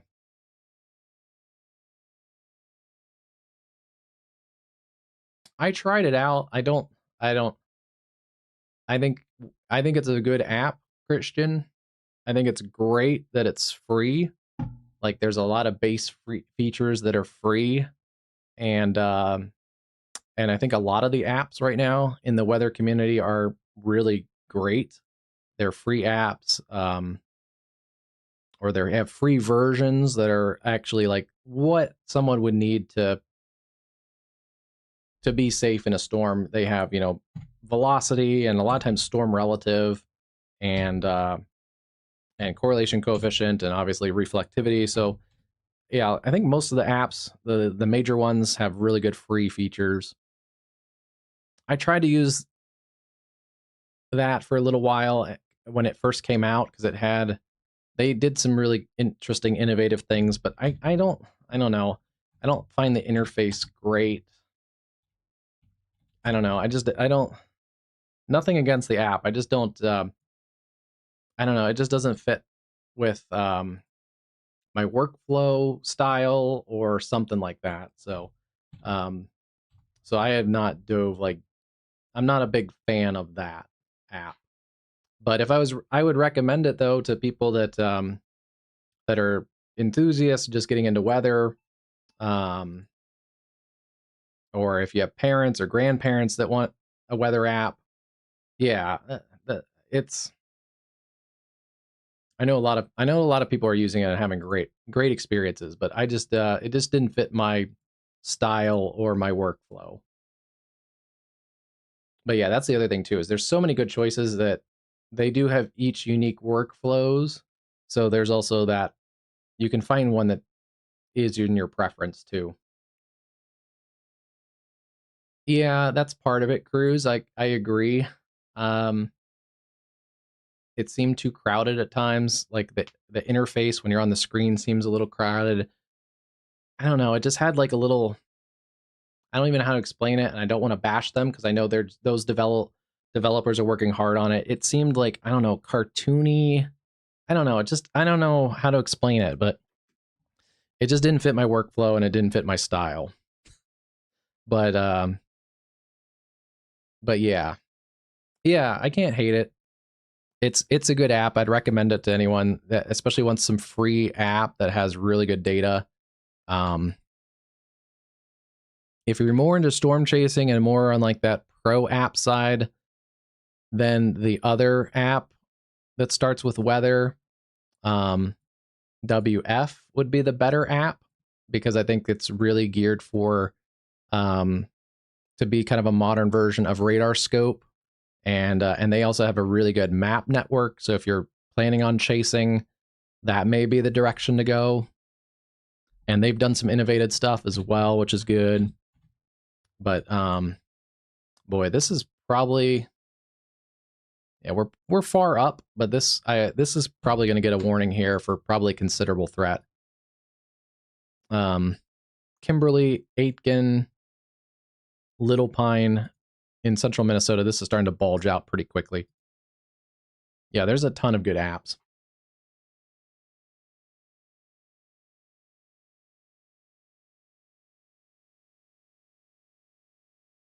Yeah,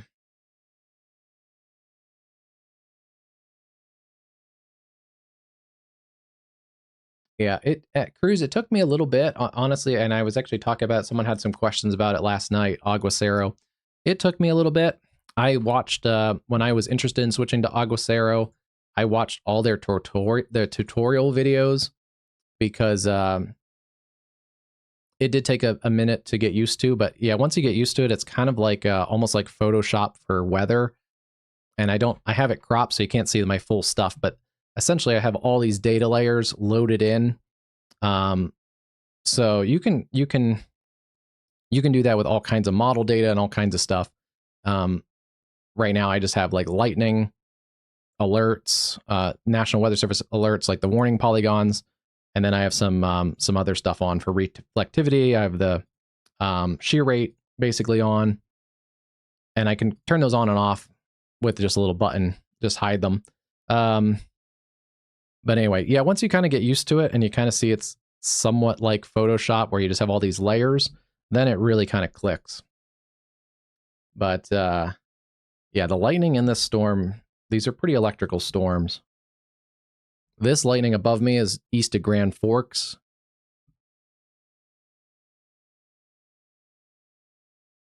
But here's the Brainerd area, and it's pretty much nonstop lightning as well. Oh, and the wind has picked up. I can see rain curtains kind of strolling down the street. So the wind has definitely picked up in the Brainerd area.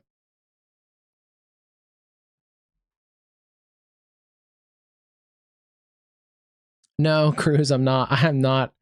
I'm not prohibited from saying it. I just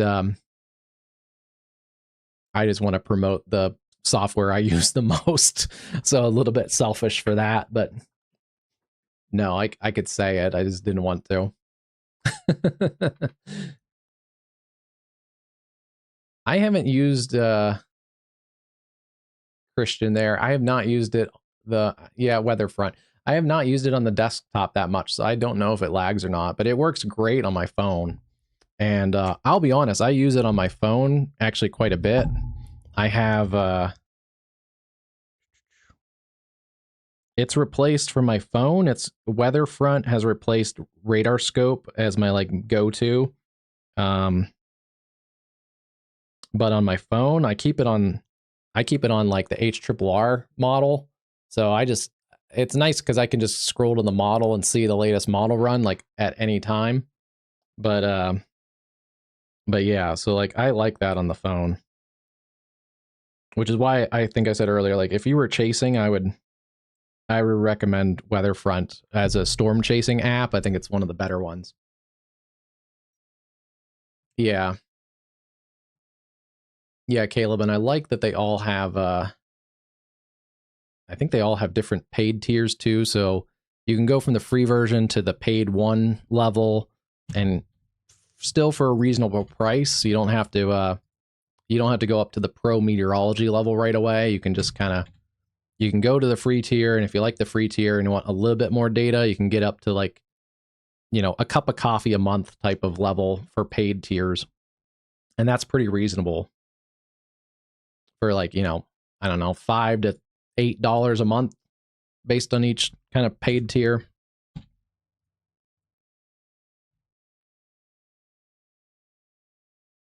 Yeah. I probably did. I wasn't gonna give them a free plug. That's the thing, Cruz. If they want a plug, they can come see me about it. And then I'll say their name like 8 times a stream.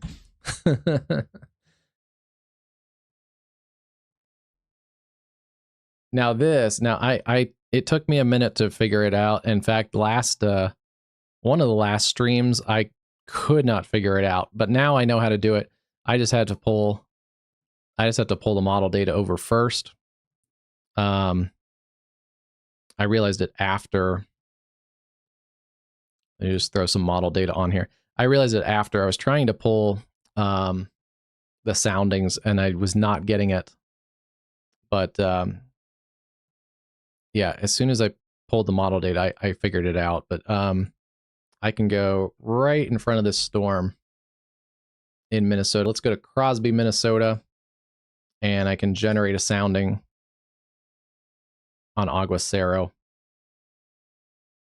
and watch it not cooperate right now. There it goes. Okay, a little slower than normal, but I can generate a sounding immediately on here too, which is great. So yeah, it's still a decently favorable profile for tornadoes.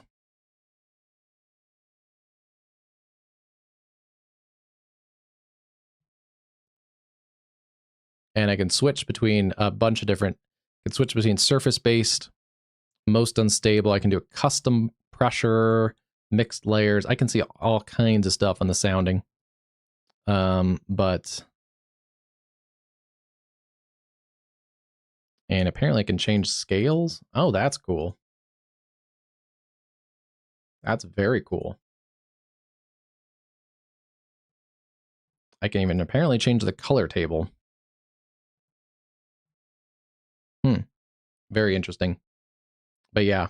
And I think they updated this. You can now see there's a little bit of the model down here in the bottom corner of the screen, so I can see exactly where I took that sounding from, which is great. Yeah, they added that in.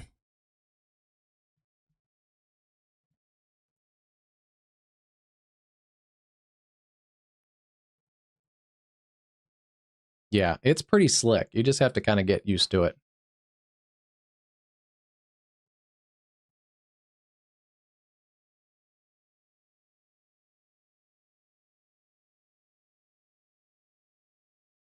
That's a lot of work, though, Cruz. Good on you if you can.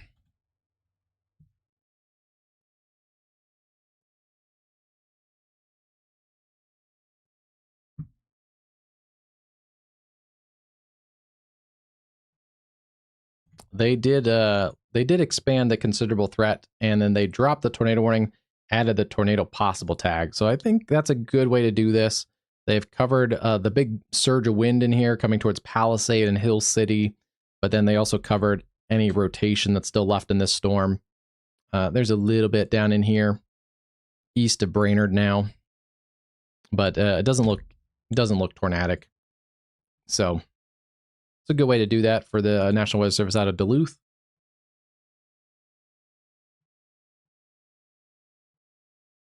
Yeah, the sounding I have not even dug into that much, but it has a ton of information. And you can actually do a fully customizable sounding. I have not done that. And I'm not going to do that live right now. But you can actually do like a full customized sounding. Can I bring this over? Yeah, if I pull the sidebar over, you can compare. Also, you can compare models. You can change custom stuff, and down here, there's all kinds of stuff you can do. If you're really into soundings and stuff, you can do custom. You can bring in custom data, do all kinds of stuff with the soundings. But yeah, there's actually tons and tons of stuff I can get on here, which is really cool.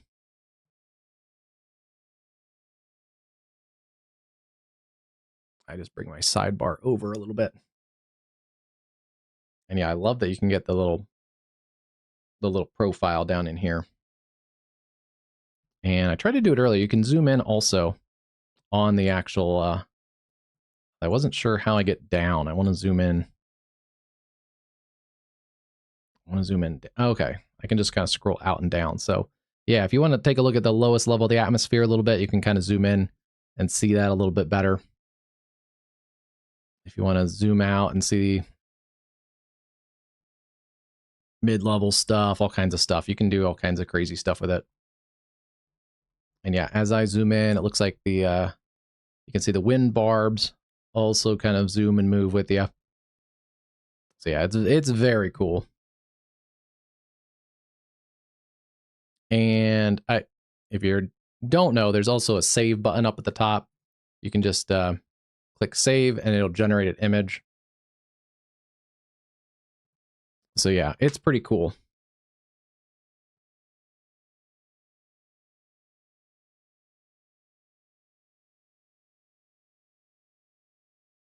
Yeah, that'd be kind of neat. Maybe dot. Yeah, it's a crazy powerful tool. I need to start showcasing it more. In fact, that's one of the reasons why I'm going to start doing more of the forecast videos to show some of the power of Aguacero more, because on our live streams, we mostly focus on the nowcasting, but it is so powerful for data visualization. Some good news here, this clustering of storms, we've lost that destructive tag, and that hail core near Spalding has backed off quite significantly. Still some hail and wind in here near Greeley, but yeah, significantly less. We may start to transition this cluster into more of a wind event as well. Starting to see a little bit of a bow form. It doesn't look super prominent in the velocity, but yeah.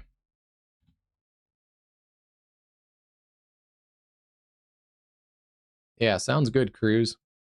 If you need advice on that, I think you mentioned him earlier, but I think you mentioned him one of the days recently, but Evan built an app. Evan F. He built his own weather app, so I don't know how well you know him, but he may have advice for building your own app.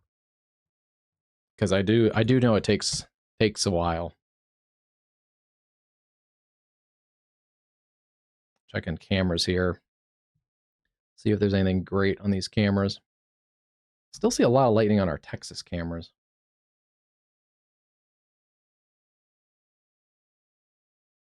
Less lightning on the Brainerd one.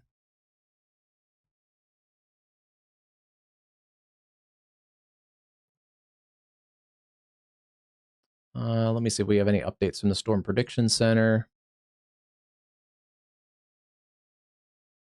Yeah, but definitely let me know when it does.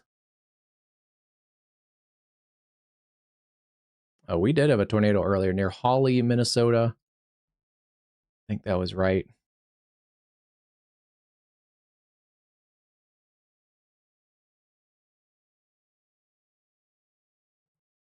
And an uncondensed kind of needle funnel earlier. Also likely on the ground for a little while. Near Stockton, Minnesota. So there's been a couple tornadoes today. I think most of them were with the one cell that we saw tornado warned north and east of Fargo. Yeah, brief cone tornado near Hinterdall. So storm chasers were on it. I don't think each tornado lasted very long, but there's been, at least it looks like, a handful of tornadoes today. Most of them somewhat weak.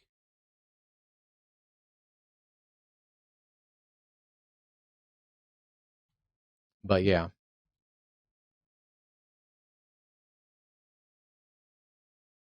Oh, did it? I hadn't followed much. I saw he built his own app, but I didn't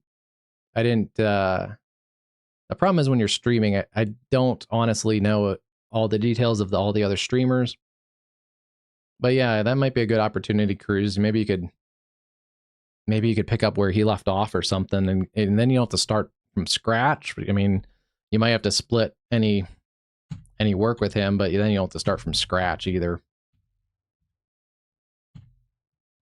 It looked like when I know when he first brought it out, it looked like it had some pretty cool progress or promise to it too. This has transitioned more of a wind threat. And we'll get better wind profiles on this storm as it gets a little closer to the radar site. We're still looking up quite a bit of ways, but this surge right in here has potential there for some considerable threat winds, pushing through Palisade and eventually towards McGregor, Libby, probably south of Hill City.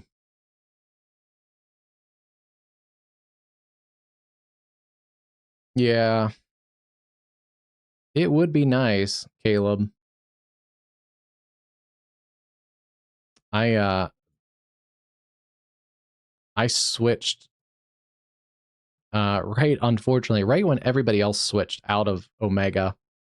And unfortunately, I didn't realize that everybody else was switching at the same time. I just happened to switch at that moment because it was just I switched after I figured out how to work Aguacero, after I watched the tutorials, and after it was right when they came out with the live radar, because they came out with live radar at their 1-year anniversary in like April 2000 or April of this year. So so it was just timing based on that. It wasn't any timing based on other people switching, but I don't know. It started to get really glitchy. I used it for several years on the channel, and it started to get really glitchy, and then no other updates came out to fix any of the glitchiness. So I was looking for something that had a little bit more less glitchiness and also had a slightly better customization for visual presentation since we're streaming. And I found that this works great for visual presentation for streaming because I can customize all the map details and all the color and fonts and everything. So yeah. But yeah, it was just unfortunate timing for them that like everybody bailed on them at once.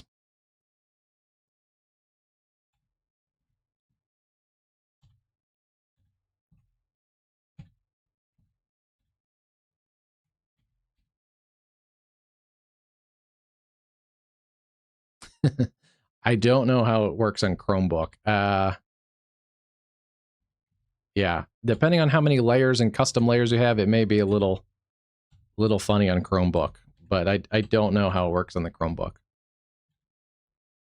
I haven't used Chromebook for really like anything, so I don't know how actually most things work on Chromebook. Yeah, I'm a little worried. Well, Cruise, I think the company that owns them has other weather products. I think rather than they're not just an app company, so they I think would just probably focus on their other products, which may be what they're doing. And they might just be kind of letting the radar, the custom radar, or the consumer grade radar just, bail on it. Where do we get a destructive? It's getting a destructive severe thunderstorm warning. Oh, for that bulge. That's about right. 80-mile-an-hour winds, tornado possible, destructive severe threat. That's going to be for Libby, just north of McGregor, Wright, Cromwell, Floodwood, Wawina, and just south of Hill City. That's going to be for Itasca, Aitkin, St. Louis, and Carlton counties in north central and northeastern Minnesota. Moving northeast of 55, 80-mile-an-hour winds, quarter-size hail, and radar indicated. Okay. So yeah, there's seen this pocket in here that has increased, it looks like, in intensity as it's still getting closer to the radar site, seeing 80+ mile-an-hour winds.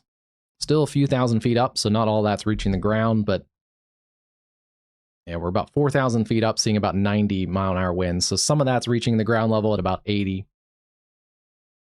And yeah, that's going to continue working to the east-northeast, 55 miles an hour. track that out.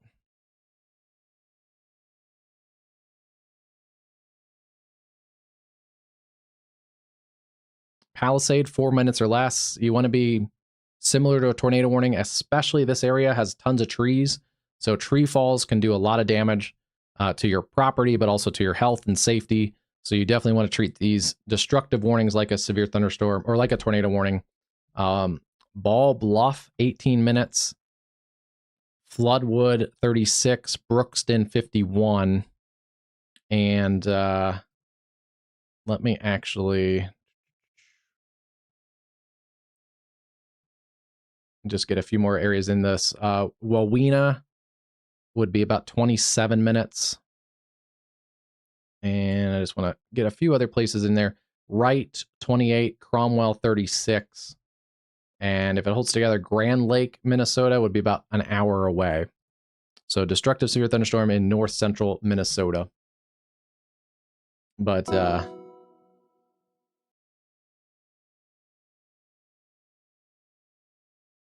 yeah. Yeah, I agree, disconnect. Yeah, the glitches just got too much for me. And then yeah, there was some other stuff when we were doing the streams that it was like, I don't know, it was weirdly glitchy, but some of the visual stuff wasn't working great, like for streaming. So I wanted to switch to something that was better visually. And luckily Aguacero came out with their live radar at the right time. Christian, you're in this. Are you in this area? You're in this warning polygon. You want to treat this like a tornado warning. In lowest level into your room. Make sure there's no trees above you. Definitely treat it very similar to a tornado warning. A couple minutes there from Libby. Oh, the heat warning. I'm sorry, I missed that. I missed the first part. Yeah. Yeah, there's tons of heat warnings. If I loaded heat warnings, then this may glitch if I load up the heat warnings, but yeah, there's tons of heat warnings. This area up towards International Falls also now has a severe thunderstorm warning, tornado possible tag, 60-mile-an-hour winds. A couple areas of rotation in there. There's kind of a broad area of rotation. Pine Island, State Forest. Yeah, right in there. Perching areas around Big Falls, Little Fork, International Falls, Net Lake. Outside of International Falls, there's not a lot of population in this warning polygon, but and the tornadic area, the rotation, generally outside of Big Falls is going to stay away from International Falls. Yeah, I looked at it earlier today. There was tons of heat warnings. Let's see. I'll throw them on for fun real quick, but fire and heat. Let's see.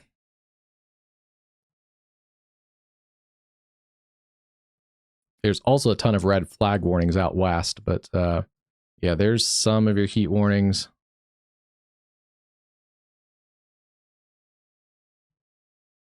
Wow. So let's see. These are heat advisories in the orange color. These are extreme heat watches in the maroon colors, which includes most of the Northeast, including Boston, New York, Philly. And then these are extreme heat warnings in the magenta color. That includes Detroit, Chicago, Fort Wayne, Cleveland, Cincinnati, Louisville, St. Louis, Kansas City, Topeka, much of Iowa under the extreme heat warning, and Milwaukee, most of southern Wisconsin, as well as the Twin Cities. So yeah, it's it's hot.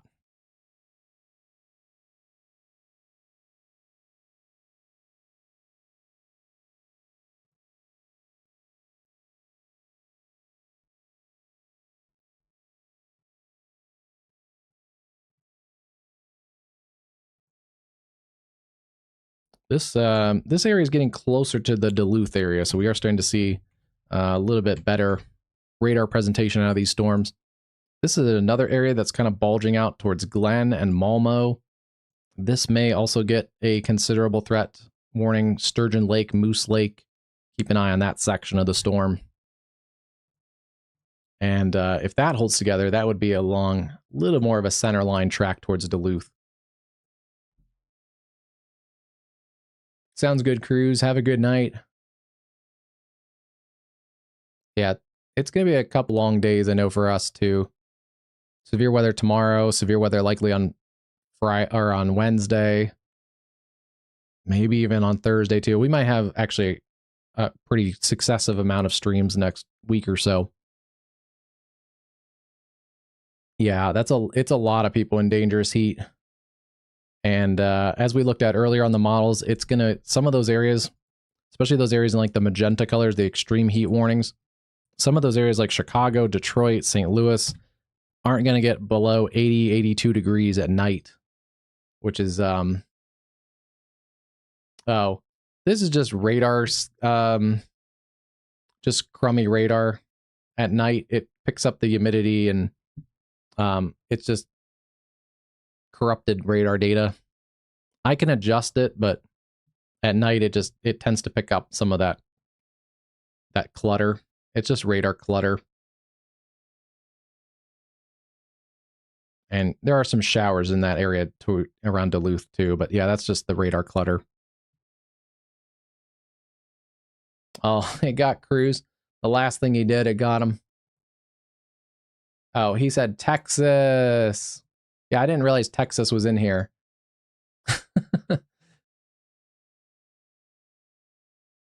It can be. It's not as in this how it is right now, how it's uniform. It's probably not bugs and stuff, but you can also see that same shade, that same level sometimes shows on the in Texas down with the bats and things like that, but it's mostly just radar clutter. See if the Storm Prediction Center has anything updated.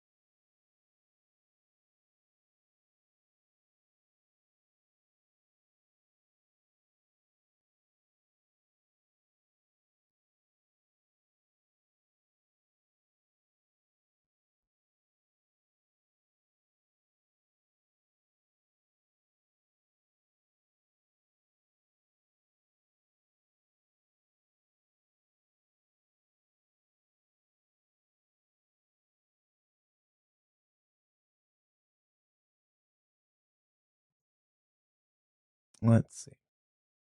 Storm Prediction Center. Where are your updates?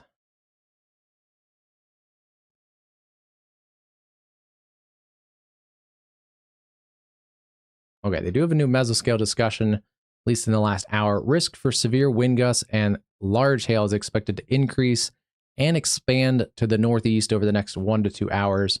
That is for the, not this area, that is for this area. Okay, so we're starting to see a little bit of that.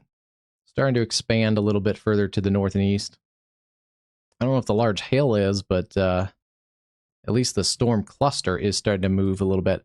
This is the storm cluster that model data had earlier, reaching the Twin Cities. Where's the Twin Cities? Up here by about 7 in the morning, 6, 7 in the morning.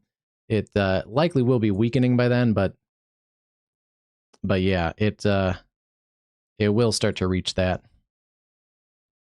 And there's a couple showers and storms.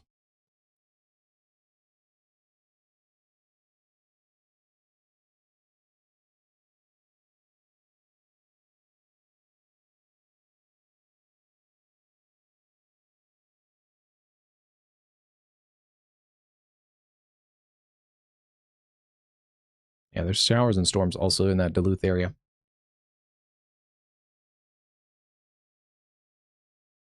I don't think that 10% hatched really verified. We've had a couple tornadoes, but I don't think any of them were significant plus tornadoes. Let me see if I can find an area that does have bugs though for Caleb.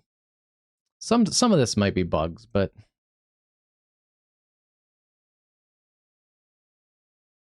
sometimes you can see bats and stuff on these types of things at night, um but a lot of this is actually the temperature inversion at night and moisture and ground clutter. And I believe where the Duluth radar is, there may be some ground clutter also in here. Because like that stuff doesn't move at all. But yeah, there's more of it at night. But I mean, I guess some of it might be bugs, but like that might be some bugs or bats or something in there that's a little, or some type of ground clutter.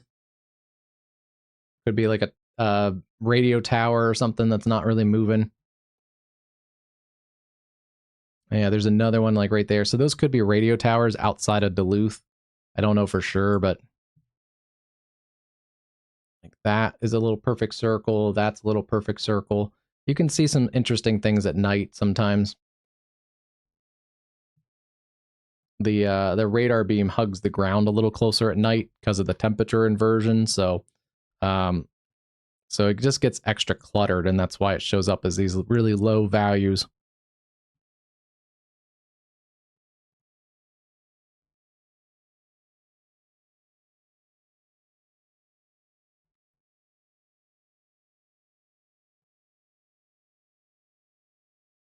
Trying to tell. I was trying to see if there's a. I mean, I can't really tell. I was trying to see if there's a tower there or something.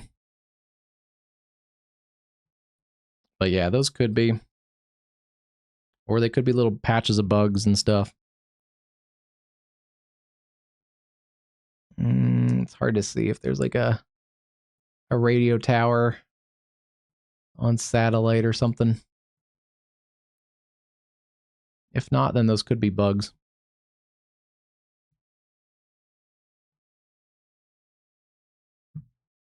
Yeah, but a little too late now, but some other time we'll have to go down to the Texas hill country at night. You can see the big blooms of bats leaving the cave. It's actually pretty cool. Good night, Ems. Thanks for joining us tonight.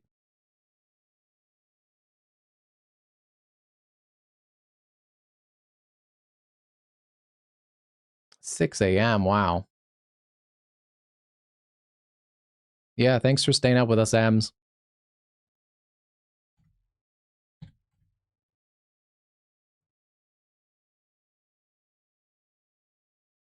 Oh yeah. Yeah, that's the other thing you can see. All right, since that's still out in the middle of nowhere, that destructive tag.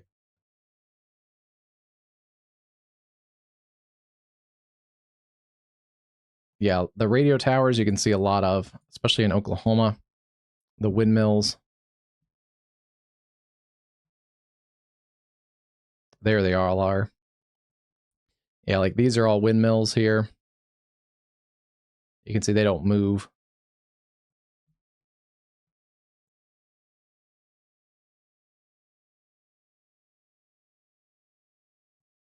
Yeah, there's a bunch, and northern Oklahoma has a ton of windmills.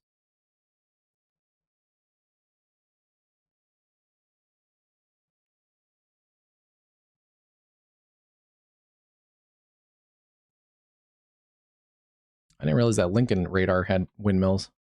Let's see. Oh wow. Yeah, you do. You have lots of windmills. I did not realize that. I didn't realize how many there are there.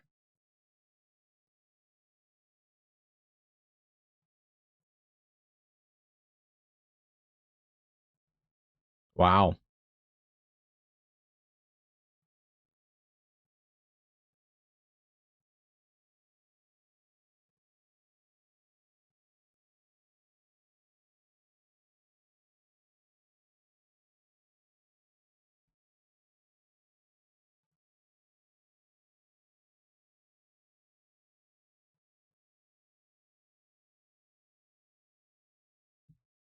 Let's see. We're probably too late for this. Let's see. It may be too late for this, but let me see if I can go back long enough on the radar.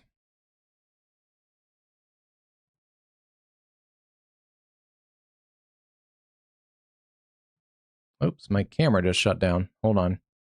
Let me get that back.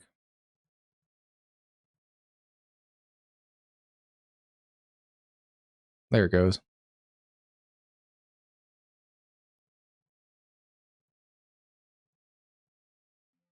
Okay, there it goes.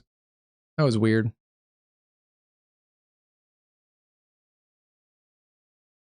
I guess I didn't realize we were still going. You guys can see me, right? If I wave, you can see me? Can I wave?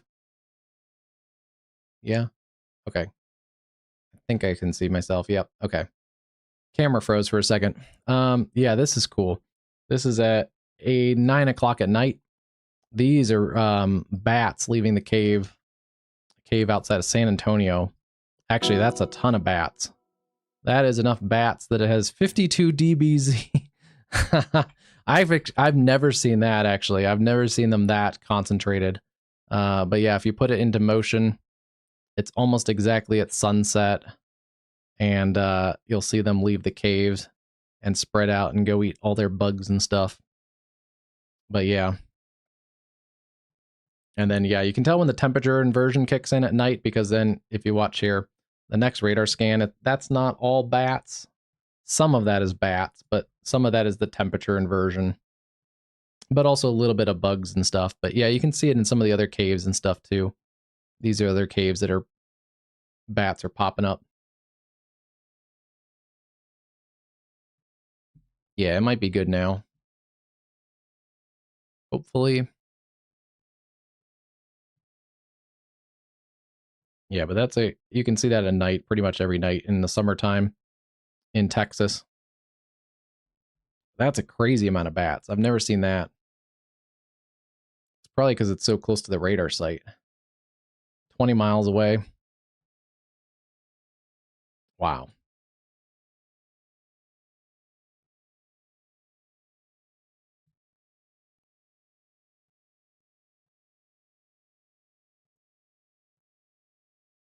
Oh, I got I got spooked. I thought we had a tornado warning, but that's 2 hours ago. Let me go back to the current time. Okay. There we go. Everything's current now. We did get an extension. I believe that this warning got extended. Cromwell, Floodwood, Wawina, Ball Buff, and Palisade should get. There it is. Doesn't look quite as punchy as it did earlier, but there is actually a new area of significant winds pushing out here through Palisade, Libby. So that first area has actually weakened some as it pushes up towards Wawina and Floodwood, but still seeing another area of considerable threat, considerable to destructive winds in there near Palisade. That's pushing towards Cromwell. Yeah, probably. If you Texas, if you like the hook echoes, check out the one from Canada yesterday. It's all over social media. You should be able to find it pretty quickly. But the hook echo from Canada, and I don't recall too many times seeing one from Canada, but it had a full debris ball on it.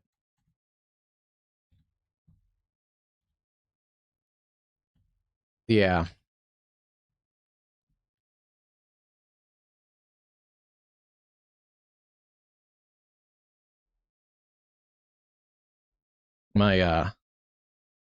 My phone screen is a deadly but beautiful supercell hook echo A new flash flood warning has been issued.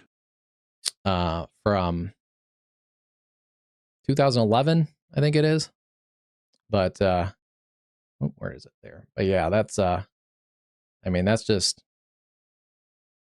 remarkable work of Mother Nature.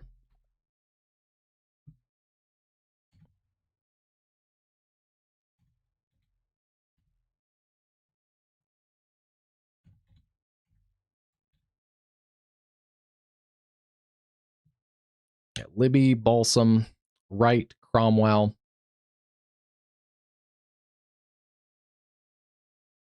Yeah. Yeah, check out the one from last night. And it's a crazy one. Let me see if I can pull it up. Yeah, Joplin was not for a EF5. Joplin was actually not that impressive on radar. It was a rain wrapped giant beast of a supercell, but it was a rain wrapped mess on the scan.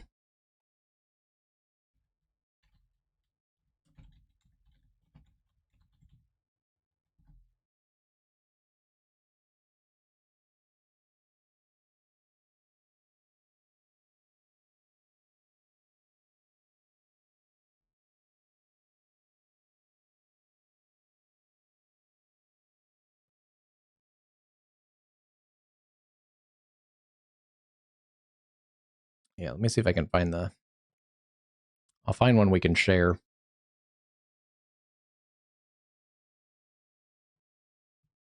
Where is it?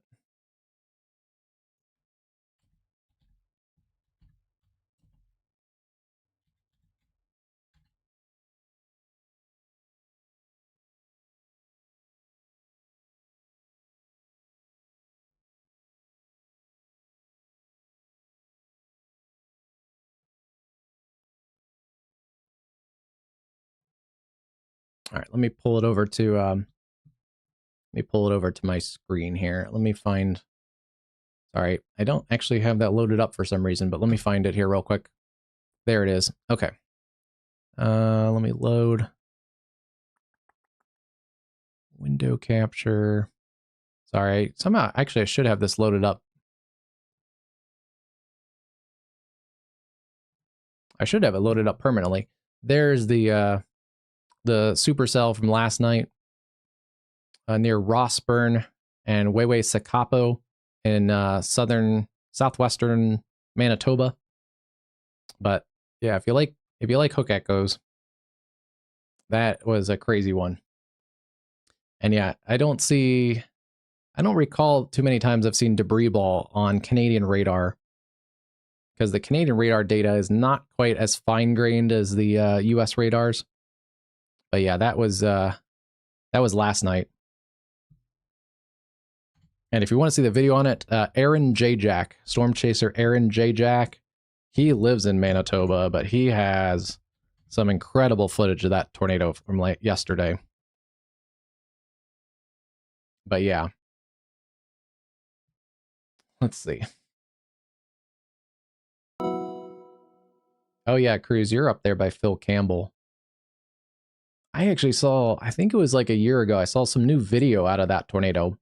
That tornado out of the 2011 outbreak was, I think, one of the least videoed tornadoes in that outbreak. Yeah, this is getting closer to Duluth. I'm a little bit more concerned because this is a little focused in. Previously, that other surge was kind of headed north of Duluth, but that area has weakened. This area is actually probably not considerable threat anymore or destructive threat. This area is a little bit more straight line for the Duluth area.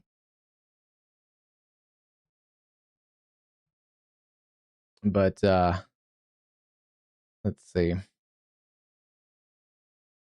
Yeah, 90 mile an hour potentially towards Duluth. We're still up about 2,000 feet, so it's still probably in that 80 mile an hour range. Let me look and see if we have any storm reports, though, out of this area. It's going to be a little sparsely populated, but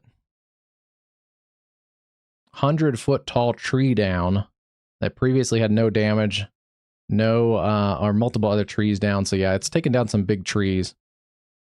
Photo of a funnel cloud near Brainerd earlier. Trees down. Yeah, I don't see any distinct wind reports, but I wouldn't be surprised if this area gets some wind reports in here.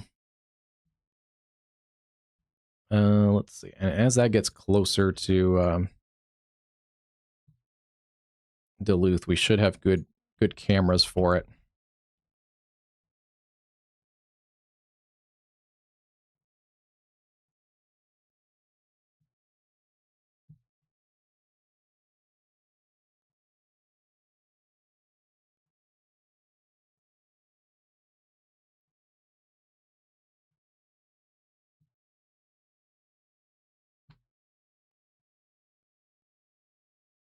Okay, there's me again. But yeah, that was last night. Check out Aaron J. Jack for the video for that.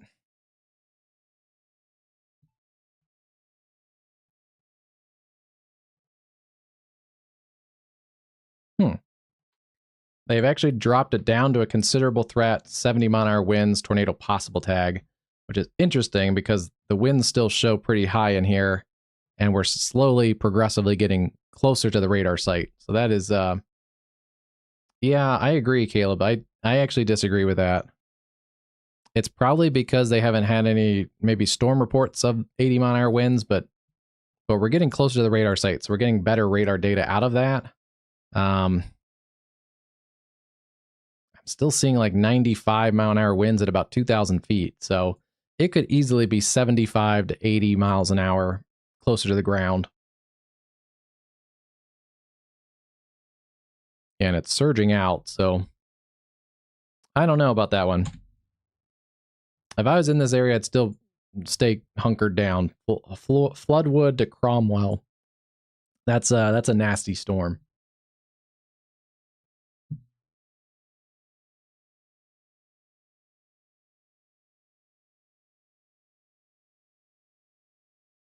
Yeah, that's a nasty storm. Let's see. Do they still have it going at 55? Yes, they still have it moving northeast at 55 miles an hour.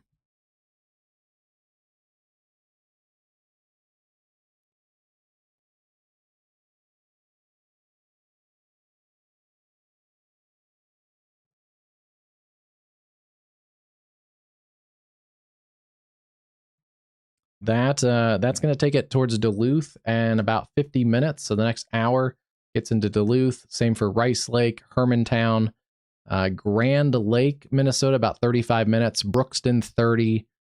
Floodwood, about 13. Same for Cromwell, about 13 minutes. And Alborn, 31 minutes or so. And that's from the leading edge of the most destructive winds at the moment. And I'll probably actually just nudge this down just to get a few other places in it. Superior, Wisconsin could be in it, about 53 minutes as well. Proctor, Minnesota, 46. Cloquet, Minnesota, about 35.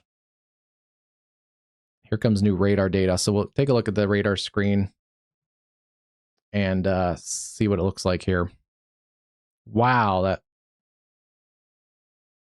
I don't know, might be faster than 55. That jumped ahead quite a lot. Still waiting on radar data for the wind profile, but yeah, it's next hour or so. It's going to get rocking and rolling, especially Duluth, and especially if you live on the north and west sides of Duluth, Minnesota. I would treat this similar to a tornado warning. Lowest level into your room, away from doors and windows. Yeah, and I'm surprised it's downloaded or downgraded. Yeah, and especially where there's heavy rain in here, where the wind and this pocket right in here near Balsam and Libby. Yeah, that's in some of the heaviest rain of the storm. That rain translates some of that wind energy to the ground level. So, I mean, that's part of why you get a bow echo too. It's the rain-cooled air on the downdraft. So yeah, there's probably some 75 to 80 mile an hour winds at least reaching the ground. Because it's 2,000 feet at 96 miles an hour. The 96 isn't reaching the ground, but 75 to 80 of it is. This other storm, not as imminently tornadic. It had a little bit better rotation earlier, crossing areas around Big Falls, Little Fork. This is a super popular recreational area. There's camping, kayaking, and canoeing out here. So if you know anyone out there, give them a call, I guess, on hopefully their satellite phone, because there's tons of lightning headed for the Boundary Waters region into northern Minnesota. Yeah, did I miss one? Oh yeah, right there. 99.5, 98. I mean, it's probably not just a random pixel.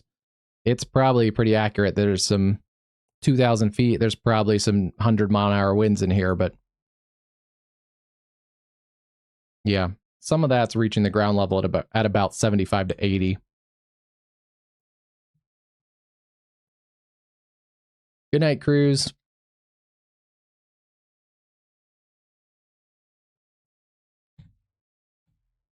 Yeah, there is a little interesting nub right there.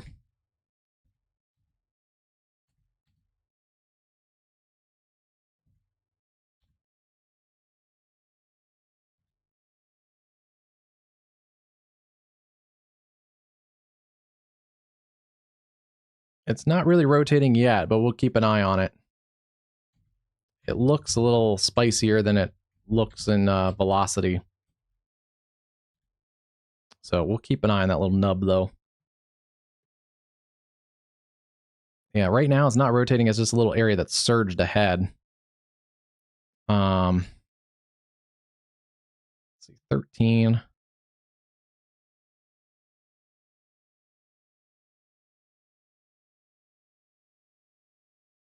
Hold on, I gotta do a little math here real quick. That's 1203, and that's 13.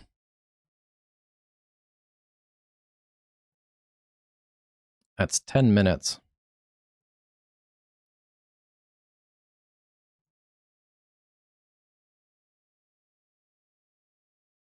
Oh, that's moving a lot faster. That's a lot faster than 55 miles an hour. That's what I thought, because we said Floodwood was about 10 minutes away or 15 minutes away or 13 minutes away, something like that.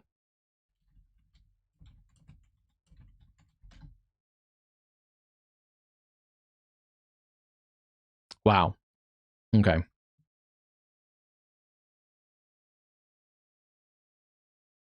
Yeah, that's 10 minutes ago. It's now basically in Floodwood now. Went 12.65 miles in 10 minutes. That's 30 or 75 miles an hour. It's not moving at 55. That's because that big bulge of wind surged out. Yeah, jumped ahead there. We're going to recalculate this.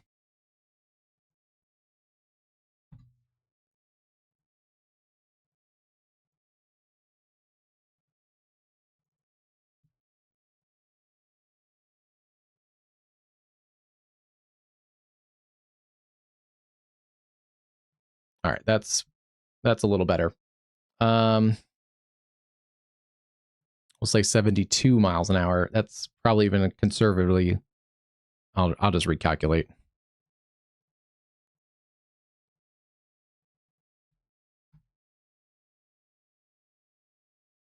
Okay. That puts it into Duluth in roughly about 30 minutes or so. So yeah, that cuts out 20 minutes of time. And yeah, it's already jumped ahead of where we just marked that out. So it's moving at probably 70 to 75 miles an hour. Rice Lake, 30 minutes. Lakewood, 34. Two Harbors, 46. Alborn, 11. Toivola, 5 minutes. Cromwell, 5 minutes. Carlton, 19. Cloquet, 18. And Floodwood, it's now... That's a dangerous storm. Moving over highway speed. And what is going on here?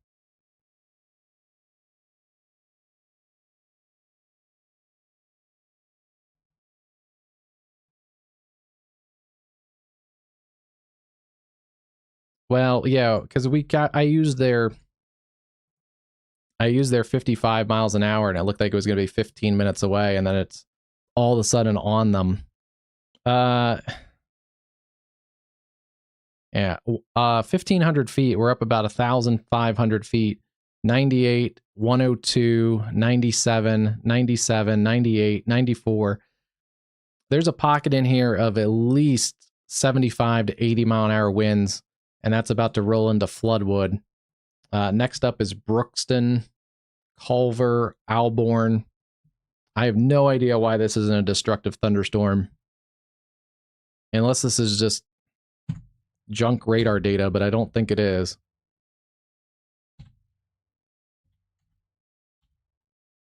And it's all straight line winds. We're not seeing a lot of chaotic winds in here. Also, that little nub not rotating weirdly. There's probably too much outflow to rotate.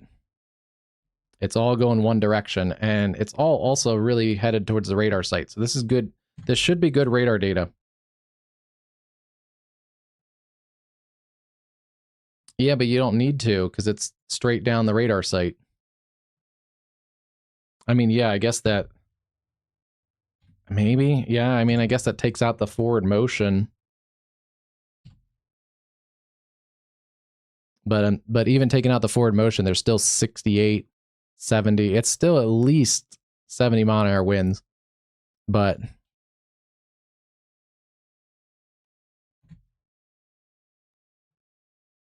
yeah.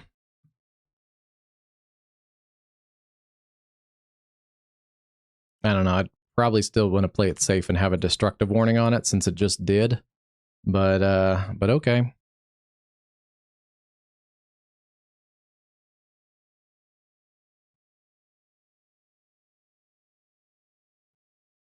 Curious to see if any new storm reports come in.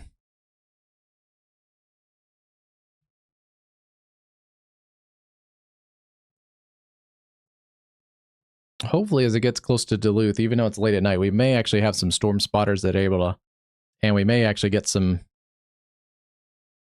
weather stations out here that are able to maybe corroborate some of that as we get through Floodwood.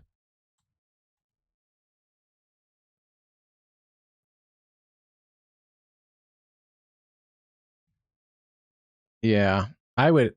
Yeah, that's the other thing. I don't want to be too critical, but it's getting close to the edge of the rate or to edge of the warning polygon. I think late at night, even if it's just a considerable threat, is still a considerable threat. I would probably already have one out to give people enough time to wake up. It's 12:30 at night. People sometimes need a little extra nudge to get awake and to get their phone alerts and to get dressed and things like that. They're in bed. I would kind of, if I was them, already start to have a warning ready to go, but especially because, yeah, it's surging ahead at way faster than their current estimate. And just based on this new scan that we're getting, it's already almost at the edge of the radar, or edge of the polygon. It's going to jump ahead another like 5 or 6 miles here.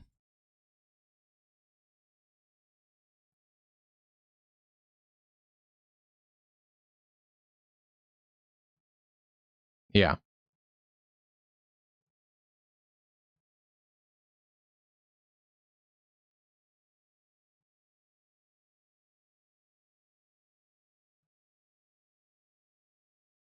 Yeah, so just in the last radar scan, in about 9 minutes or so, it just jumped about 7.5 miles. Sorry, not 9 minutes, 8 minutes.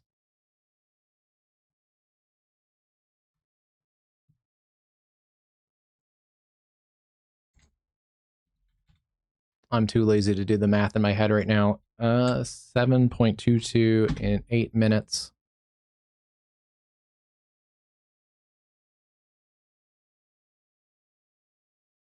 Well, that one is about 55 miles an hour, so maybe it has slowed down a little bit.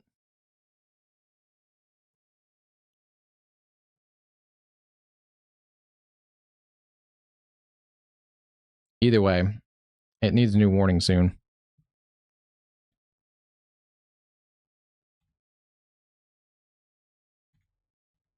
Stones, you're still up with us? I didn't know that.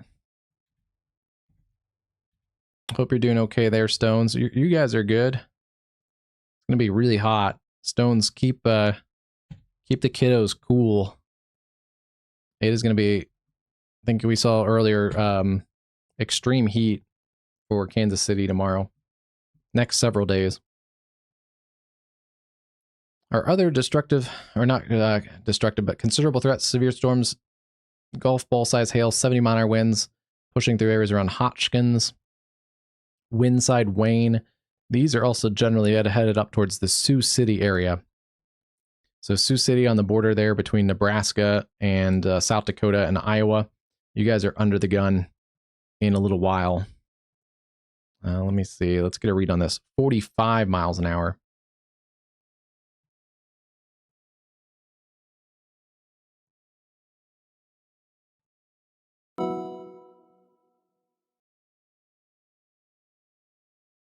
"45 miles an hour puts it into Dakota City in about an hour, just west of Sioux City, about West Sioux City, 55 minutes.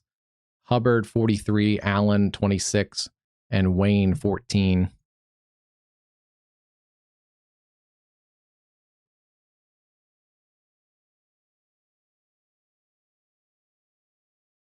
Yeah, I kind of disagree. I'm kind of with you, Caleb.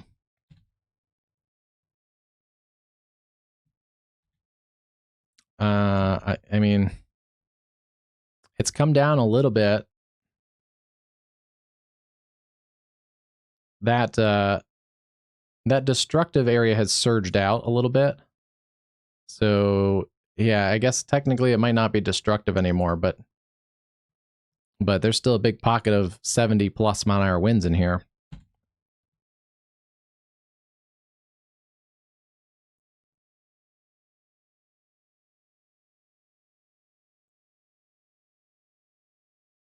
They have increased the speed, so they got the speed better. Northeast at 60, which is probably right, because we saw it jump ahead at about 75. Generally, storms aren't at that fast of pace, but then it jumped ahead again at about 55, so average between 75 and 55 is probably about 60.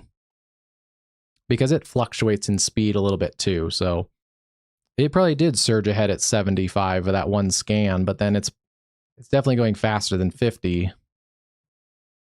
This is going to scrape across most of the northern suburbs of Duluth. So Cotton, Kelsey, Alborn, Culver, Friedenberg or Fredenberg, Grand Lake, up to Fairbanks, Bassett, and eventually over towards Two Harbors and Silver Creek.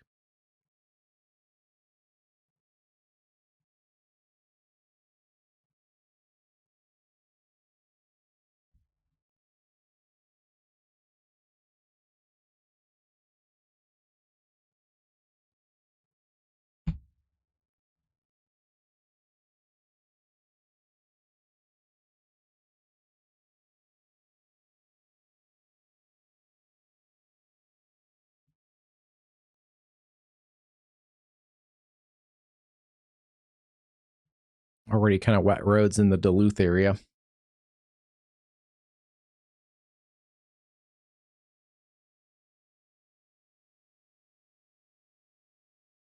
Yeah, it's pretty hot all over. But it does look like that's an extended heat warning there.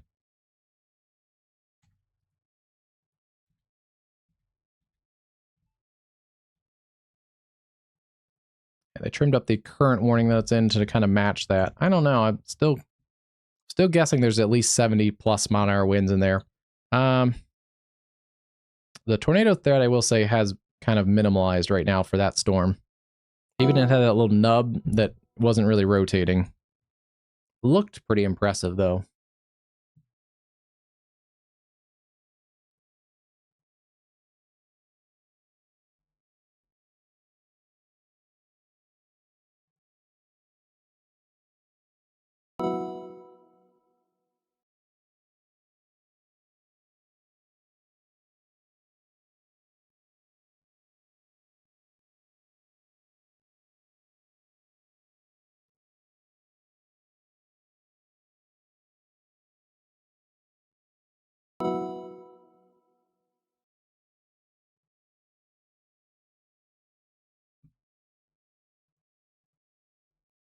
Couple new warnings coming out. This is out of the areas around Creighton, Nebraska Center. Another hail producer in here, just south of Creighton. Good news is we haven't seen, really, I don't think we've seen any tornado warnings out of these cells. And none of them have looked really imminently tornadic, which is good. But a big cluster of hail producing and some wind producing cells into northeast Nebraska. This is going to congeal into a cluster and work across northwest portions of Iowa, southeast portions of South Dakota, then eventually into Minnesota, where we do have a new severe thunderstorm watch. This goes until 4 a.m. in the central time zone. scattered hail up to 2 inches, scattered wind gusts up to 80 miles an hour likely, and frequent lightning is also possible. So they don't even list a lot of tornado threat with this. This does include Sioux Falls, Vermilion, South Dakota, and then into Iowa, Sioux City, Lamar's, Sioux Center, Spirit Lake, Spencer, and Storm Lake. It also includes areas like Norfolk, West Point, and Columbus. Although Columbus, it looks like in Nebraska, most of the storms should go north of you. It's more of an issue for Norfolk, Wayne, Wisner, Laurel, and then back towards Elgin, up towards Center. Actually, Center, you're not technically in that watch, but and then it does include extreme southwest Minnesota, Luverne, Worthington, Jackson. That goes until 4 a.m. I wouldn't be surprised if then this area after 4 a.m. gets a new severe thunderstorm watch, because the model data takes this cluster and brings it towards the Twin Cities by 6 or 7 in the morning. Oh, they did. They did extend the tornado watch. Yeah, that's what you were saying. Yeah, it looks like they did extend the tornado watch. Not quite up into the extreme northeastern portion, Grand Portage. But yes, it does go through Linden Grove, Eagles Nest, Ely, Virginia, Hibbing. However, it is just for this line, so they'll probably trim it as this line gets by you, and actually as that cluster also. So Bemidji, Park Rapids, Fargo, Fergus Falls, Alexandria, Roselle, Baudette, Grand Forks. You guys are all good, all clear the tornado warnings and watches today. So it's also safe to say that this tornado watch in northwest Minnesota also underperformed. I think we only had a couple weak tornadoes, no strong tornadoes. Don't think we had any super large hail. They have added a tornado possible tag with this cell now. Oh, it's for this little hook thing. This hook thing is finally rotating, I think.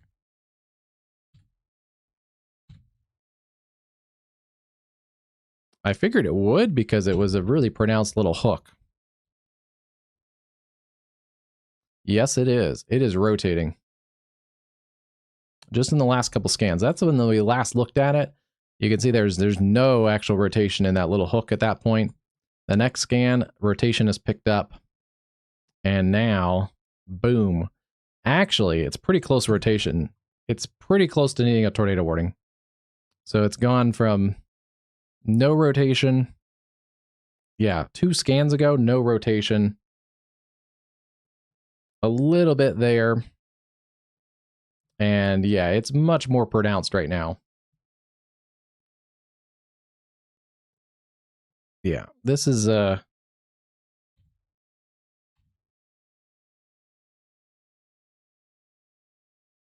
yeah, that could be a QLCS tornado actually on the ground. Let's see. Oh, it's moving so fast. There's your new. I don't see any CC drop in there, but that could be one that's really briefly on the ground. Well, here's the other thing. That little QLCS circulation that's in here also accentuates the wind on the other side. So this is now some destructive winds. A small pocket of destructive winds on the rear flank of that little QLCS circulation. So whether that's on the ground or not, you could still get some 75 to 85 to even 90 mile an hour winds on the rear flank of that, especially how tight this little circulation is. It's a tight little circulation, and it's going to have a strong little rear flank. That is, that's headed up towards Cotton, Kelsey, Fredenberg, some of those other areas. Sure, this is one. The spectrum width is really great for finding these little QLCS circulations. It, easiest way to kind of explain it is it shows winds, chaotic winds, and also higher wind speeds. So it's a product that you can see across the top here of the Aguacero. The brighter the colors, that white and yellow colors, equal more chaotic winds. So the gray colors are are basically calm. They're moving one direction. If we start to see like these yellows and oranges, that shows us where there's chaotic winds and also higher winds sometimes as well. But so if you have higher speed and more chaotic winds, then you have you can correlate that with rotation. So especially when you're using it with it's moving so fast, so it's not even lining up. But if you can correlate those chaotic winds with the rotation signatures, that helps show you where some of these little QLCS spins are. And the great thing about the it hasn't updated yet, but sometimes you can see these chaotic winds in these QLCS circulations because they sometimes happen at a super low level, so you don't always get a super defined couplet in the velocity signature. But yeah, this little like question mark look, that's a fairly standard hallmark of a little QLCS tornado signature on the leading edge in the spectrum width. I hope that explained it a little bit. It's broadened somewhat since the last scan, but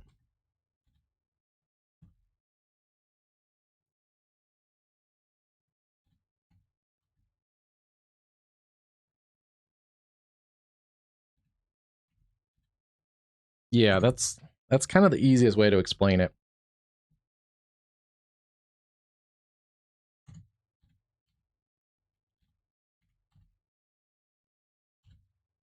But yeah, it's great for showing these little QLCS, and you can see how that developed very quickly.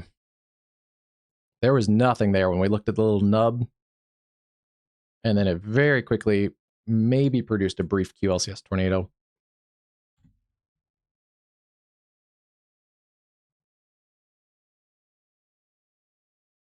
Oh, our other considerable threat through Pilger, Wisner, Wayne, Windside, and they've upped the hail to 2-inch diameter hail, so that hail core has increased in that cell. There was also there's a large warning now in Oklahoma.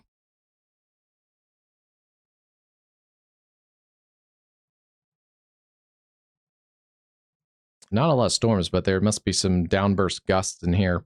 60 mile an hour plus. Washita, Roger Mills, Custer, Kiowa, Harmon, Greer, and Beckham counties. That's a lot of counties for actually a small cluster of storms.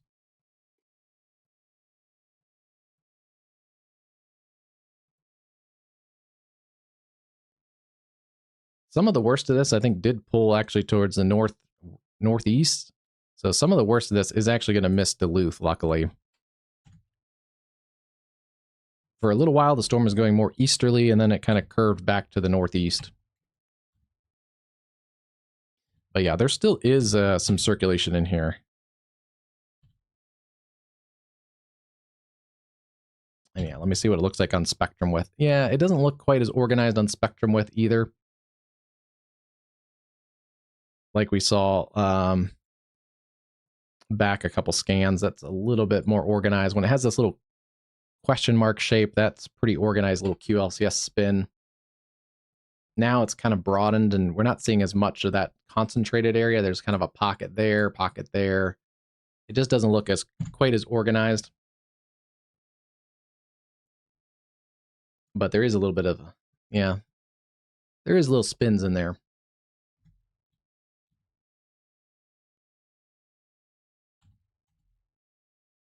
And yeah, there's still one in there. There's kind of one in there.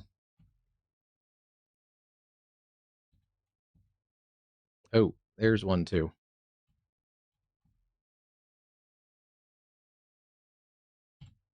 Yep, there's one right there. Any of those could be touching the ground at like certain points. I think it's also moving so fast. We're not getting great, scan to scan look at these little QLCS spins. So any of these are capable of quick spin ups. I have not seen any CC drops with those. But yeah, it's moving so quickly.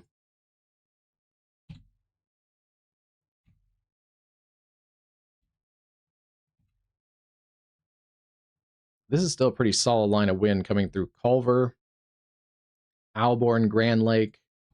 Yeah, these northern sides of Duluth are still in for some pretty big wind.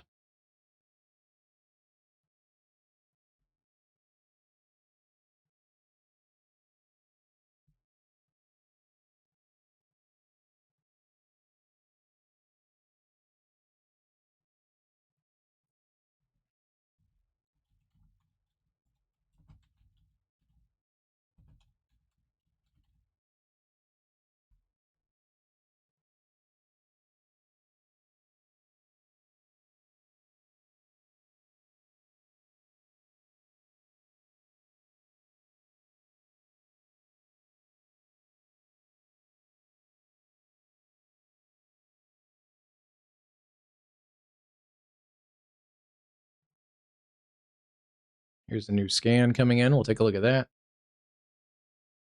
Wow, jumping ahead pretty good.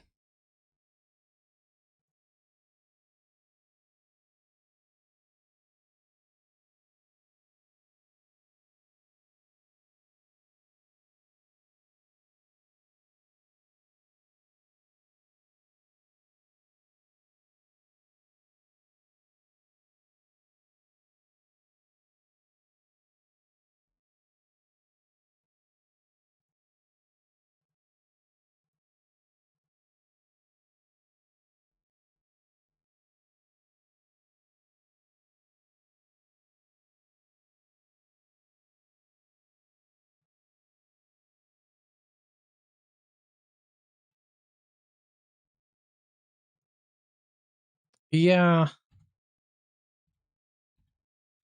I still think it was more destructive back here. It started to gust out as it came across the Floodwood area.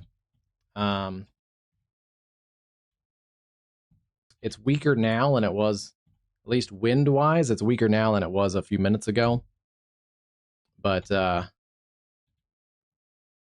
still think would have it probably at 70, especially with these little QLCS circulations that can have little enhancements of the wind around them. I don't know. 70, I think, still is a safe bet for some of that leading edge. It has weakened on this forward side, and the side that's coming towards Duluth has weakened.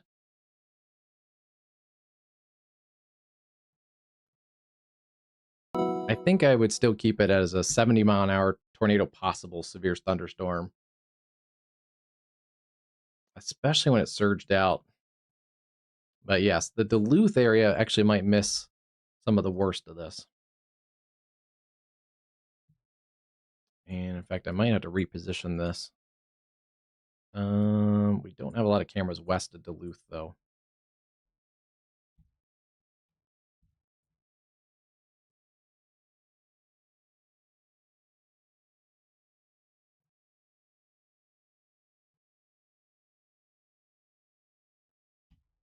Mm.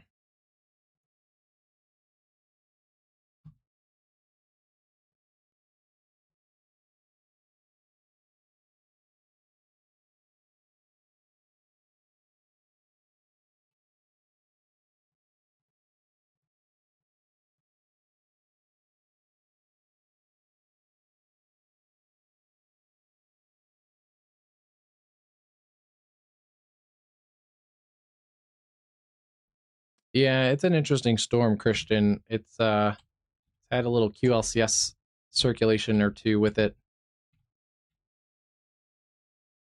Yeah, I'm happy it's actually passing Duluth to the north. There still are some communities out here, but it's far less populated to the north of Duluth than if it was through Duluth or even south of there towards Superior, Wisconsin. It's significantly surged to the northeast. But yeah, it is on a slight weakening trend.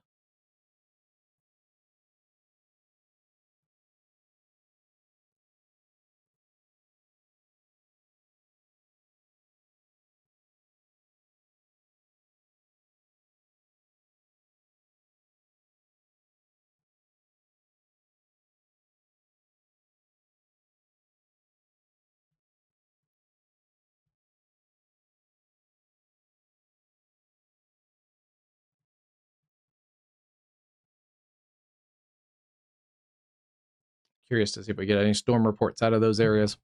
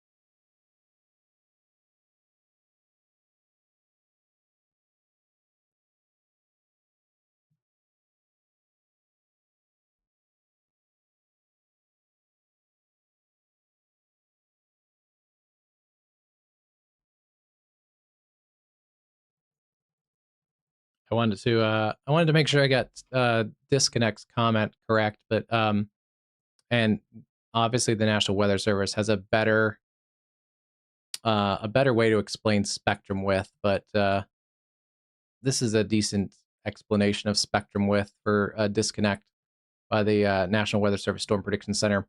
Low spectrum width, so for our radar, it'd be the gray. Let me grab that. Yeah, like okay, like this area here, low spectrum width is in the gray color. That would be the low spectrum width on the left, where they're all going. It's all the radar saying straight line winds going one direction. But where it's useful on the leading edges and on QLCS circulations is where it's higher spectrum width. It's all these chaotic winds going different directions where it's high spectrum width. And then the Storm Prediction Center lists a bunch of examples. This is what I was trying to say earlier.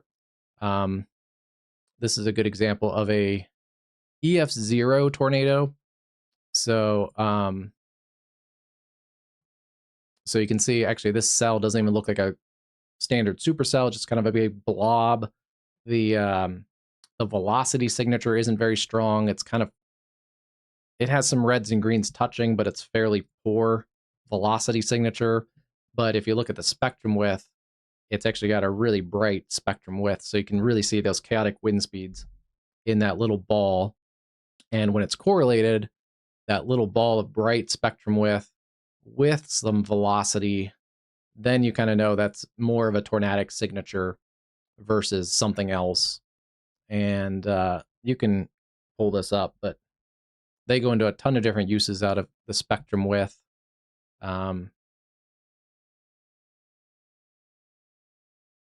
Extensive QLCS squall line. This is a good example of the squall line one, but you can see these little eddies in the spectrum width show up very nice. And also the leading edge of that squall line also shows up really nice. But yeah,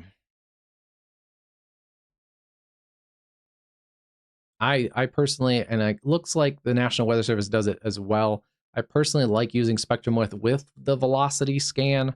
I think they complement each other really well as radar products. Yeah, they just kind of go hand in hand together. So that's why you'll see me switch back and forth.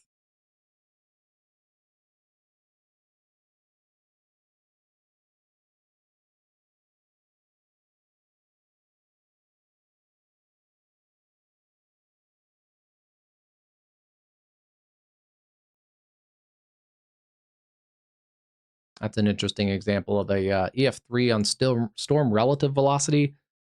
EF3 tornado actually doesn't even look that impressive on storm relative in that example, and honestly doesn't look that impressive on spectrum width, but at least it correlates with it, so you can tell that there's something going on there with that velocity couplet.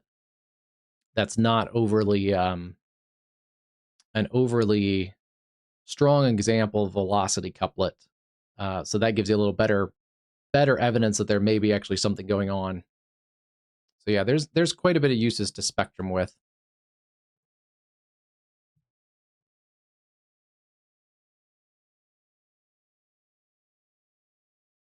Sounds good, Caleb. Have a good night.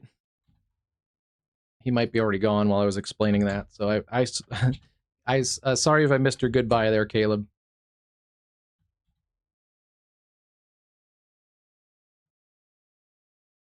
I think a lot of other meteorologists are using it. It's just like you may not see it used on TV as much.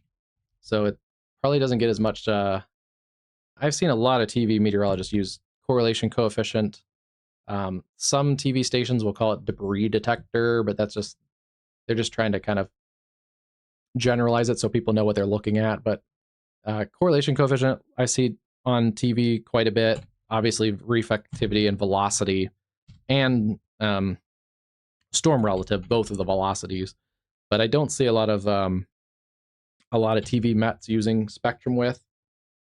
I suspect they do. They just have it on the side screens. They just don't show it on the main broadcast a lot because I think it probably does look confusing to quite a bit of people. This is weakening. That's a good sign here. It's weakening as it crosses north of Duluth. Duluth, you're still in line for more storms. And some of these are actually pretty windy themselves, but yeah, those are in line for the Duluth area. That's pushing off into some really remote territory, north of Virginia, north of White Lakes. Getting into the Boundary Waters region, we have storms that are pushed through International Falls. I think we're in better shape there.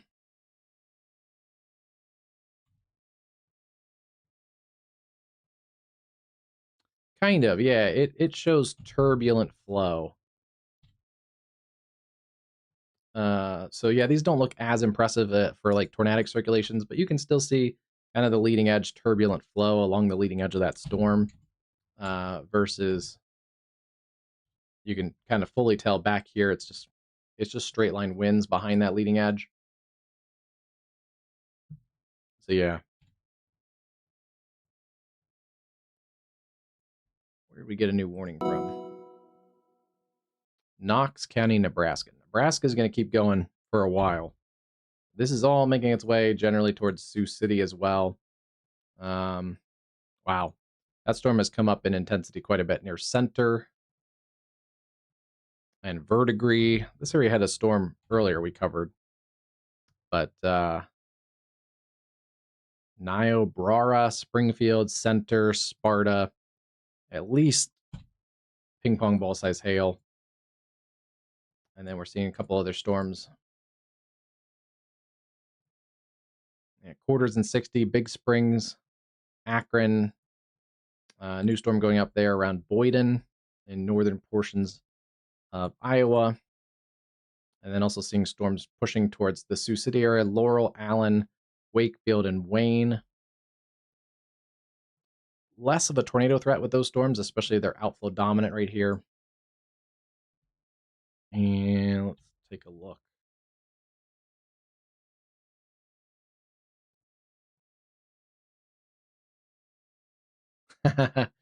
That would be interesting. Yeah, I forget you can do that.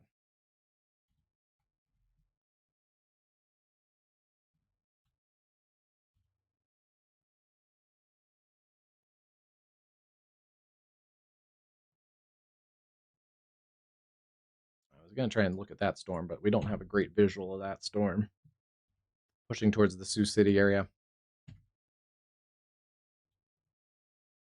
Yeah, 60-mile-an-hour winds, at least about ping pong ball size hail in pockets there. That storm near Akron has come up in intensity a little bit, it looks like, too. And then some of these areas are training over each other in northern parts of Nebraska. So I do see there's a flash flood warning around Elgin in that green box there. We may get a few more of those as these storms have been kind of slow to push out of this region. There's more storms that have fired also back further in Nebraska, so we may see a little bit of continuation of some of that heavy rainfall. Yeah, there's storms all the way back across towards Stapleton.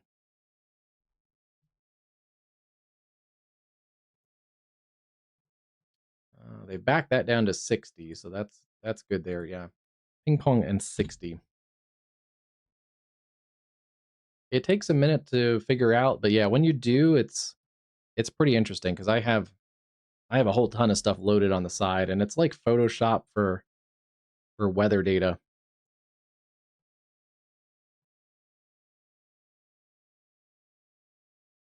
And then still seeing that 60-mile-an-hour winds area near Sayre in Oklahoma. Yeah, those are weakening storms in Oklahoma. All right, let me see here. Storm reports. Remove that. Put HRRR back on. And see what this looks like compared to a while back.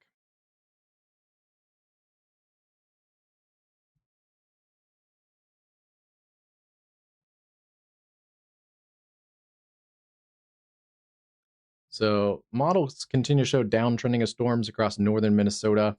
Some of those also get pulled up into Canada.